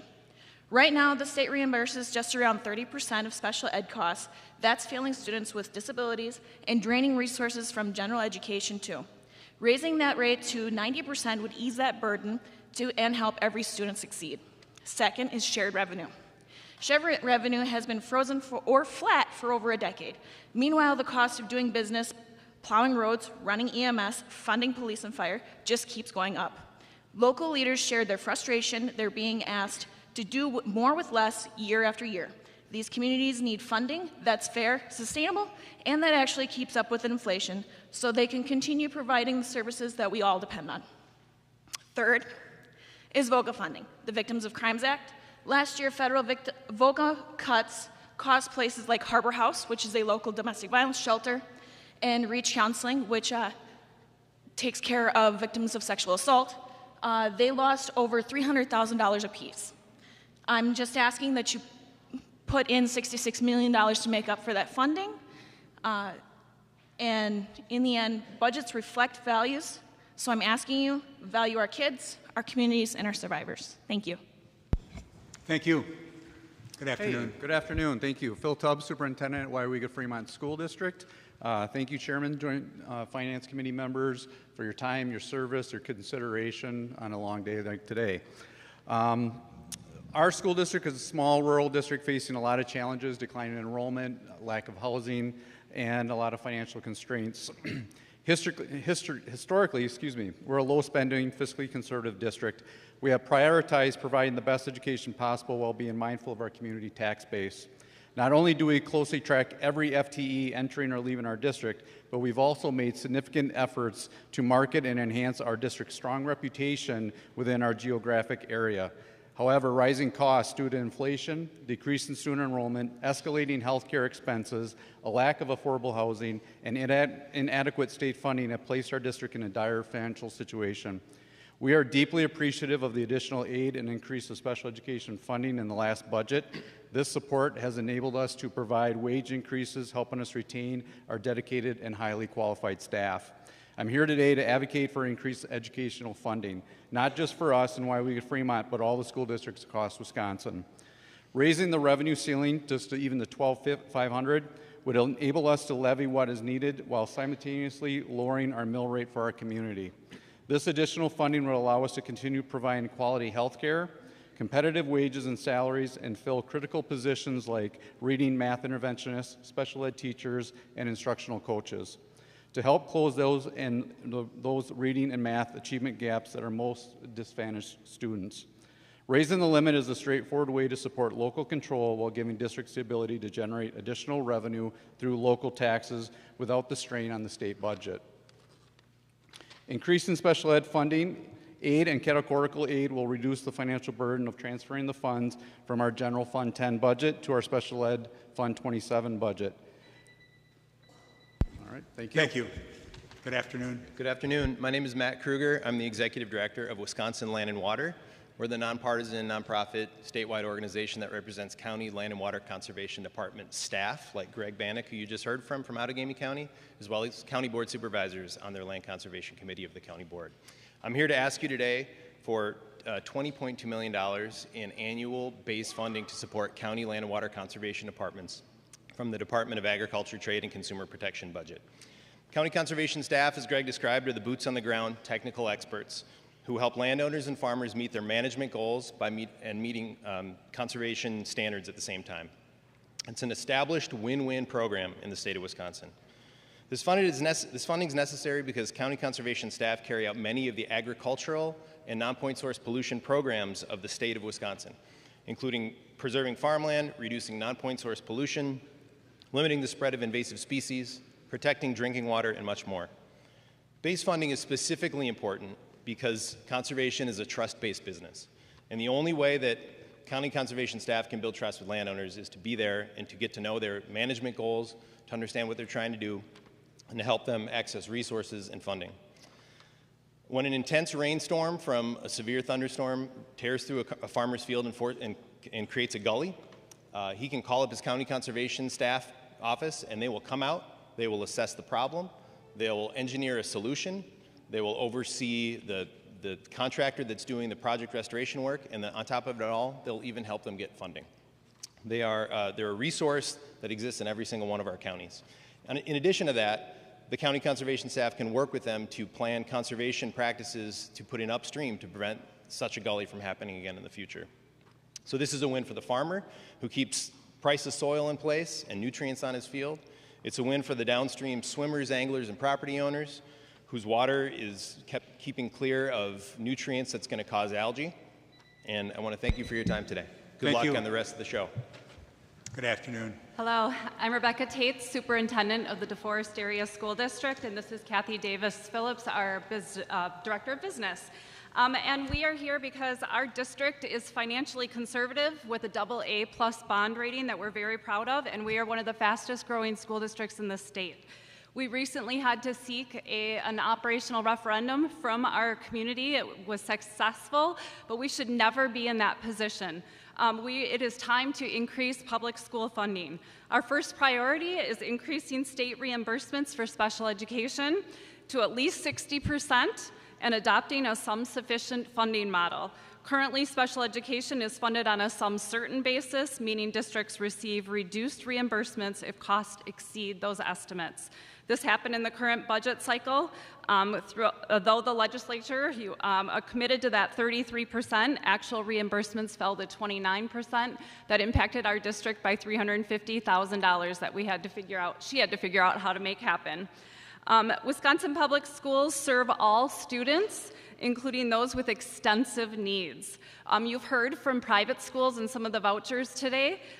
Services that we provide, other private schools and vouchers can deny. So some of those services that we provide to students include things like tube feeding, specialized lifts, communication devices, and intensive mental health supports. These are essential, not optional services. State reimbursements for special education remain insufficient. This year, our district transferred $8.1 million from our general fund, an 11% increase from last year. Students needing special education has risen in our district from 9% to 12.5% over the last decade. Last year, 53 students in our district required services exceeding $30,000 each. Many of these costs were once covered by county services that no longer exist. We look forward to your support, and thank you for listening. Thank you. Good afternoon. Good afternoon to the committee. I'm grateful for your ear to share why arts investment makes good sense this fiscal year. I'm Holly Feldman from Northern Sky, where theater meets the trees, and tourists fill Door County, spending money with great ease. Our state is near the bottom in the funds we allow for art. At just 18 cents per capita, that's hardly a fair start. But bump that up to 68 and we'll no longer trail. We'll step ahead of Iowa, some wind in Wisconsin's sails. The arts are more than paintings, more than music on the breeze. We're jobs, we're thriving businesses, we're bustling galleries. 10 billion flows from arts each year into our state's own hand through tourism, local spending, and returns that grow the land. An extra 50 cents per scani is hardly steep or bold, but it will pay off richly, as commerce has foretold. More patrons filling diners, more heads in local beds, more revenue in sales tax, more black ink where there was red. So let's invest in something smart, a boost that we can track. The arts give more than what they take. They pay Wisconsin back. With 50 cents more per capita, we'll fuel this vital need and light the path for stronger towns from Bayfield to Oak Creek. And in case you're wondering why these rhymes, it's because I hope that you'll remember that although the day is long, the issues many, and you're just one member, when a bit of creativity is added, it speaks more closely to the heart. And at the end of the day, when you recall this bit, you'll think, oh yes, poetry is art. And for those of you who will roll your eyes or think the arts are no big deal, keep in mind it's to grow our state's economy that I appeal. I thank you for your time today and urge you to agree to fund the arts, grow our state, and build prosperity. Thank you for your time. Well done. Thank you. Can you hold off there? We'll read off the next.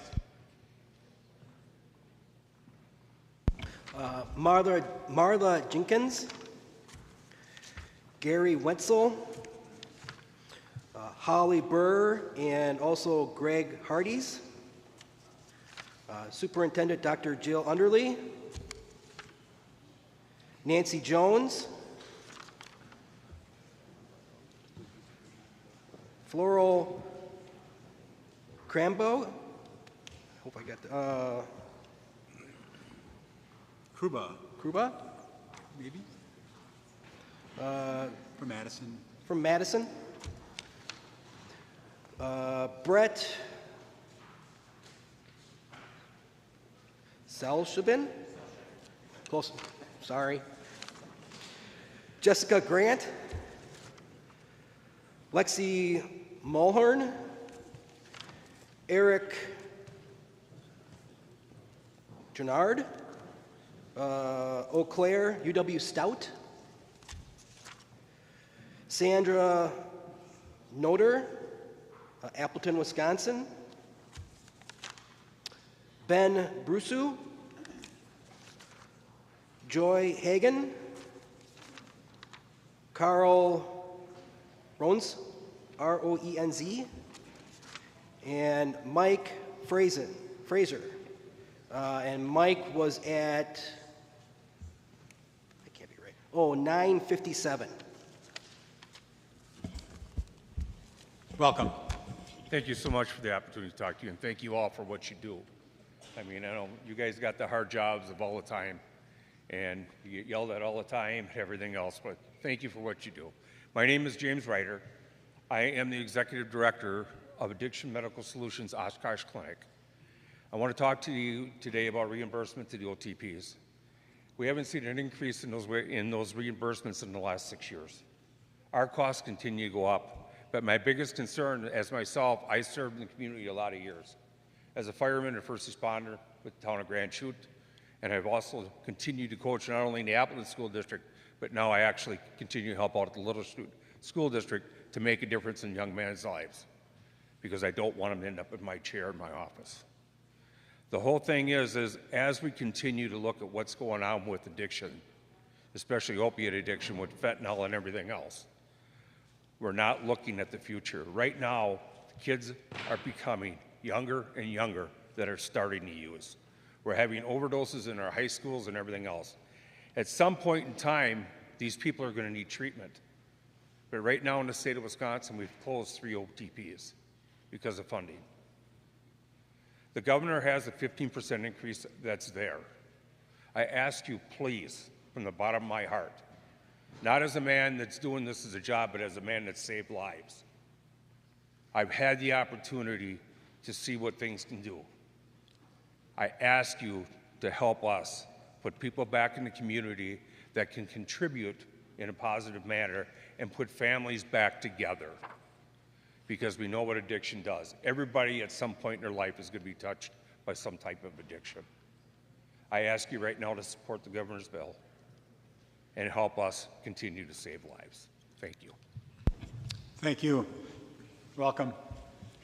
Thank you. Good afternoon. I'm Mayor Tony Pennerman with the City of Kaukauna, and thank you for choosing to hold the joint finance budget hearing in our community, and thank you to the Kaukauna Area School District for hosting. My primary focus is going to be on transportation funding. Transportation infrastructure is the backbone of Wisconsin. Quality roads allow for economic growth, improve public safety, reduce congestion, and increase connectivity between our communities. Unfortunately, we've seen a decline in local road quality, falling from 6.6 on a 10-point scale in 2010 to 6.2 in 2023. In the same period, the share of local roads rated as excellent or very good fell 9.5%. While Wisconsin municipalities are continually focused on transportation, construction, and maintenance, they're expected to do more with less, as state aid has failed to keep pace with inflation. General transportation aids. General transportation aids are a primary mechanism for Wisconsin cities and villages to offset the cost of road construction and maintenance. The state must increase the support for local roads and increase in GTAs means an increase in reimbursement for costs incurred to maintain Wisconsin's local roads, allowing for more potholes to be filled, more cracks to be sealed, and more roads to be paved in future years. As a member of the Wisconsin League of Municipalities, we're requesting an increase in GTAs by 5% in each year of the biennium. Local Road Improvement Program. With increasing costs and declining inflation adjusted aids, too much of local road construction and maintenance has been patchwork, providing a short-term fix for a long-term problem. The Local Road Improvement Program helps to find high-priority projects that may not otherwise receive attention, ensuring better road quality for residents and reduced maintenance burden for local leaders. And with that, we're looking to provide $150 million one time to the LRIP supplemental. Connecting highway aids. Many Wisconsin cities and villages serving as main streets and key arteries are... Thank you. Oh, sorry. Yeah. Thank you. Thank you. Welcome. I'm Mark Jenkins, but my name isn't really important. I'm just a constituent of the 6 million people you have here in Wisconsin. And I apologize for a weak bladder and getting up so often and going out and coming back. And your clerk, I think, needs a reward because he's been here the whole day. But I really appreciate all the legislators because I can realize after coming to a hearing like this, I could never be a legislator. Thank you for your service. I'm an attorney and a CPA, so I know a little bit about how hard budgets are. You've got two ends to meet, and you've got a tough job. I've been in Door County more than half my life, but I'm still from a dairy farm down in Grant County. I was a young Republican. I have breakfast 5 days a week with 5 different groups. Some are Republicans, some are Democrats. I hear both sides of the issues. I'm going to talk about, when I came in this morning, I had no idea what I was going to talk about. I've never been at a hearing here before. So I thought, I'll know a little about Knowles and Nelson. You know, there's a Republican and a Democrat. I can talk about that.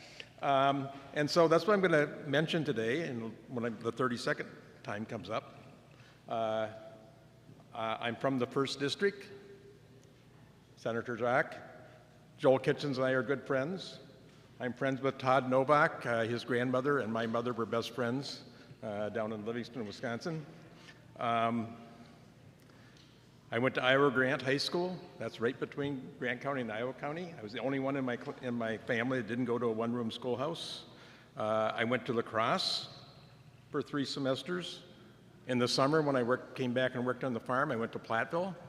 I ended up getting my degree from Madison. I was lucky.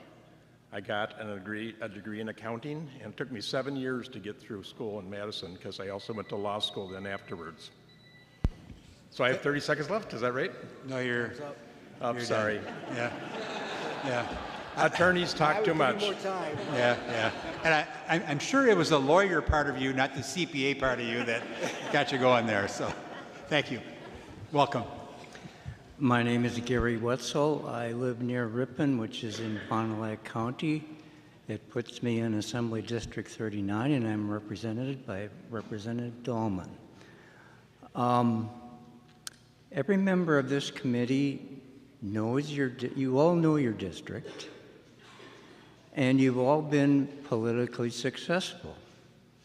I'm not asking you to apologize for that. I think you should all be very proud of that, because I don't think it's an easy thing to do. But the taxpayers of the state of Wisconsin are presently helping fund schools where children learn to be good Roman Catholics or good Lutherans.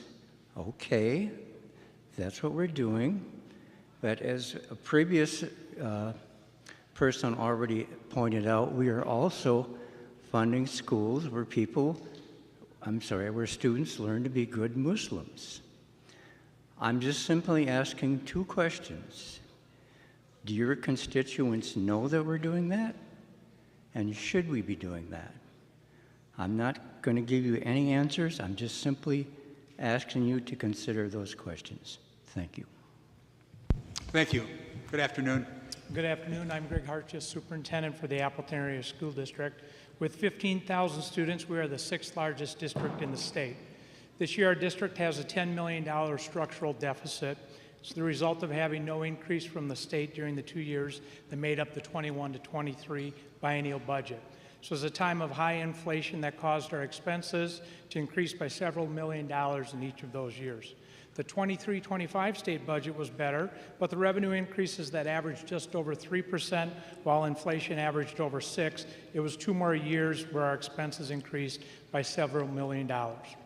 As a district, we understand that we play a role in this, and to get ourselves out of this $10 million structural deficit, we will need to decrease our expenses. We're going to do that by cutting staff.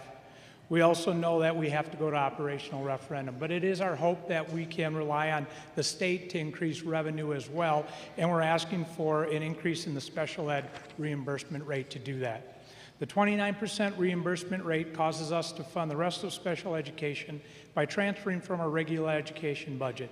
Last year we transferred $27 million, and we have been doing this for years. However, it is getting more difficult for us as our regular education budget is shrinking as more and more regular ed students are taking vouchers to private schools. We know that we have always needed to take dollars from students with less needs to fund the education of those students with more needs. But this year, with 850 students on vouchers at private schools, we have less regular education students to fund the needs of our special education students. So that's what we're asking for. We believe this is a time more critical than ever to increase the special education funding. Thank you for considering. Thank you. Good afternoon. Thank you. Good afternoon. I'm Dr. Jill Underley, the elected State Superintendent of Public Instruction for Wisconsin. And as the state's top education leader, it's my job to guide the Department of Public Instruction and make sure that our public schools and our libraries are meeting the needs of our students, our communities, and Wisconsin. For far too long, Wisconsin schools have faced the challenge of underfunding and insufficient resources. Our public school system has been under immense financial pressure, impacting the learning environment for every student and teacher. Our schools are asked to do more with less, and the struggle is felt in every corner of Wisconsin. An overwhelming, historic number of our school districts have been forced to go to referendum, asking their communities to increase their own property taxes just to compensate for the underfunding from our state. Adding to those challenges, the Trump administration is making reckless cuts that threaten critical federal funding that Wisconsin relies on. We have a choice in front of us. We understand what's at stake, and that's why my budget proposal, the DPI budget proposal, much of what you see before you in Governor Evers' budget pulls no punches. To fix the ongoing underfunding by the state legislature, we need to fix revenue limits. Since 2009, these have not been tied to inflation. We need to catch our schools up to where they should be. No business would run like this, so why should our public schools? The budget proposal before you proposes per pupil revenue limit increases of $334 in fiscal year 26 and $345 in fiscal year 27 to get us to where we need to be. Districts are also in distress because our state reimbursement rate for special education services is ridiculously low, just around 30%. Districts have to dip into their general funds just to pay for these legally mandated services. We can and must raise that rate to at least 60%. And there are many, many other problems that we can solve with this budget. We can make sure that our students, our kids, don't have to learn on empty stomachs while at the same time supporting our local farmers. We can increase access to full-day 4K across the state for our littlest learners. We can and must address the student mental health crisis in our schools. Thank you. Thank you. Good afternoon. Hello, my name is Florial Kruba. Apologies to the secretary for calling out that one. I represent American Farmland Trust, a farmer-supporting organization with over 55,000 farmers and farm supporters in the Midwest network. I'm here today to address the urgent need to protect our farmland and how agricultural conservation easements, also known as voluntary land protection agreements, can help preserve it for future generations. Wisconsin faces a farmland loss crisis. From 2001 to 2016, we lost nearly 250,000 acres forever, and projections show that we could lose 688,000 acres by 2040. This potential loss is equivalent to an area 11 times the size of the city of Milwaukee and would spell the end of 2,402 farms and 6,383 farm jobs. We witness the growing uncertainties and barriers farmers face. More and more farmers look to agricultural conservation easements as a means to preserve their legacy, access capital otherwise tied to the sale of their land, or transfer land to the next generation. That's why the proposed $15 million investment in Wisconsin's Purchase of Agricultural Conservation Easement Program, or PACE, is so significant and vital for farmers across the state. This program, which has been unfunded since 2011, allows farmers to voluntarily preserve their land for agricultural use permanently. PACE is critical for farm viability, rural communities, legacy, local food, and economic growth. Studies show that a $15 million investment would generate $28 million in statewide economic activity, create 152 jobs, and permanently protect 6,400 acres of farmland forever. Together, we can preserve Wisconsin's agricultural land and save the land that sustains us. The PACE program is a responsible investment in Wisconsin's future. It supports farmers, strengthens our economy, and ensures our rural communities remain strong. I urge you to support funding for PACE in the final state budget. Thank you for your time and consideration. Thank you. Good afternoon. Hi, I'm Nancy Jones from Appleton and president of First 5 Fox Valley, which is a collective impact organization that empowers families to build a solid foundation for their children in their first 5 years. You have an awesome responsibility to invest our state's revenue wisely. Happily, we have programs that you can fund with significant positive impacts on health and well-being of young children that also have a great return on investment due to problems prevented or minimized. There are a number of wise investment opportunities identified and ready for your action. Early childhood organizations specialize in prevention strategies. In the Fox Valley, we are working through a robust system of Help Me Grow navigators to identify and address concerns early when interventions are most powerful. In 2024, Help Me Grow Fox Valley conducted over 13,000 developmental screenings. Our navigators connect families to resources to help address concerns.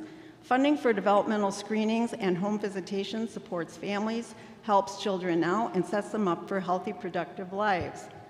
A terrific investment in child and family well-being is through local family resource centers, which yield an impressive $4.93 return on investment and $3.65 of savings for the child welfare system for every dollar spent.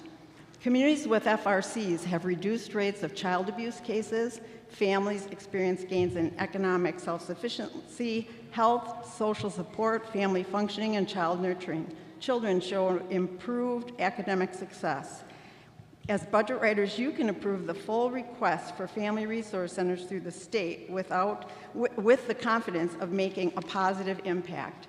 Improve maternal and infant health by expanding Medicaid postpartum care to a full year. Fund the Healthy Moms, Healthy Babies initiative to reduce maternal and infant mortality rates in Wisconsin.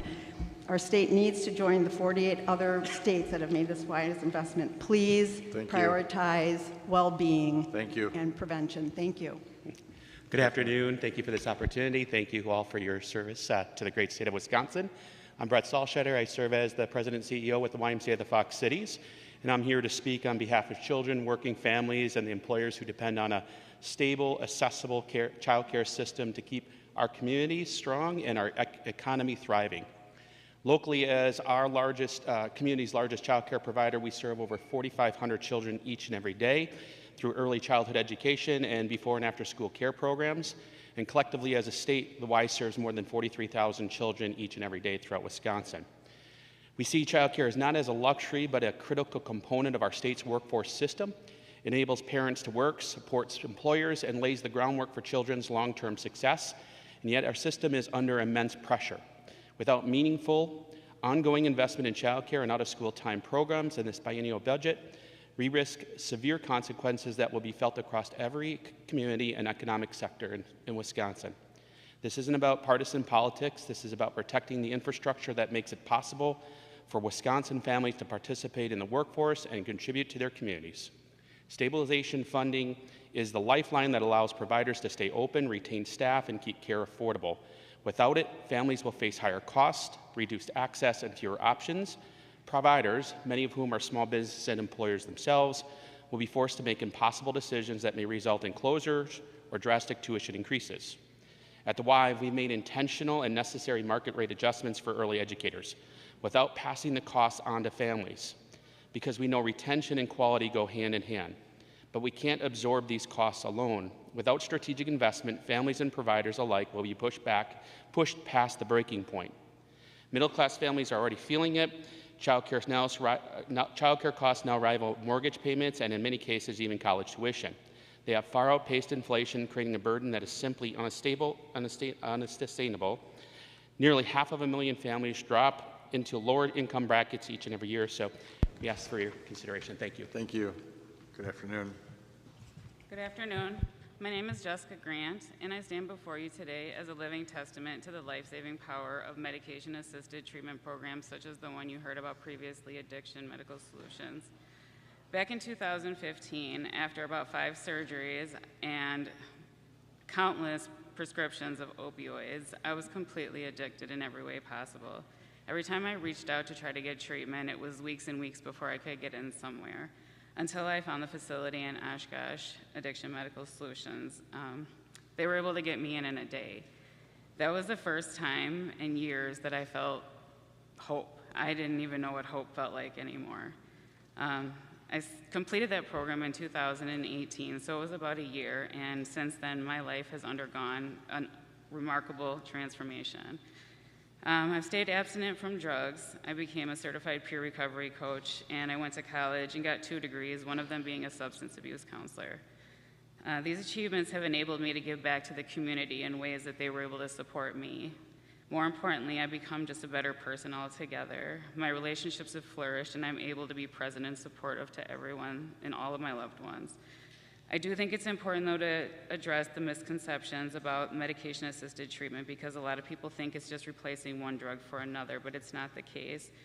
Using these medications like buprenorphine and methadone and naltrexone, they stabilize brain chemistry, and they give you the chance to let your brain heal. These medications, combined with the support, they help people regain stability and rebuild their lives. Reflecting on my journey, it's clear that this is what played a pivotal role in my transformation. It not only saved my life, but empowered me to transform it. I urge you to continue to support these programs so that others can experience the same hope and renewal that I did. Thank you. Thank you. Good afternoon. Hey, good afternoon. Well, I mean, the first thing I wanted to say is I think all of these things deserve funding, so I definitely don't envy the position that y'all are in. I know you have to make some very difficult decisions. But yeah, thank y'all for being here. To give you another one to consider, I am here today testifying in favor of the Wisconsin AmeriCorps Scholarship Fund. I work for an organization called City Year. We work in underfunded public schools, specifically Milwaukee Public Schools. I graduated right next door, Kimberly High School, and so, you know, having had that be my educational experience and then going into schools where I'm seeing students going through so many traumatic things, and then on top of that, they go to schools that don't have funding for art teachers, gym teachers, music teachers, libraries, computer rooms. You know, it's really astounding, it's really ridiculous, but it's the reality. And so I'm hoping that that's just like a little testimony to the work that AmeriCorps members at City Year do. But City Year is just one of thousands of AmeriCorps members that are doing really important work in our communities across the state in all different sectors, not just education. And you know, speaking more specifically to the AmeriCorps Scholarship Fund, I would imagine it's probably a relatively small expense in terms of like the greater budget, but to AmeriCorps members who are able to take advantage of it, I think, you know, being able to support them in upwards of 75% of college tuition, that is huge to them, to their families, to the communities, to the state of Wisconsin as a whole. And I also definitely think we should be incentivizing young people not only to get an education and go to college, potentially be the first in their family to do so, but to, you know, like step away from a phone and to be in their communities as leaders, to be actionable, and to, you know, be the change they wish to see in the world. So that's that on that, and thanks for being here, y'all. Thank you. Good afternoon. Hello, I'm Joy Hagan, and I'm chair of the Outagamie County Highway and Recycling Committee, and I'm here today to just talk to you about eminent domain. Eminent domain has been a part of the history of this state since it was founded in 1848, and I know the rules were tweaked, and I'm hoping you're going to look at the laws again to give us a little relief at the local level, and I want to describe one of the problems we have.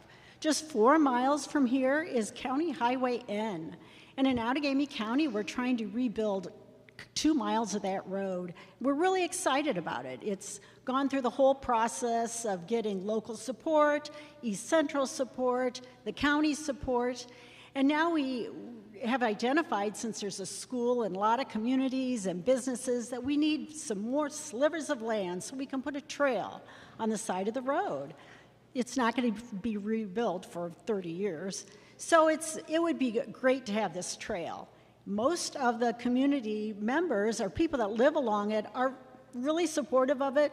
They're accepting of the funds that are being offered to them for their piece of land to get the trail on. But then there's a couple people one that said, don't contact me no matter what. I know the rules. We don't have to support this. And there's other people that are just trying to get exorbitant prices. 2 people want their houses bought out. So please look at the rules and see what you can do to help us. And also, Knowles Nelson funding is really supported here in the area. We support it locally and up north, and it's well received. Thank you. Thank you. Good afternoon. Good afternoon. My name is Sandra Norder. I'm the president and CEO of St. Paul Elder Services, which operates 2 continuing care campuses, one right here in Kaukauna and another in Green Bay. As a member of Leading Age Wisconsin, which is a nonprofit statewide association representing 485 mission-driven nursing homes, assisted living communities, senior housing, and other home and community-based providers serving older adults and individuals with disabilities across the state, I'm here to thank you for your support and to build on bipartisan investments in long-term care by preserving Medicaid's cost to continue. The nursing home payment standards established over the past 3 years have been transformative. 82% of nursing homes now have their Medicaid costs covered, compared to just 3% prior to 2022, creating stability and mitigating the rate of nursing home closures that we've seen over the last 10 years. The recently implemented family care fee schedule establishes a standard intended to narrow the gap between the cost of services and what providers are paid. The family care fee schedule needs improvements, though. We ask that the methodology be updated to include an annual inflationary factor, and that the current wage assumption of $15.75 be updated to reflect current wages, as caregiver wages need to keep pace with the cost of living to ensure our competitiveness in today's tight labor market. I'm also here as a member of Governor Evers' task force on the healthcare workforce that was convened last year. On behalf of both Leading Age Wisconsin and the Governor's task force, we ask that no stone is left unturned in addressing the workforce crisis. Specifically, we ask you to continue the DHS Caregiver Careers Program to train and certify nursing assistants, support expanded pathways to licensure, including allowing experienced caregivers to demonstrate their competency through the nursing assistant certification exam, offer the CNA exam in additional languages and/or with more time for ESL candidates, remove barriers to employing and delegating tasks to minors, and support faculty who teach health professions and train more nurses by allowing experienced nurses to teach. Thank you. Thank you. Good afternoon. Good afternoon. I'm Mike Frazier, Mayor of the City of Manawa, and I'd like to address this committee about the flood on July 5th, 2024. That morning, the City of Manawa received nearly 6 inches of rain in a 45-minute period, and a total of 8 inches in less than 3 hours. The National Weather Service classified it as a 500-year flood. The impact to our north shoreline of the mill pond began to overflow, and eventually the north shoreline failed, resulting in the mill pond being drained in a matter of hours. Fortunately, no one died in this flood, and our wastewater treatment plant suffered only minor damage. Homeowners in the City of Manawa that had damage to their property received help from the Red Cross and CAP services. Currently, the City of Manawa has a debt limit of $5.7 million, with $4 million of that already loaned out in 2024 for full replacement of 2 streets, including sewer and water, and a significant update to a lift station. Additional repairs at Lindsay Park on the ball fields and the shoreline restoration were approved and should be completed in the next couple of months, but the city's debt is now at $4.5 million. In 2028, the State Department of Transportation plans to update sections of Highway 22-110, which runs through our downtown, at an estimated cost to the city at $200,000 or more. We also have 2 streets in our 10-year long-range plans that are in dire need a total reconstruction for a price tag of $2.5 million.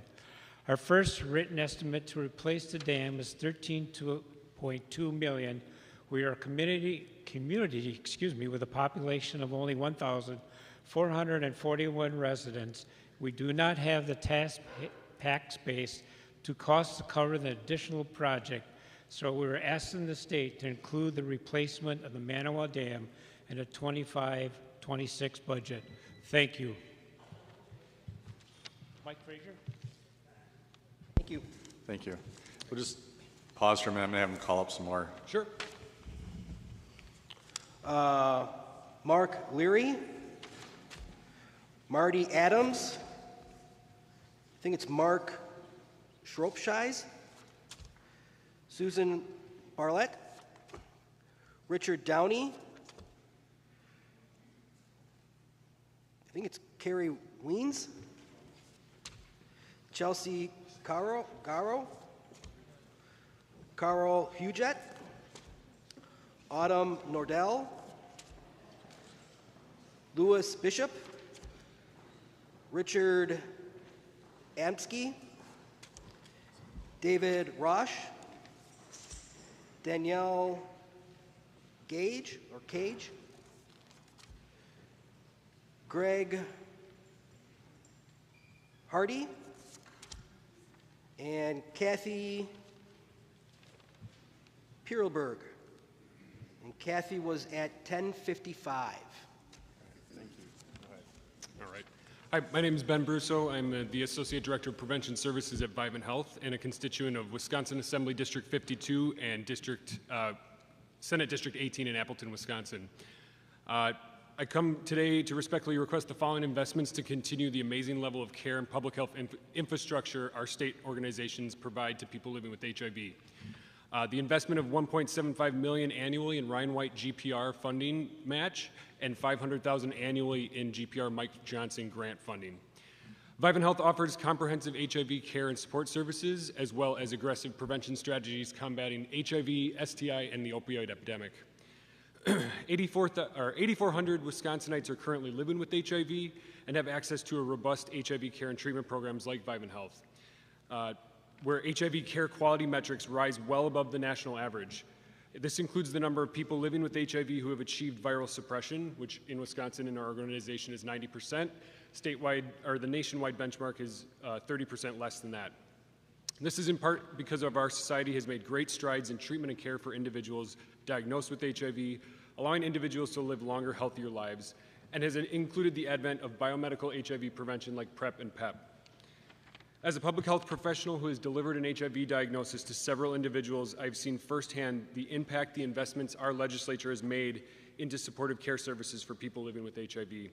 These impacts have changed the course of their lives and diagnosis from the moment that they receive it. Federal programs like Ryan White and Wisconsin's GPR-funded match for these funds, as well as the Wisconsin bipartisan GPR-funded Mike Johnson grant funding, supports access to comprehensive medical care and social services for people living with HIV here in Wisconsin. Beyond the health benefits that these tools offer a resident in prevention of communicable disease, these tools can prevent more than $500,000 in annual medical costs associated with an HIV diagnosis. So again, I ask that the investment of $1.75 million annually in Ryan White GPR base funding and the $500,000 annually in GPR Mike Johnson grant funding be included. Thank you so much. Thank you. Good afternoon. Good afternoon. I'm Carl Renz, and I'm also from Manawa, Wisconsin, which is in Waupaca County. It's about 50 minutes from here, in case some of you are wondering. And I'm also to address the issue of funding to help replace our dam. The dam in Manawa supports the Manawa Mill Pond, which supplies many outdoor recreational activities: fishing, duck and goose hunting, boating, kayaking, ice fishing, and snowmobiling. The Manawa Mill Pond also provides wheelchair-accessible fishing from the Manawa Veterans Freedom Park. Due to the breach, essentially all of these activities are no longer available.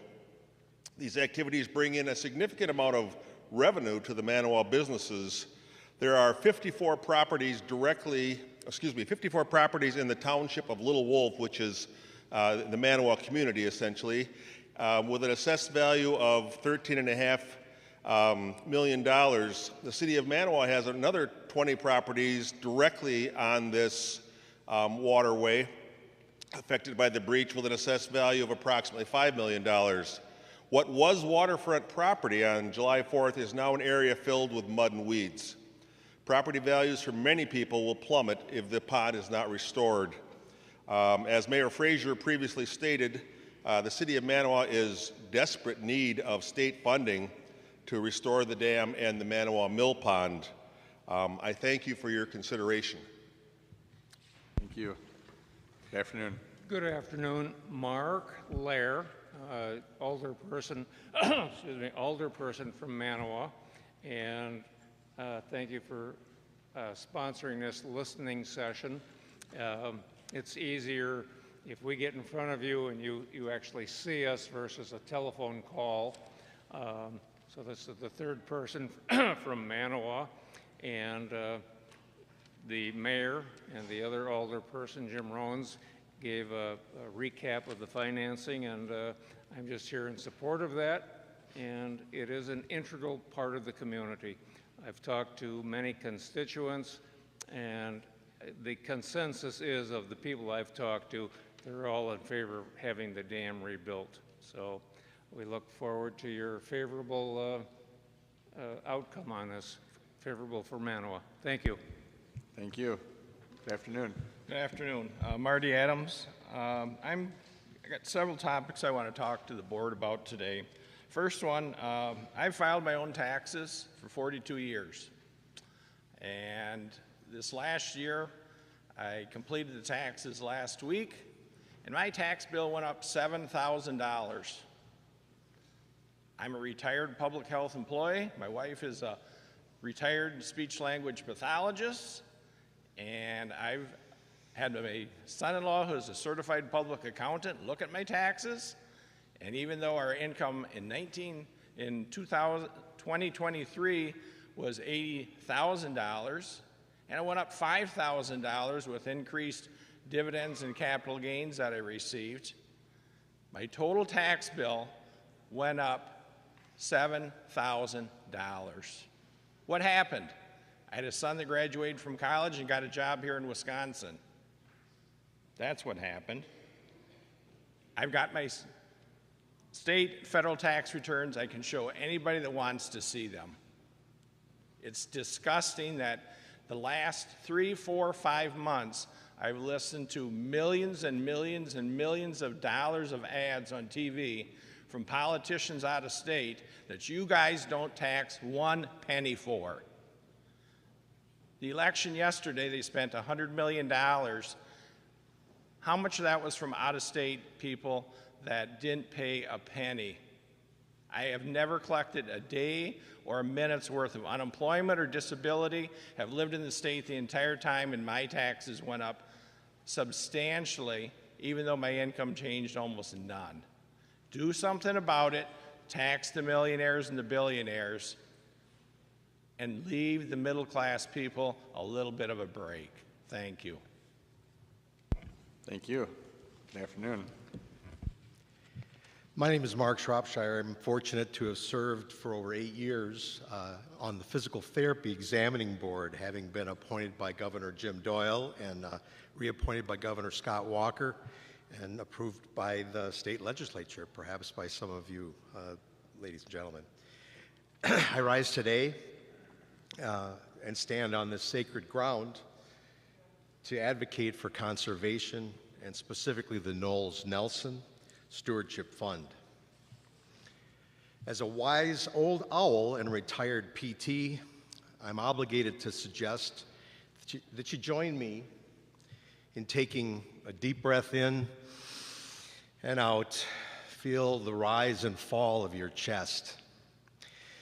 From my bird's eye view, clean air is synthesized and supplied by our relatives who can photosynthesize. Clean water is also a requirement. Our shared ecosystem is the bind that ties.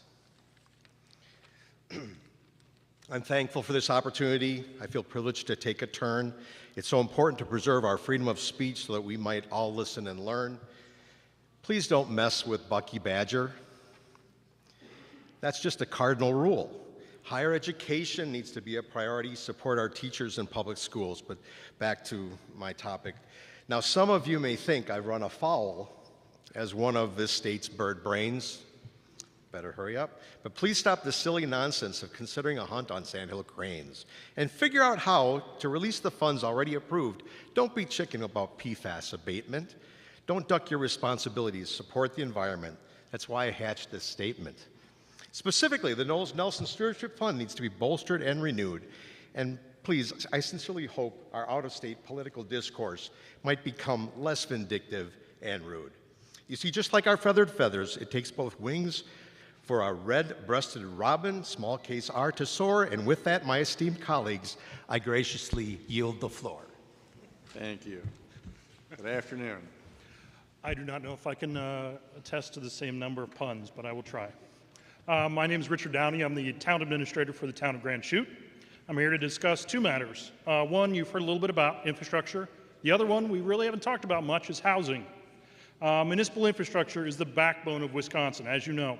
From roads and bridges to water and wastewater treatment plants, municipal infrastructure is utilized by millions of residents every day. While municipalities are managing to do more with less, the number of backlogged projects is increasing. Additional support is needed as infrastructure reaches the end of its useful life.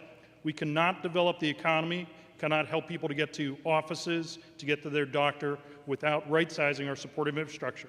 Hence, my first request, I am requesting that in the upcoming budget, you continue the Local Road Improvement Program supplemental funding, LRIP-S, and the Agricultural Road Improvement Program funding, ARIP. Additionally, I would request that the legislature create stopgap funding to address critical safety issues identified in the statewide assessment of bridges 20 feet and less, mostly found in towns. Secondly, let's talk about housing just for a moment and explore ways we can increase our housing option for residents. First, a little bit of background. From 2017 to 2022, the median sales price of a home in Wisconsin increased by 53%. While the median household income rose by only 19.7%. Consequently, in 2022, there were 6,250 fewer home sales in 2017 than in 2017. Therefore, we need to explore new tools for housing ideas. As you're aware, tax increment district financing is a vital tool for local development, and I would request that the legislature consider modifications for the tax increment financing to support workforce housing. Let us pilot new ideas to enable people to achieve their dream of home ownership by removing percentage limitation on TIDs. And I thank you very much for your time, and enjoy the rest of the day. Thank you. Good afternoon. Afternoon. Hello, I'm Gary Wines from Hilbert and Calumet County, living next to the Brilliant Marsh or Wildlife area. I'm working with Assemblyman Ron Tussler's office to put into the budget motion of $70,000 for opening a section of channel of the Manitowoc River that has been plugged up for decades. I'm also in contact with Senator Andre Jacques. This plug section caused much flooding and affects our farmland and many other farms and landowners in the area, so in turn affecting the livelihoods of all of us. I have 88 signatures of people that is affecting. Established maple trees have been drowned in. Also, for example, about 60 acres of once tillable land of our 160-acre family farm of 126 years into marsh hay. Marsh hay doesn't drown, and we receive a third of the revenue we receive for rent. I have a map that shows where the blockage is located. The map is current, and it marks the 26 feet of dredging that is needed. I have tried for many years off and on to talk to the DNR and get the river open, only to be told we don't have the monies or we use it somewhere else. I'm trying to approach this differently this time. I would like to have it in the budget and specified that it cannot be used in other categories. If this motion makes it to the governor's desk, I would hope to find legislators to help me so it doesn't become a line item veto. I'm a Vietnam veteran, age 75, and I'm running out of time. I'm asking for your help. I'm desperate, and I'm begging for a joint finance committee to put all this in the budget.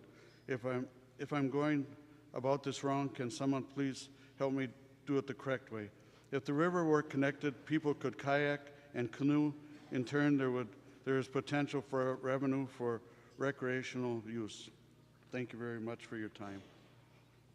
Thank you. Good afternoon. Hi, my name is Chelsea Garrow, and I'm a resident of Kimberly, Wisconsin, and today I'm going to share with you my Medicaid story. I'm 35 years old, and I have cerebral palsy. As an IRIS participant, Medicaid enables me to live independently in my own apartment with the necessary support to maintain my health and safety. Without this assistance, I would be forced to move back in with my aging parents, placing a significant burden on them and other family members who may need to leave their full-time jobs to provide care. Due to my disability, I use a wheelchair and rely on caregivers for daily activities such as getting out of bed, using the bathroom, and preparing meals and attending medical appointments. The IRIS program allows me to hire and manage my own caregivers, ensuring I receive personalized assistance. Without these services, my independence would be compromised, and my family would have to assume caregiving responsibilities, potentially impacting their employment and financial responsibilities and their financial stability. In Wisconsin, many unpaid caregivers already have to leave the workforce to provide care, and further cuts to Medicaid would exacerbate these issues. Even with current Medicaid funding, finding and retaining qualified caregivers is challenging due to low wages and workforce shortages. Further cuts would worsen these issues, making it more difficult to secure the support I need.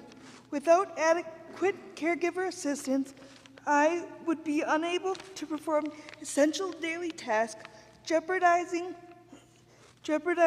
my health and overall well-being. Moreover, the economic impact of Medicaid cuts would be felt across Wisconsin, as the economic supports and numerous businesses and jobs rely on the income. Reductions in Medicaid funding would not only affect me, but also countless others who depend on these vital services. I urge you to fully fund Medicaid in this budget to ensure that individuals like me can continue to live independently and maintain our quality of life. Please protect the supports that allows me to live independently in my own home and prevent additional strain on my aging parents and family members. Medicaid matters to me. Please, please protect it. Thank you. Thank you. Good afternoon. Good afternoon to the members of the committee. Thank you for this opportunity. My name is Carl Hughes. I'm from Green Bay. I'm representing myself. I've got a couple of issues that I'm interested in. We've talked a lot about child care today. None of the what we've talked about is comprehensive. I suggest the members of this committee examine what they do in France. They have basically they have a child care system set up. People only pay a fraction of the cost. The rest is paid through their taxes. You could do that same thing here. You could do it nationally. It's a real problem, as you've heard. Look into it. Please and thank you on that. Prisons. I support the governor's plan. It's a start. But we need to reduce prison populations. I told that to Mr. Voss a while back after he made a couple of statements in the press, and then I saw that he did the opposite. Wants to add 3,000 more people back into prison. That's not the way to go. We need to be getting people ready to come out and be productive members of our society. So please, drop that bill. In terms of schools, we need to go to 90% for special education. We need to bring schools up to the same amount you've given the voucher program. We need to, our schools are struggling because of the cuts you folks have imposed on us. You're wrong. I'm encouraging you to change your mind and work for us for change. Public radio and public TV. I support public radio and public TV. Thank you. Good afternoon. Distinguished members of the Joint Finance Committee, thank you for giving me the opportunity to testify today in support of several critical initiatives that will shape the future of our state's agriculture and environmental landscape. My name is Richard Adamski. I'm a farmer. Our family has farmed this land in Maple Grove Township of Shawano County since 1900. I'm here to advocate for the transition to grazing bill, the farmland easement program, the local food purchase assistance program, and to resolve the struggle for those struggling with PFAS in their water. The transition to grazing bill represents a pivotal step towards sustainable agricultural practices in Wisconsin. Grazing offers numerous benefits, including improved soil health, enhanced water retention, and reduced reliance on chemical fertilizers. By encouraging farmers to adopt rotational grazing systems, this bill will promote biodiversity, increase carbon sequestration, and ultimately contribute to the resilience of our farming communities. Furthermore, grazing livestock on pastures can result in healthier animals and higher quality meat and dairy products for customers. I urge you to maintain the $15 million allocated to the purchase of agricultural conservation easement programs to protect Wisconsin farmland. The purchase of agricultural conservation easement program is a vital tool to preserving our state's agricultural heritage and preventing the loss of valuable farmland to urban development. By offering financial incentives to farm landowners who voluntarily agree to place their land under conservation easements, we can ensure that future generations have access to productive agricultural land. The rapidly inflationary prices of farmland make it extremely difficult to maintain ownership of farmland and to pay for it by farming. This program, thank you. Thank you. Good afternoon. Good afternoon. Can everyone hear me okay? Great. Thank you so much for allowing me to be here today. I want to set a scene for you quick here. Imagine this. You're 16 years old and you're a junior in high school. You're getting ready for spring break, junior prom, last few years of school, thinking about what your future looks like. Then poof, life changes in the blink of an eye. You're in a car accident, hit a patch of black ice, and you're left with a spinal cord injury, paralyzed from the waist down. And you wake up and suddenly you know that your life has changed. The house that you once navigated is now filled with barriers. It's completely inaccessible. Your future seems impossible to navigate. You hear phrases like nursing home placement after discharge, or you can't. And many of the simple things that you could once do, you can't. But now imagine that same story with an independent living center in your life. Our local independent living center is Options for Independent Living. And instead of being told what you can't do, you're introduced to what's possible. You meet someone who's been where you're at, who's built that fulfilling, independent life. You're connected with a team to help you look at your home, to see what it takes to become accessible. Assistive technology that increases accessibility is something that's introduced to you. You're guided through the process of requesting school or workplace accommodations so you can thrive in any environment. You meet with the work incentive benefits counselor. You're introduced to adaptive recreation, and after all of those things, you realize you can. This isn't just one story, it's my story, but it's also the story of thousands of other people who find themselves in unexpected circumstances. Aging parents who want to stay in their homes, individuals who acquire disabilities later in life, or maybe they've had them their whole life. Young adults with disabilities preparing to enter college or the workforce. Disability doesn't discriminate. Every single person at some point in their life or the life of someone they love will need options. Thank you so much for having this time, and thank you for supporting your local independent living centers. Thank you. Have a great Good afternoon. I am adamantly opposed to spending tax dollars on school vouchers for private and parochial schools. Spending tax dollars that way is a violation of the separation of church and state. In 2023, the state spent $443 million, and I've heard as much as $700 million, on school vouchers. Also, private and parochial schools are free to discriminate against LGBTQ students and students with disabilities. I implore you also to increase funding for these programs: child care for low-income working families through the Wisconsin Shares Child Care Subsidy Program, and the Wisconsin Food Shares, also called SNAP. I also implore you to increase funding for public schools. School funding in Wisconsin has not kept up with inflation for a very, very long time. That has resulted in referendums after referendums, and that is very costly and a waste of money. I think there is an inadequate number of newly built starter homes and non-luxury rental units being built in Wisconsin. Thank you for your time. What was your name? Ma'am, what was your name? Pardon me? What was your name? Louise. Yes, thank you. Good afternoon. Good afternoon, and thank you for being here. My name is Dan Gage from Green Bay, and I work for the Wisconsin Out of School Time Alliance. We provide services for after-school and summer programs. We work for and provide services for the YMCA programs, Boys and Girls Clubs, other community-based organizations, and school-based organizations. I'm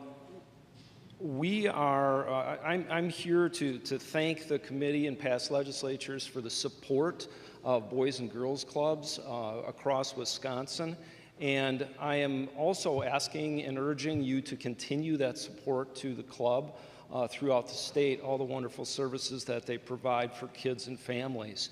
But I also want to point out that we have large parts of the state of Wisconsin that do not have any Boys and Girls Clubs, YMCAs, or even in some cases school-based after-school or summer programs. The concern is a place, for instance, like the Quadrant, the southwestern part of the state, where there's not a single YMCA or Boys and Girls Club providing services, and the number of schools is not significant. The return on investment for providing funding for after-school and summer programming is about $1 invested equals about $7 in saved costs in incarceration, mental health services, other public benefits. We now have gold standard long-term research that tells us that quality after-school and summer programs actually has a bigger impact on students' achievement than smaller class size. So what I'm asking, and what the Wisconsin Out of School Time Alliance is asking, is that we make sure that every kid in the state of Wisconsin has access to a quality after-school and summer program. Thank you so much. Thank you. We'll pause for a moment and call the next group up. Janine Duffy, Mari Card, Wendy Kruger, Lori Ashbury, Mary Vogel Rauscher, Jim Schmidt, and that's a group also with Chris Olson, Bill Merrick, Susan Garcia Franz, Alicia Reinke, Dee Dee Peterson. We have another group with the Big Brothers, Big Sisters, Mary Beth Metzi. Another person with Big Brothers, Big Sisters, Monica McCover, Brian Johnson, Brooke Halfs, and Susan Polinsky. And that was at 105. All right. Thank you. Go ahead, sir. Well, good afternoon. Yeah, You guys have been here, girls have been here a long time today. I was going to introduce myself as Cory Booker, but I didn't think that was the proper time. My name is David Rash. I live in De Pere, Wisconsin. I'm an enrolled member of the Stockbridge-Muncie Band of Mohican Indians. I was born and raised on the reservation in Shawano County. My background is I started my career out in the justice system as a police officer. I then became the municipal court clerk for the city of Green Bay for 20 years, and also spent 13 years as a tribal judge. Currently, I am the board chairperson for Wisconsin Judicare Legal Aid in Wausau, Wisconsin. The state bar, I believe, started Judicare in 1966, which happens to be the same year I graduated from high school. And growing up on a reservation, I know what poor is like, and so now we're working with providing legal services to poor people. We have a staff of around 20 attorneys. You heard some of them speak earlier, but we provide services, or try to provide services, for 33 northern Wisconsin counties and 11 federally recognized tribes in Wisconsin. When a person needs legal services and can't find it, they're either left without addressing their problem or finding a way to try to do it themselves. You ask any judge in Wisconsin the challenges of dealing with pro se litigants, and they will tell you a good way to streamline our court system in Wisconsin is to provide legal services for those people. It'll save money for the litigants and for the court and all the other problems that we're trying to address in the justice system in Wisconsin. So I did submit a written document yesterday to your secretary, and so you can read the further details of what we're asking for in there. Thank you. Thank you. Good afternoon. For those of us who are a little height challenged. So, good afternoon. My name is Kathy Perleyberg, and I'm here from Wisconsin National Community Service Board. I'm here to talk to you about AmeriCorps. For those of you who are not familiar with AmeriCorps, AmeriCorps is a federal agency created to promote national service and volunteerism throughout the country. Here in Wisconsin, AmeriCorps started over 30 years ago under the Tommy Thompson administration and provides programs throughout the state of Wisconsin to meet the local community needs. We do this by partnering with local nonprofits, government, healthcare systems, education systems, to name just a few. And as an AmeriCorps program, we place individuals called members within the communities throughout Wisconsin to meet the local tailored needs of that community. In return, members, as part of their service, receive a small living allowance, workforce development training, and upon successful completion, they receive a federal education award that helps them to pay for their higher education, or in other instances, if they've completed their education, repay student loans. Within the state of Wisconsin, just to kind of provide you some context, over 1,200 members across 30 programs throughout the state last year provided tutoring to 17,000 K-12 students. They supported 150 individuals through substance abuse recovery. They improved access to medical care for almost 1,200 individuals. They improved 570 acres in parks and public lands, 170 miles of trails, and they recruited over 6,000 volunteers for almost 100,000 volunteer hours to support local communities. So I'm going to turn it over to my colleague, Jeannie Duffy, who's going to tell you a little bit about how this impacts the state budget. But before I do that, I'm going to just say, as a CPA and a fellow Baker Tilly Virchow Krause alum of Chairperson Markeline, I did it in 2 minutes. Thank you. Do you mind if I go next? Go. Thank you. Hi. My name is Jeannie Duffy, and I'm also with Serve Wisconsin, which is the Wisconsin National Community Service Board. And I'm here to talk about one of the budget initiatives in the governor's budget, which is the scholarship fund for AmeriCorps members. As my colleague Kate mentioned, AmeriCorps members, when they serve, they get a federal education award to use for colleges, tuition, and or pay off student loans. The education award is pegged to the Pell Grant, the federal Pell Grant, so if you serve full-time, you receive a $7,000 education award. The scholarship fund in the governor's budget would match that federal education award dollar for dollar, and so hence if you serve $7,000, the state would kick in another $7,000 towards your education expenses. If you served half-time, you would get $3,500 and correspondingly $3,500 from the state of Wisconsin. And why this is important is because we are trying to encourage more young people to serve. Young people are not serving in AmeriCorps for a salary or a wage. They're primarily serving to get work experience, get involved with their community, and also earn their education award so they can attend college. Many other states already provide incentives for AmeriCorps members. West Virginia, for example, if you serve full-time for a year in AmeriCorps, they provide a year's free tuition at a state institution. Other schools provide in-state tuition for out-of-state AmeriCorps members to attend school in their state. Other ones provide grants up to $3,000 or $5,000 for AmeriCorps members to attend states. So we would like to, A, attract more people to serve in Wisconsin, and also to help retain these civic-minded young people in the state to attend school here, and then hopefully they'll stay and raise their families. So I know I and some of our other staff people and AmeriCorps members have met with a lot of you over the past few weeks, and we're happy in the future to answer any questions you may have. So thanks for your time. Bye. Thank you. Good afternoon.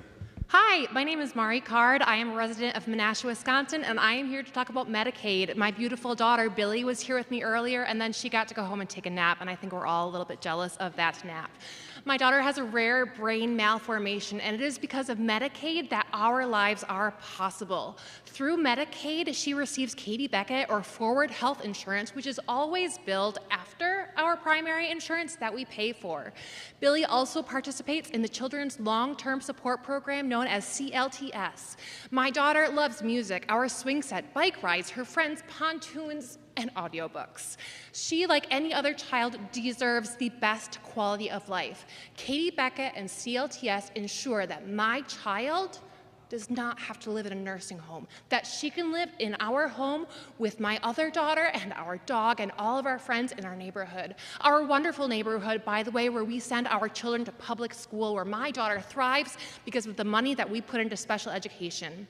Back to Katie Beckett. Katie Beckett assists our family with costly wheelchair repairs, a communication device so we can hear my daughter say, I love you and I want more music and I don't want that. Katie Beckett also funds daily medical supplies that keep her fed, seizure-free, and alive. CLTS assists with life-enriching opportunities like horse therapy, music therapy, and hanging a swing in her bedroom so she feels comfortable at home. CLTS also hung up a widened doorway and a new ramp so we could keep our home functional with a chair. I urge you against making any cuts to Medicaid. Families like mine rely on Medicaid so we can have these essential services. Billy thrives also because of the public school, and we are so thankful for special education. Special education funding empowers her to have her learning needs met, and all of her peers are learning right alongside of her. During her recent concert, it was a thrill to see her classmates helping her with instruments and actions during all of the songs. Everyone wins with inclusion. Thank you. Thank you. Good afternoon. Good afternoon. I'm Jim Schmidt with the New Community Shelter in Green Bay. I'm here with Terry Ruffsgard, our CEO, and Chris Olson, our COO. We've been serving the homeless population in Brown County for 30 years. We have 118 people residing temporarily housing and getting counseling at our facility. We serve about 700 people annually. We also serve 150 people dinner every evening in our community. We're open 365 days a year, 24 hours a day. We're just a great facility. We also host an annual legislative breakfast every November, and we thank you, those of you who have attended. Now, we've undertaken a project to construct a 42-unit apartment for supportive housing project at the cost of $14 million. This will be a supportive housing unit project. Senator Andre Jacques worked with us and the Building Commission and got $4 million put into this year's state budget. It reads, a grant of up to $4 million to assist the new community shelter in construction of a permanent supportive housing facility in Brown County. Please keep this in the budget. This facility and this concept will truly end homelessness. Your $4 million, we've raised $6.6 million from the community, and that money is in the bank. We've also got $5 million in pledges from the community. Your $4 million will assure the success of this project. I can tell you as mayor of Green Bay for 16 years, this is what's needed. This model can be used in other cities throughout the state of Wisconsin. This will help other cities in the state of Wisconsin and will make the state of Wisconsin very proud. Would you like to say something, our CEO Terry? The bird hasn't chirped yet. I've been addressing homelessness for 21 years and tried about everything. I know we have the program now that's going to work. With your help, we can round out that program with this permanent supportive housing project. So I ask you to please keep it in the budget. Thank you. Good afternoon, Mary. Good afternoon, Mark. My name is Mary Vogel-Rauscher. I live in Beaver Dam. I am representing a different perspective here. I'm representing an employer perspective and a professional human resource perspective. And let me explain, because the two have definite overlaps. The employer I work for works in 4 counties in the state. The human resource group known as SHRM, which stands for Society of Human Resource Management, is a state group, but there's a national group, and we have about 380,000 members. So, and I am responsible right now for, besides the counties I work in, 4 other human resource groups in the state. This child care issue is what I'm here to talk about, and the child care issue has a definite economic impact on the state, because right now I do not know an employer in the manufacturing or service industry that does not have continual and ongoing signs that say we are hiring, apply within. So when we look at child care and we look at what the impact's going to be, it's an impact that's going to significantly impact the middle class. What I mean by that is if we lose the funding for child care, you're going to see the increase for a month for an infant go up between $280 and $350 a month, and that's in addition to what they're already paying. From an employer's perspective, they will tell you right now 72% of our employees have called in sick because of child care issues. That is only going to get bigger because the child care crisis will get bigger. They will tell you 61% of our people that are working in our manufacturing settings and our businesses are distracted and not giving 100% productivity because of worrying about their kids. The kids are the future of this state. The kids are the future of the United States. They will tell you that the formative years are in their early years, and 2 things are affected. 1 is stability for the families, and 2 is mental health. We already have a mental health crisis. We need to continue to fund child care at the rate and the way that we are continuing to do it. Because without it, the economic development and the economic effect will be significant. I thank you for your time and ask for your support in supporting child care. Thank you. Good afternoon. Hi, good afternoon. I'm Lori Asbury, school board member from Neenah Joint School District, and I would second what she says, that the children are the future of our state. Thank you for this opportunity to share our information with all of you. I am speaking on support of education and respectfully ask you to include the following in the budget. An increase in spendable resources that allows school districts to increase its budget each year to accommodate increased cost caused by inflation or without having to go to referendum. School districts can receive increases in spendable resources through increases in per pupil revenue limits or increases in per pupil categorical aid, or a combination of the 2, which I think many of you are familiar with. The biggest thing that you could do for us, all school districts in the state, is an increase in the special education reimbursement. If you could take us up to 60%, it would help a lot. I know Neenah Joint School District transfers at least 10% of our regular budget over, which means that doesn't go to all kids. Also, if you could increase the low revenue ceiling from $11,000 to $12,000, you could provide state-supported 1.0 FTE funding, full funding for all-day 4K. This could also help with public-private partnerships, and also early childhood education, and help to solve the child care crisis that's going on in our state right now. Provide a mechanism that indexes annual per pupil revenue limit adjustments to inflation. That could help us all. I have a lot of additional information and history that I've provided to all of you, so you'll see the written testimony. But one of the other things that we really wanted to stress, Wisconsin was 11th in spending in K-12 in 2002, and by 2020, we had fallen to 25th.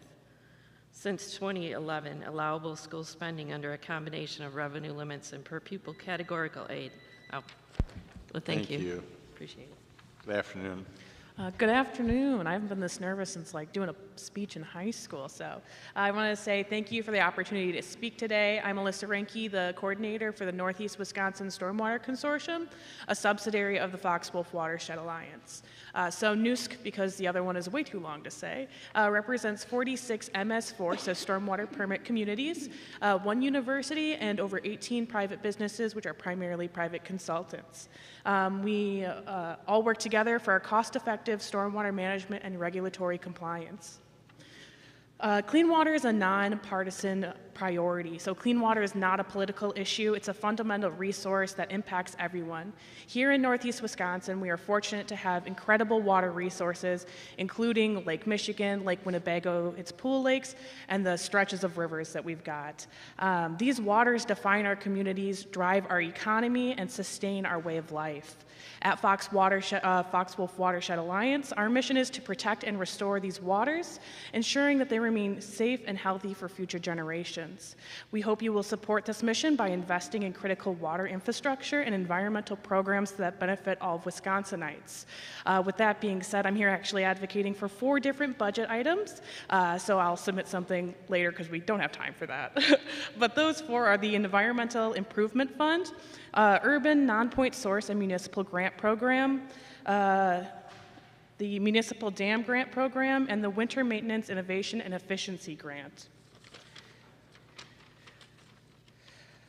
Wisconsin water resources are a shared treasure that require bipartisan support and strategic investment.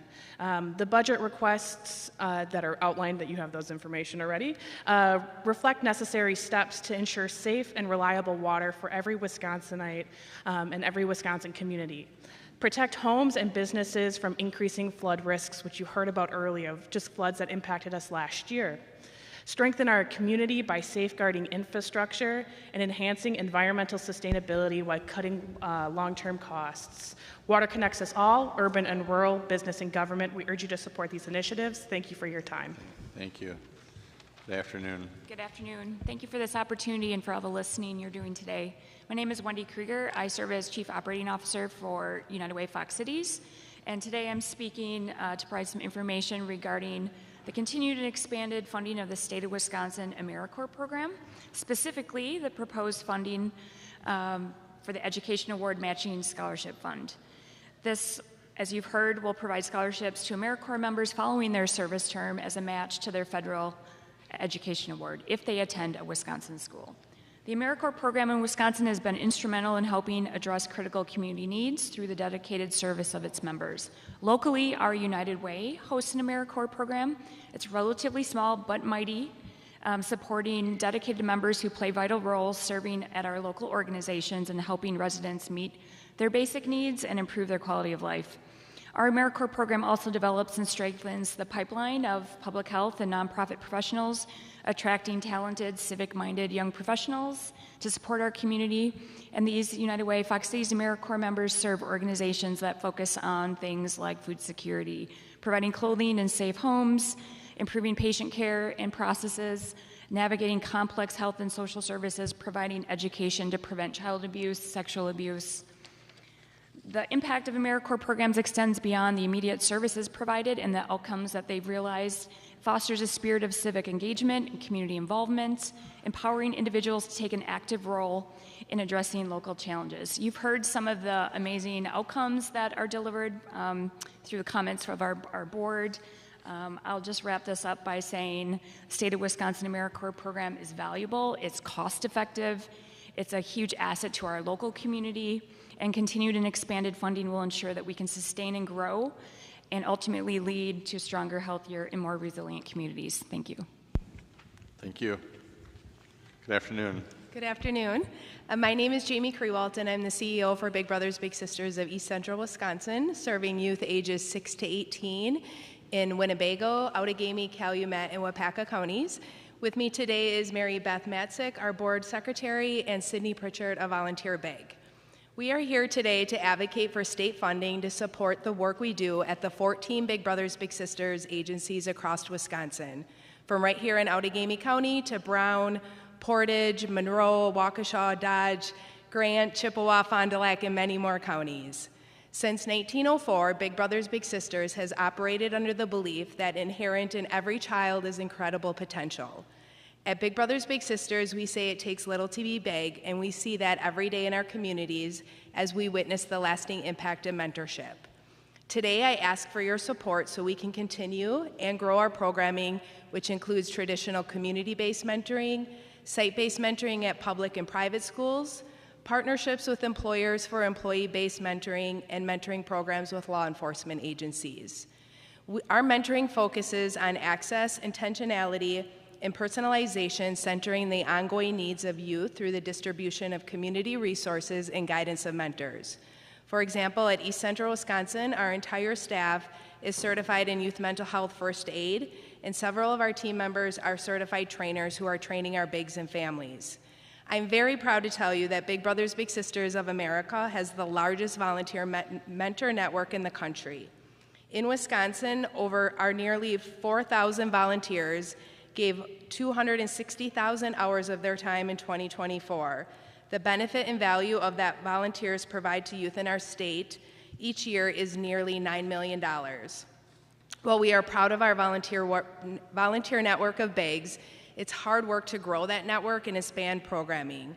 Our organizations receive little, if any, federal, state, or local funding despite the critical services we provide to communities, youth, and families.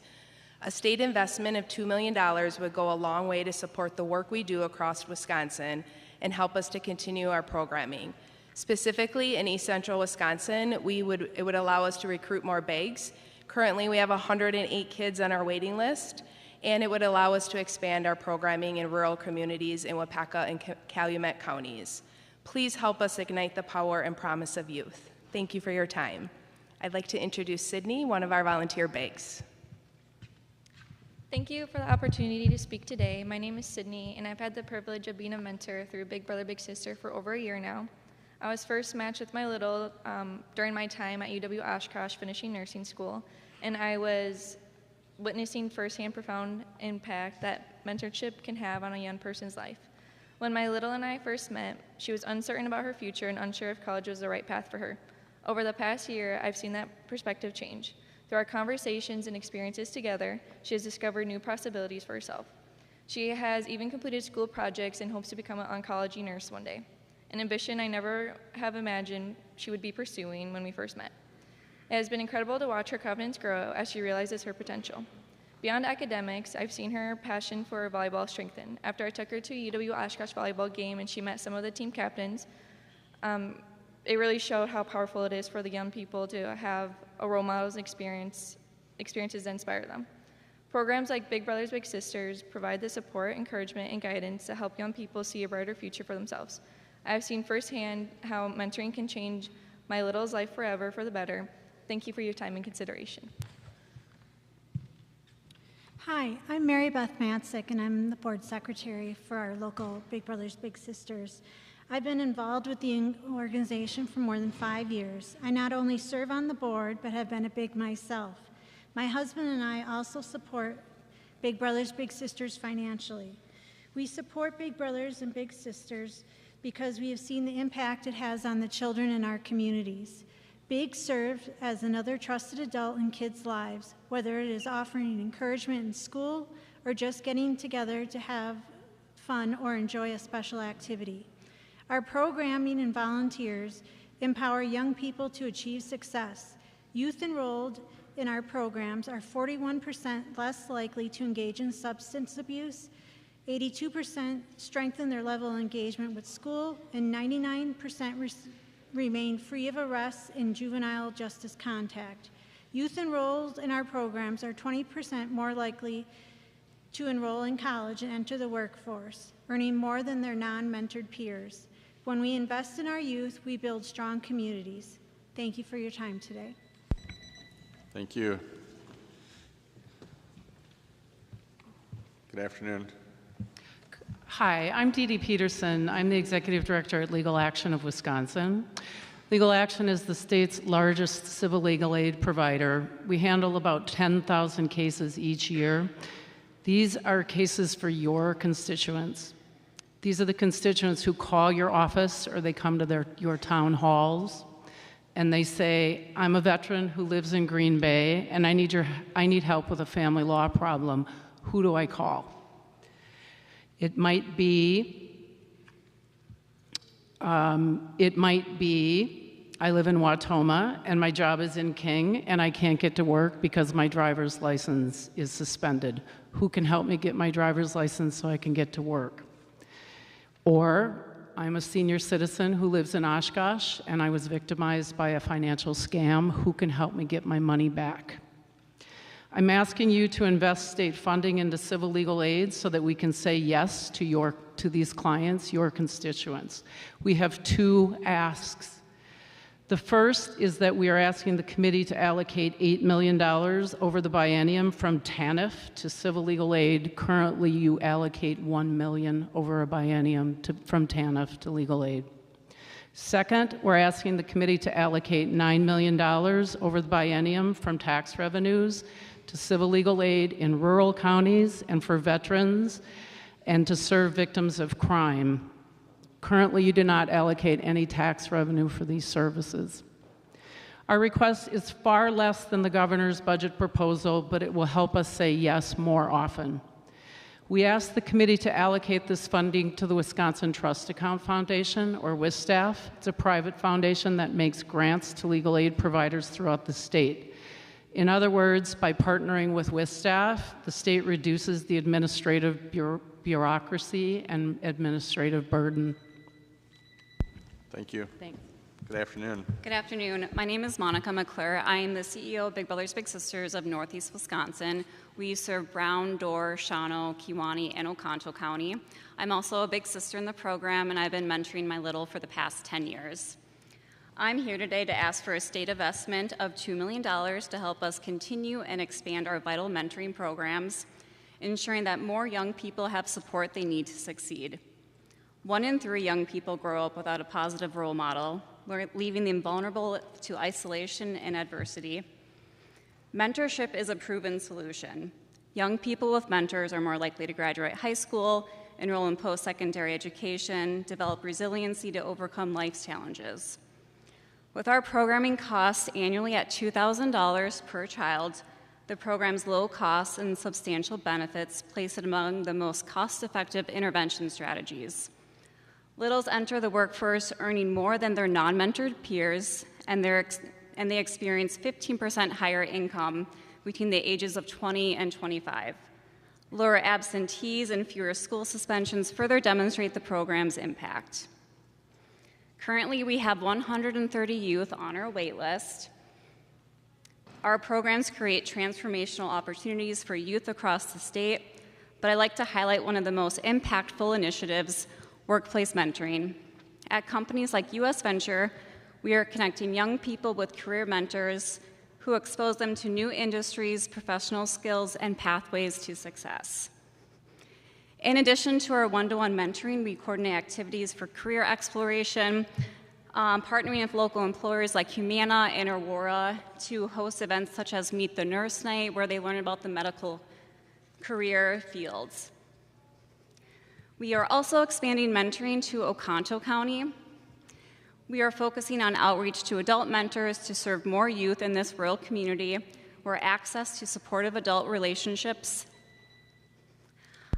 Thank you for your time, and every dollar invested in Big Brothers Big Sisters mentoring pays for itself within 7 years. Thank you.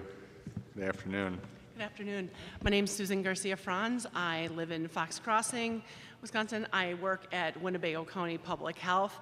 I'm also on the Fox Cities Housing Coalition Board. I'm on 2 other nonprofit boards as well, and I'm also on the Neenah Joint School District School Board. So I come to you to talk about affordable housing.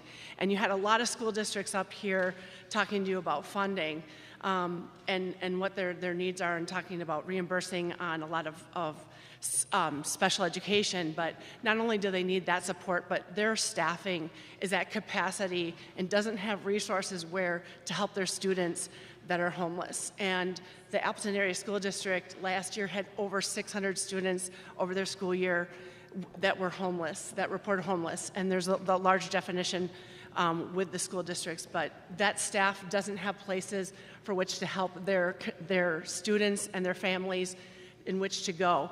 Also talking in our local municipalities, they want more affordable housing. They want to create more affordable housing. Their hands are tied. They don't have the finances available to get that going. More LIHTC funding.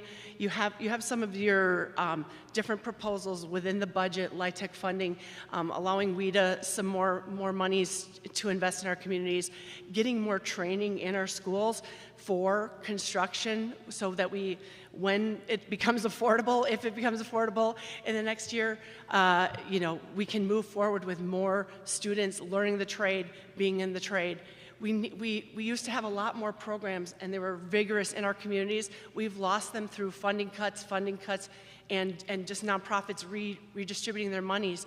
We're suffering out here in the communities, and we're asking our school boards, and we're asking our community and public health to solve something for which we're sitting here saying it's a money issue in our communities. So if we don't make the investment, we all lose. So thank you. Thank you. We're going to pause for a minute. The clerk's going to call the final 8 slips that we have up here. If you don't hear your name announced in those slips and you filled out a slip, it means you probably announced it earlier and you missed it, so you should come up.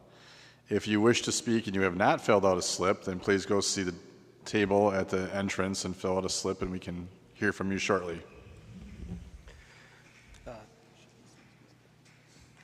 Zenoba Hanif, Liz Johnson, Morgan Ray, Glenn Schwalbach, Christy Jansen, Melgeds, Michael Amvizi, Stephanie Verbeck, and Beth Roberts. Thank you. Go ahead. Good afternoon, co-chairs and members of the Joint Finance Committee and regional legislators. Thank you for the opportunity to speak to you as I urge consideration of significant state investment in the provision of child care as critical infrastructure necessary to support thriving families and strong economic growth in our state. I am Suzanne Brault, and I am here speaking for the Basic Needs Giving Partnership as the convener of the Northeast Wisconsin Child Care Alliance. We are a network of partners working to ensure families are thriving because they can access high-quality, affordable care that justly compensates providers.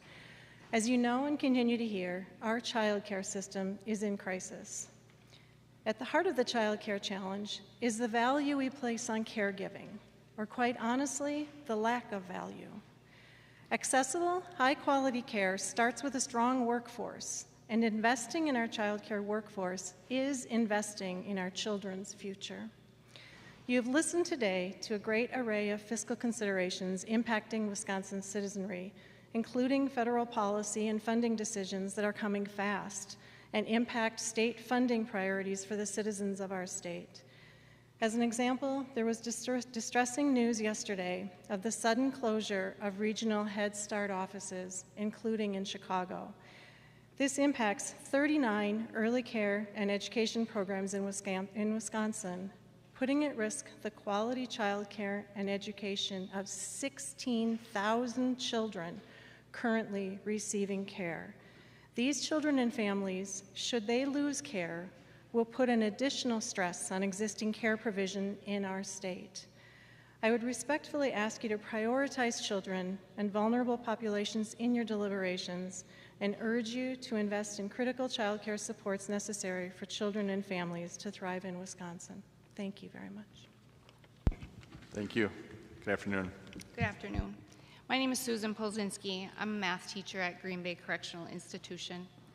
I'm here to address the discrepancy of pay among teachers in the Department of Corrections. Just to give you a little background, last spring, a discretionary equity or retention adjustment, also known as a DARA raise, was given to teachers who have 5 years or more of experience. I only had 3 at the time. I didn't like it that I didn't get a DARA, but I could accept it because they have seniority, so I'm okay with that. What happened next, I didn't want to accept, and I still won't. About 2 weeks later, base pay for new teachers was raised. It was raised to a level that I am now $2.64 an hour less than what a brand new teacher walking into the institution will make. This comes to $5,491.20, but let's just call it $5,500 yearly. It doesn't stop there because this lack of equity will also affect my pension. It will also affect the dollars that I have when I retire that I can convert into health insurance. What does this have to do with all of you? Well, you're not the first stop on my pay and equity tour. I've talked with 2 wardens, a deputy warden, 5 education directors, 2 people from the DOC HR in Madison, and I even hijacked Secretary Hoy in the hallway of GBCI one day when he was there to talk about this with absolutely no resolution. I even filed a grievance, which I was told I could not grieve inequity of pay. Finally, the reason why I'm here is one person in HR in Madison from the DOC told me that if a raise isn't in the next budget, which you're working on, it may be years before I see a DARA raise. I'm not the only person in this boat. Anybody in my position would have the same amount of time. They would have had less than 5 years of experience last year with the DOC. However, if you're a new starting teacher, you're okay, you're making more. Finally, I just want to say if I were to leave my job tomorrow, a brand new teacher would come in and make $5,500 a year right off the top before I would. Thank you. Thank you. Good afternoon. I'm Liz Johnson. I'm a homeowner in Calumet County, and I'm here to advocate for public media, Wisconsin Public Television and Wisconsin Public Radio. And you know, I had trouble coming up here because after hearing so much need and so many heartbreaking stories, I thought, well, this is sort of petty to ask for this. But I'd like to focus on what we put our resources to. When we put it towards things that help make us have a healthier society, I think that also has merit too. And thank you. Thank you. Good afternoon. Hi, thank you. I know it's been a long day, so I really appreciate your time. My name is Stephanie Vrebeck, and I could be representing several organizations, but I think I'm mainly here for the many, many people in the state that value Wisconsin's long tradition of environmental protection, resource stewardship, and recreational access to the many attributes of our beautiful state.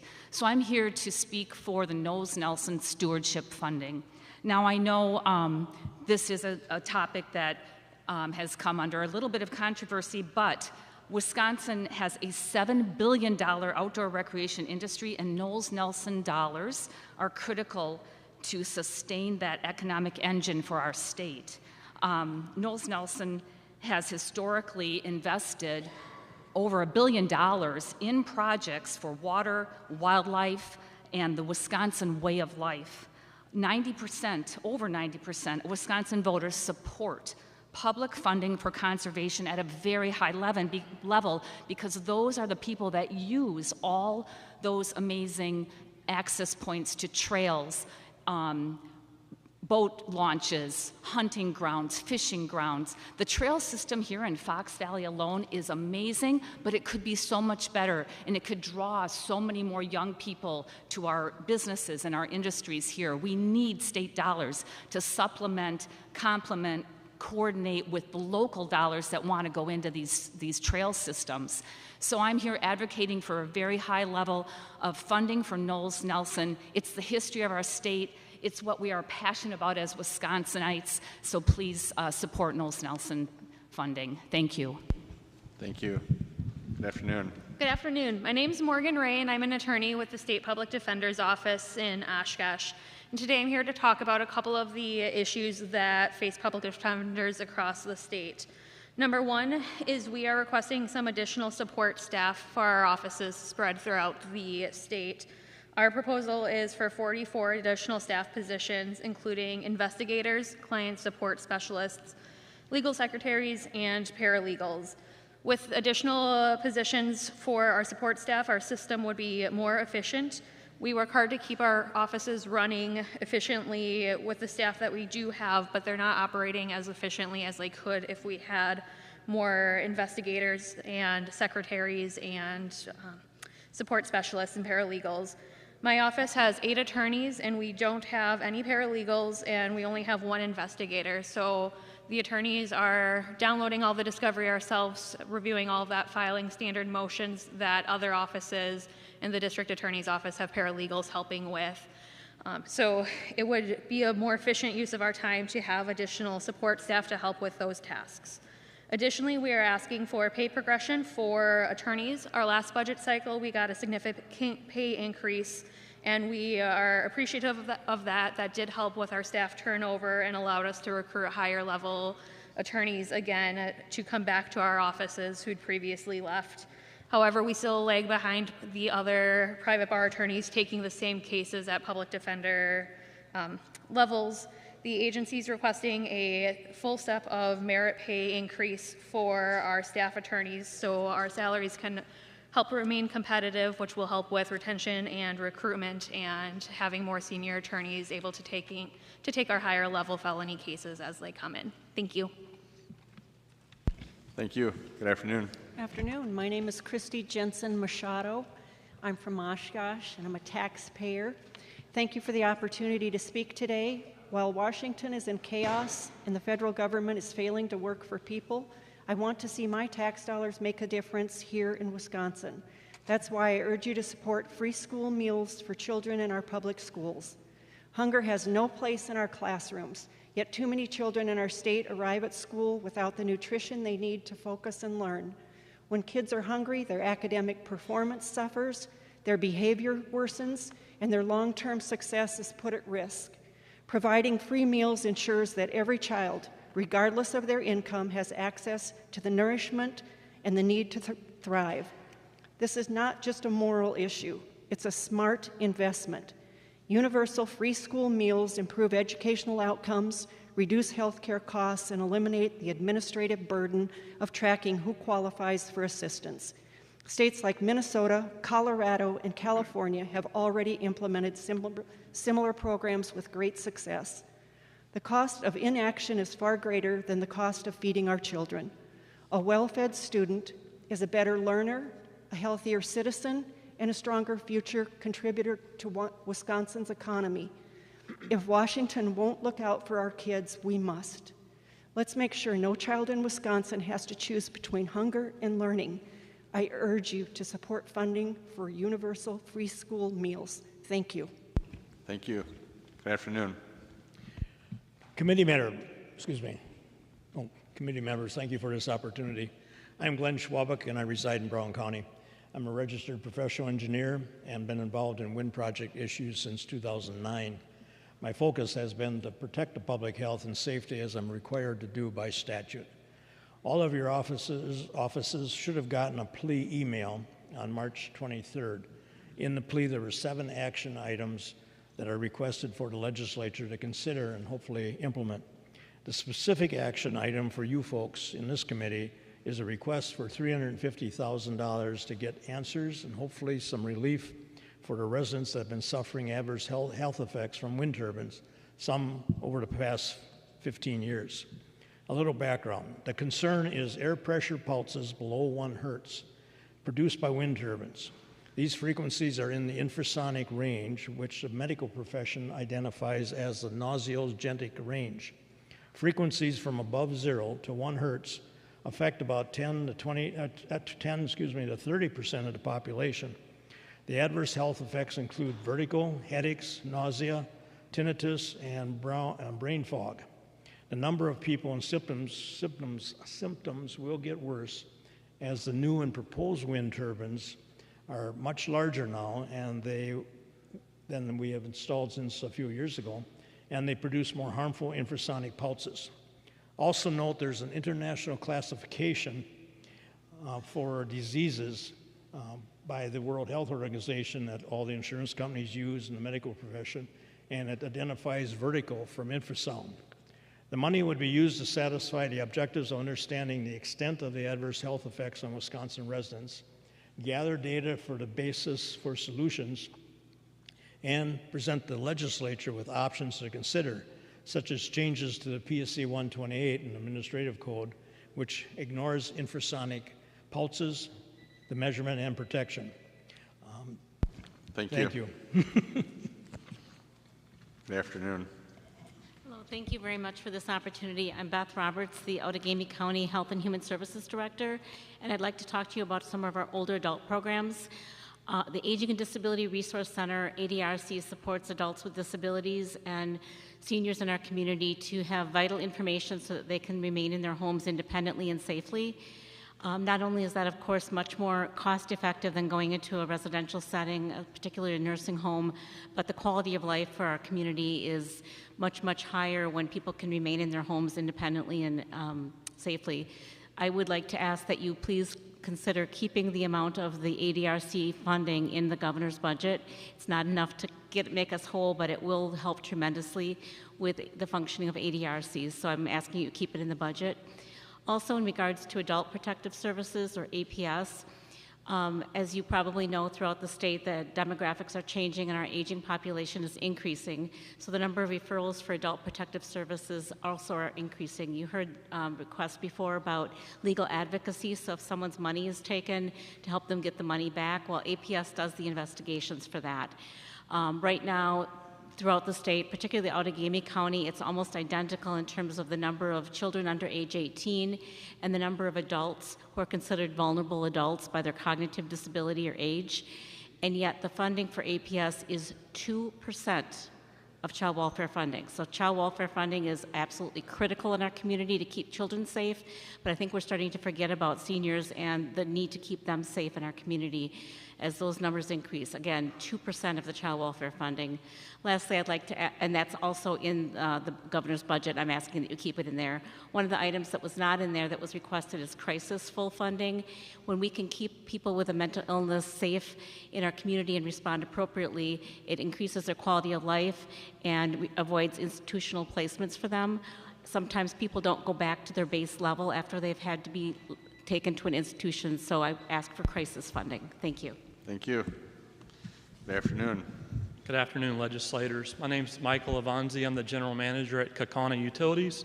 We serve electricity and water to a population of about 40,000 people in Kaukauna and the surrounding areas, including this school. So I'm glad we could keep your lights and heat on today for you. I'm sure you appreciate that.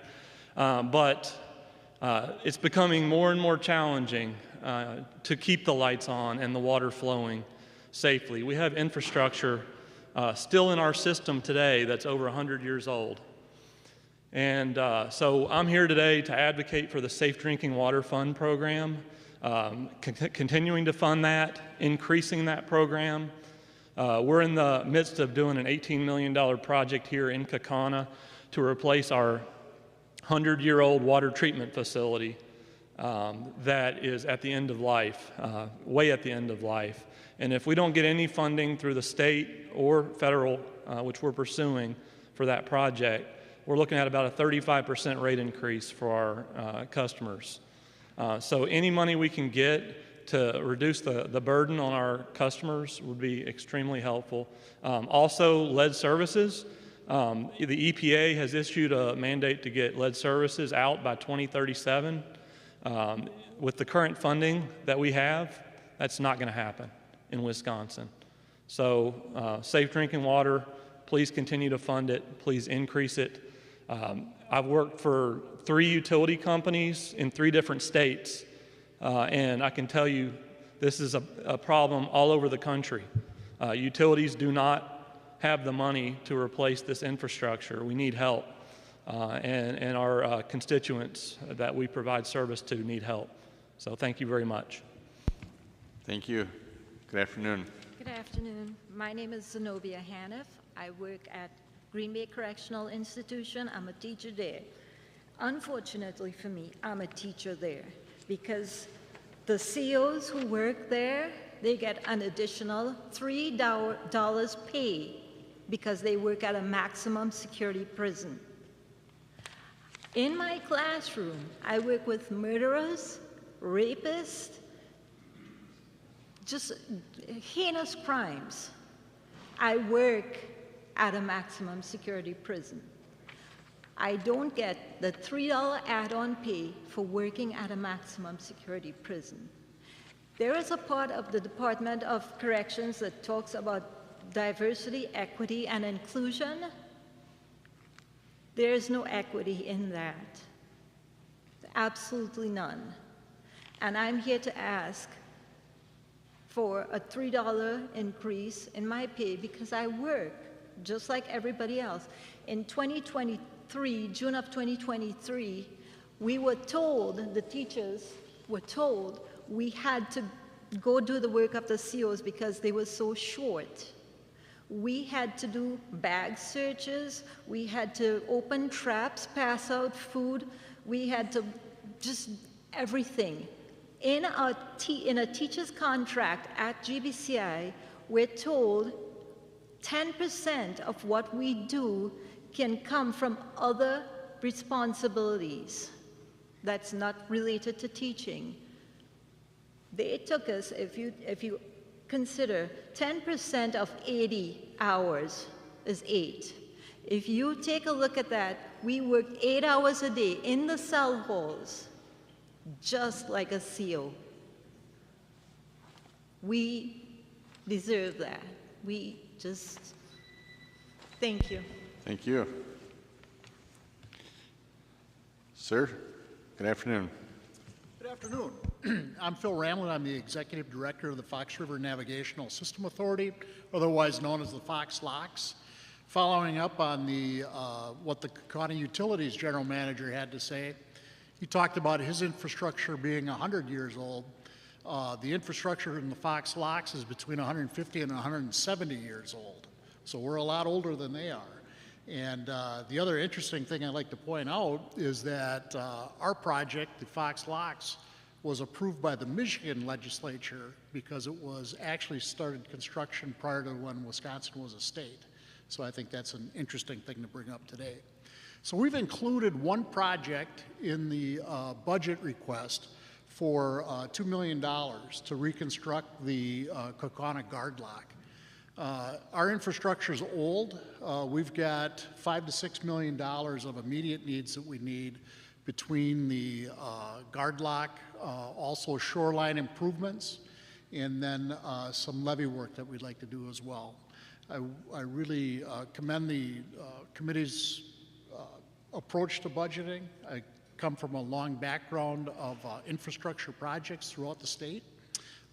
And I'm asking today that our projects stay in the budget. Thank you.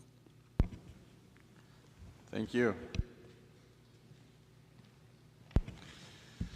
Well, that concludes the slips that have been submitted requesting to testify before the committee.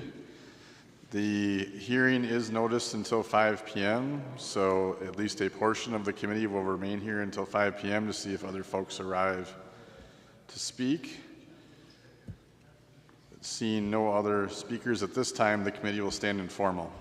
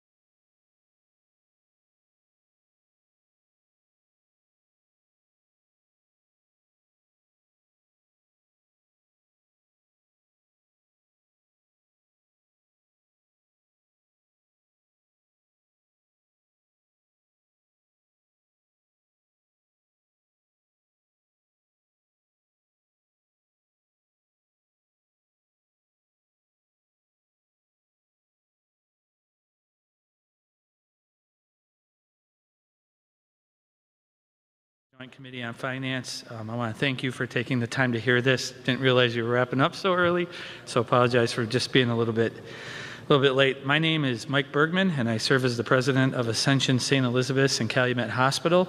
St. Elizabeth's Hospital is in Appleton, Calumet Hospital in Chilton, Wisconsin. Ascension St. Elizabeth's is a full-service hospital offering women's health, oncology, cardiovascular, surgical, neurosciences, stroke, orthopedic, and trauma specialists. We provide our community, we provide our community's most vulnerable adults and children with inpatient and transitional behavioral health services, and support community-based pediatric outpatient services through our joint venture with Catalpa Health. I'm here today to request that as part of the biennial budget, you include significant investment in Medicaid reimbursement for our hospitals. Hospitals are experiencing increased costs from our supplies, pharmaceuticals, and equipment to technology and infrastructure, while seeing reimbursement for care provided to our community remain stagnant or worse off, or declining. Investing in Medicaid reimbursement for hospitals in a way that supports the long-term viability of our ministry must be a priority. What we saw happen in Chippewa Valley is an extreme example. However, I'm here to tell you that it is not an anomaly and can happen here as well. We need your help. In 2023, hospitals across the state were reimbursed 37% less than the cost of care for Medicaid patients, with a total shortfall of $1.6 billion statewide. Ascension, Wisconsin faced a $196 million Medicaid shortfall and provided $27 million in financial assistance for those who could not afford their care in 2024. At the same time, the demand for services has increased, particularly among those who are reliant on Medicaid. So as you deliberate the budget, I respectfully ask that you prioritize making significant increase to hospital reimbursement in the Medicaid program so our hospitals are no longer underpaid in providing that care. Our hospitals are open 24/7 to provide care to people when they need it most, and counting on you to help support us. Thank you. All you need? Good. All right, thank you.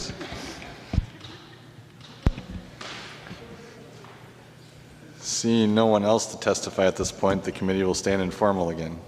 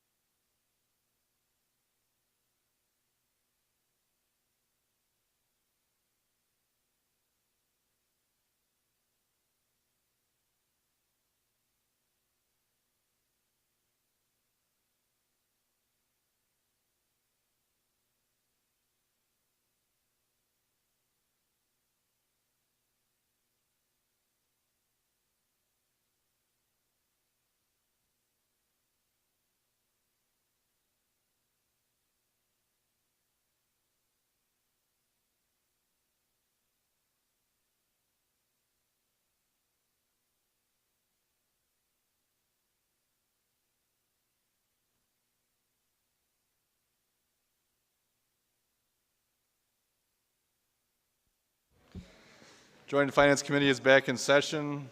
Hour of 5 o'clock having arrived. The public hearing is adjourned.